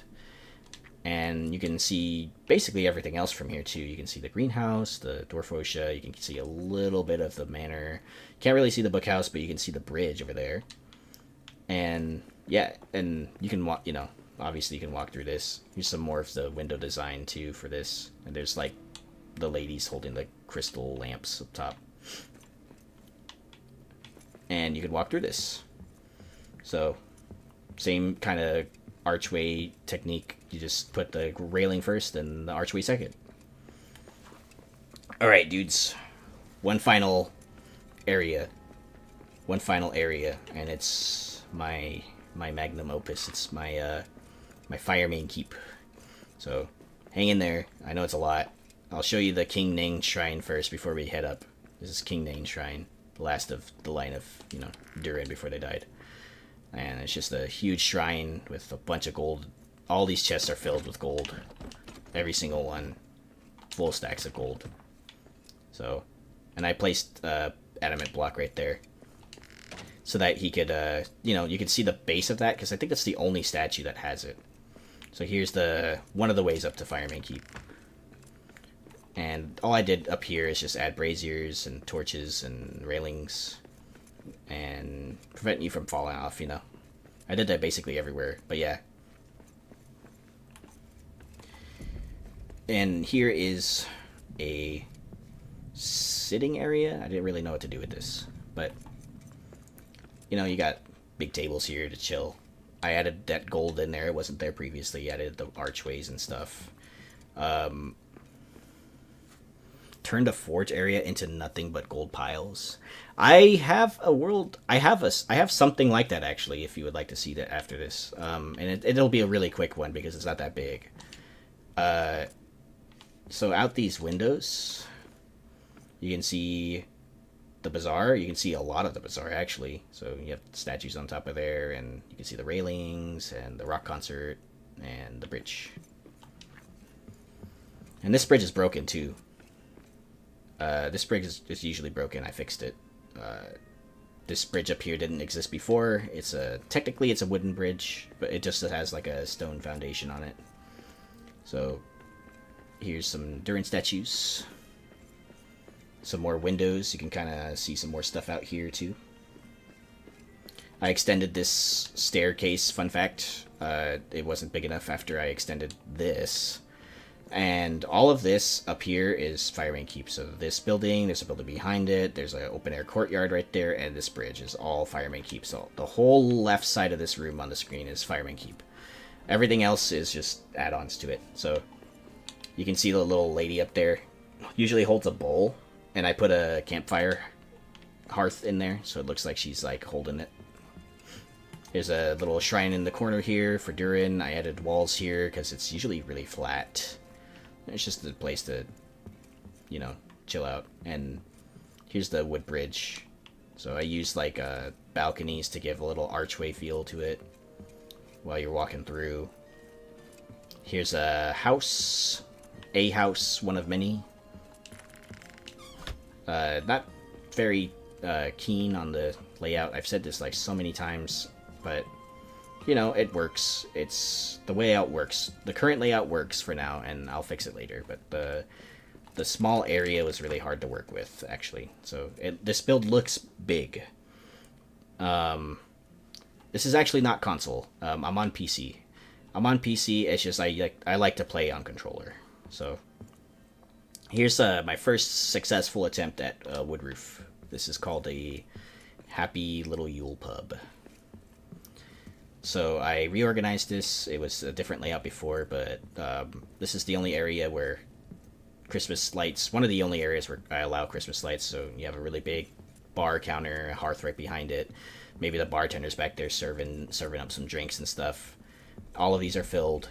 This is where I've discovered you could stack these so that you could get up to the top, as opposed to, you know, climbing up the ladder. just in case the ladder is not accessible for any reason. So yeah, but let's see the roof. I like to climb on the roof a lot, that's why this is here. I used the wood stairs, and you can kind of see how I did it. Like, I used banisters, they clip on pretty nicely. If you have a wood post, you can force snapping. And come up here, here's that lady with the bowl of fire. And a Durin up here with some braziers around her. And this is the whole roof. So, and you got some pretty nice views up here too. So that's Firemane Keep, that's Firemane Keep, that's Firemane Keep, that's Firemane Keep. So this is when they added the Yule update.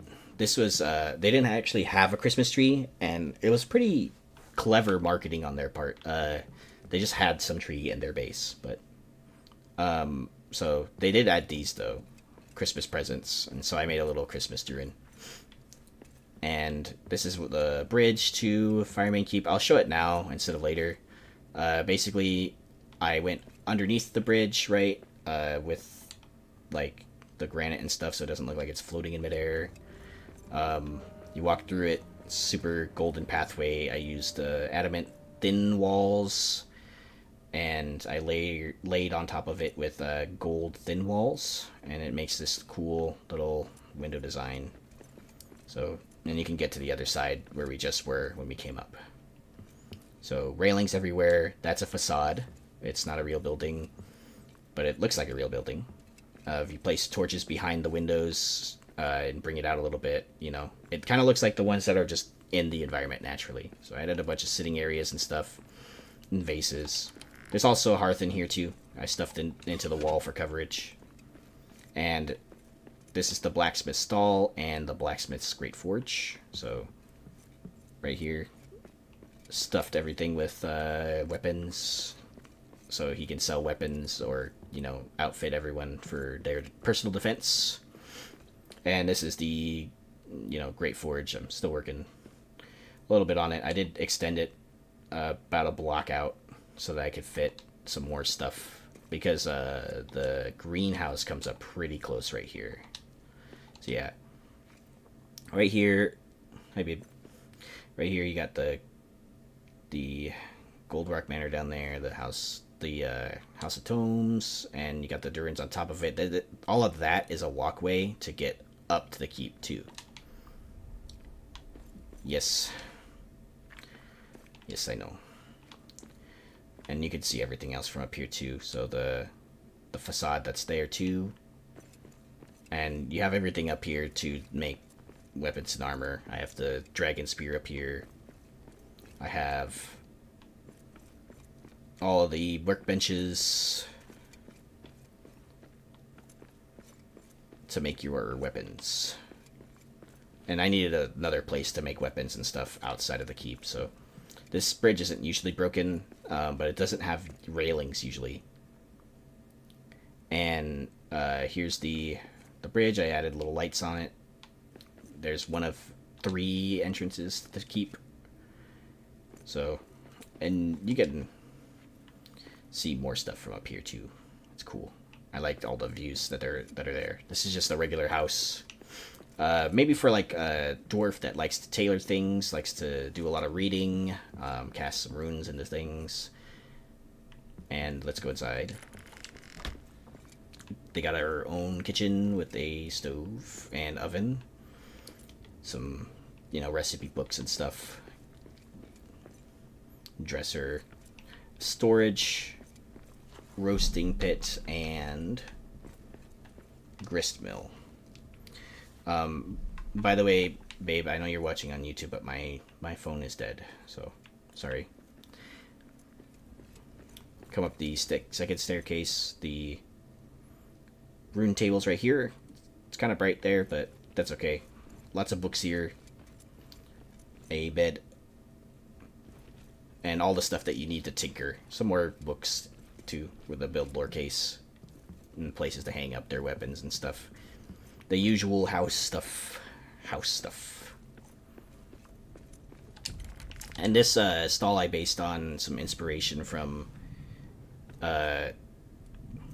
when me and my wife went to Seattle for our honeymoon, and we ate at this Mexican restaurant, and they had like 1 or 2 little tables, but the food was so good, and so I called this the molten mug. It's like a little brew tank, and brew and eatery. You just chill out right here and eat. I figured out, by the way, that the meal system favors big tables first. So the nearest big table, like regular size meal table, is what the game will prioritize, by the way, in terms of like where the meal goes. So just keep that in mind. It doesn't prioritize the camp ones. This is just a part of the way to come up from the other side. So, just facades and statues. I brought up the walls. Made Durin look like he's holding a crystal by placing the archway right behind it. And all of this is like railings and stuff to get up to the other side. To get up from where we were at the... I keep not climbing over that. Where we were at the greenhouse. And you can actually see the window up here from the greenhouse too. So that window that's naturally there in the environment, you can see it from here too. And this is just the walkway. This is just how you get there. So we'll go back up. And then we can show the keep. The keep, finally. At least an hour tour. Sorry, I probably should have given you guys a better heads up on that, but it's at least an hour. 45 minutes to an hour tour. So here's the open air courtyard. It's called the Ancestral Courtyard.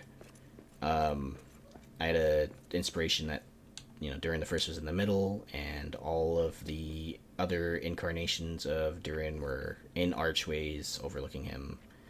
So, and I placed like the flags and the archways on the bottom with a bunch of signs. It looked cool at the time. It still does.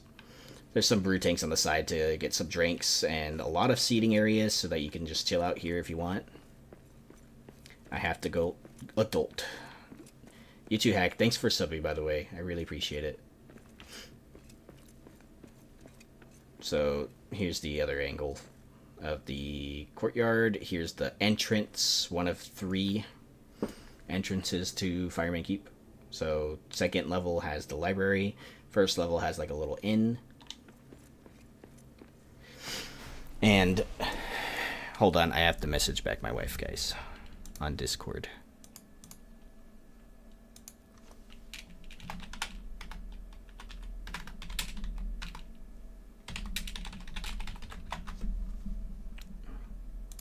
Okie doke.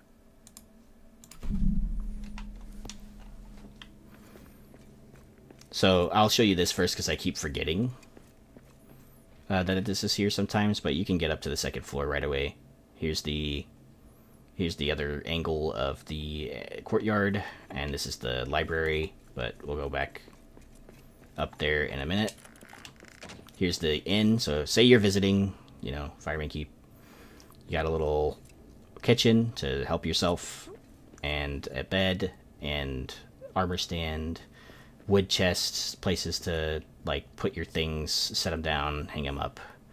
And instead of live, laugh, love, we do sleep, eat, and drink well. That feels more dwarfy.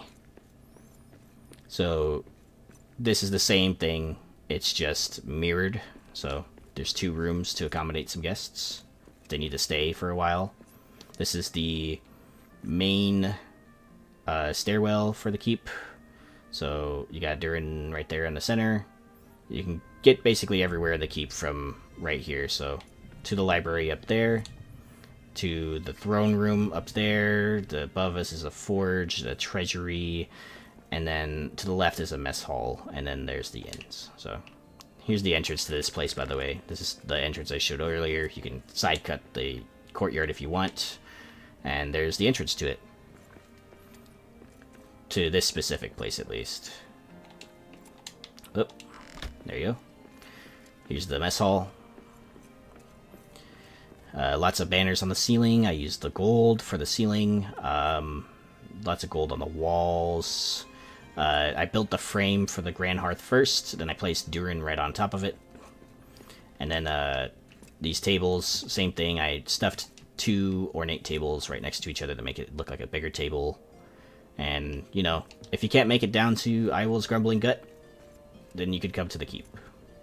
And the second floor is all the stuff that you need to cook, a little bit of extra seating. So, massive kitchen for an expectedly massive amount of guests. So, there's poetry here. It says, be you friend or stranger, may you find happiness. Fill your tankard and stomachs. And then it says, here we are all dwarfs. Haven't figured out to do with this side yet. But this is storage. All of my things in this world. And out the front is where we came up initially. So from that really long staircase, there's the bridge. Here's the entrance to this mess hall. You can see under the bridge. I went under there. I actually gifted a random sub, Gingy, and it chose you just off the RNG. So, but yeah, I am glad that you got it though. So, here's the library, guys. Little nook in here, extra nook to read. I used the build lore cases for this, separated it with lattice a little bit. Little table right there.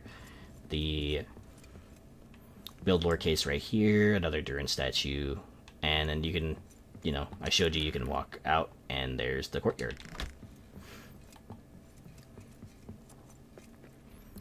Alright, so a couple more rooms left, guys. Forge.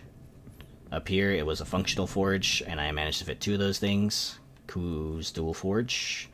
Workbench, repair smithy, forge, right, rune table, loom.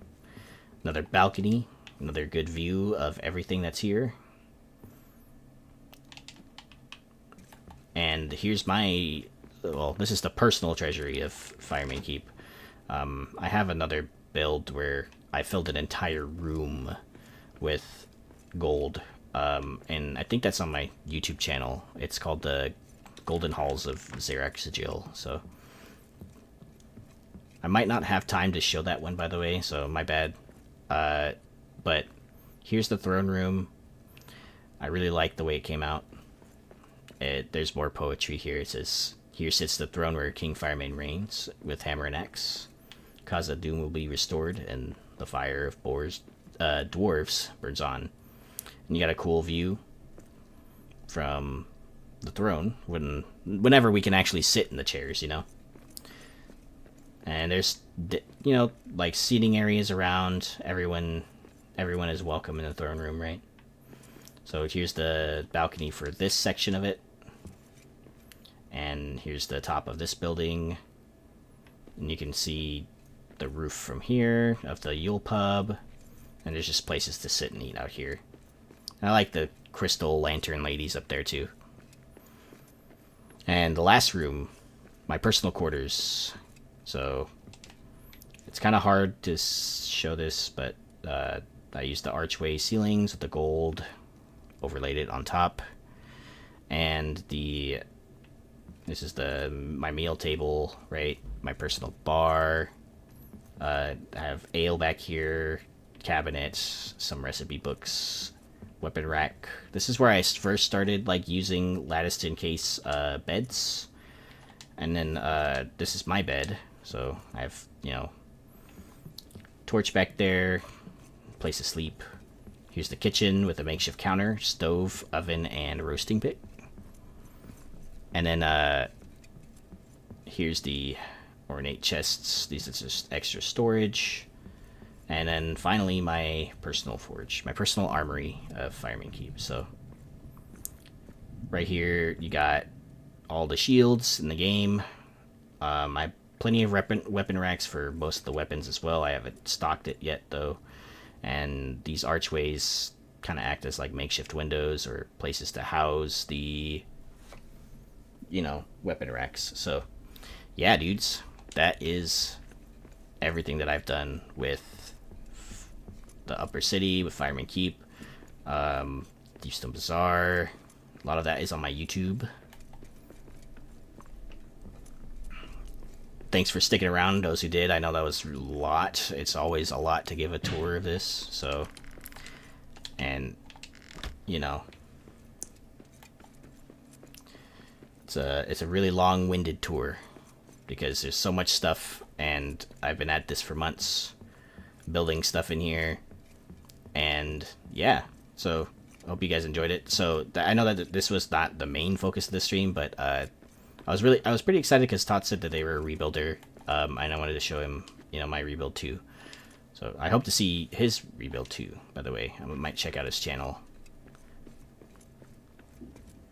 I like to see what people do, and like, you know, with certain areas, with like how they build in certain areas or how they use the rooms, and all their like creativity, like building sky bases and stuff like that. So, all right, dudes.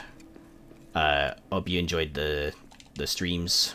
Next week, same time, 12:30 for the survival stream. This will be the survival stream day. Max difficulty settings. So, thank you guys for subbing, by the way, who did. That would be Hack, Artist, and Toby. Thank you guys for subbing. And Gingy, yeah, no problem. They subbed right off the bat as soon as I started the stream today. So I felt it was in good spirit to gift a sub, and you happen to be the one that the sub got to. So that's good. And I also gifted another one to my man Weaver, I believe, because he was encountering some ads while we were talking, and I got kind of annoyed. So, yeah. So I'll see you guys next week, tomorrow, group stream with Nolia, Axebeard. We're going to do our little group playthrough, if you guys are interested in that. It's just a campaign run through, so yeah. Only downside of Twitch. Alright, guys, see you later, see you next week. Thank you for coming by the stream. I appreciate all of you. Bye.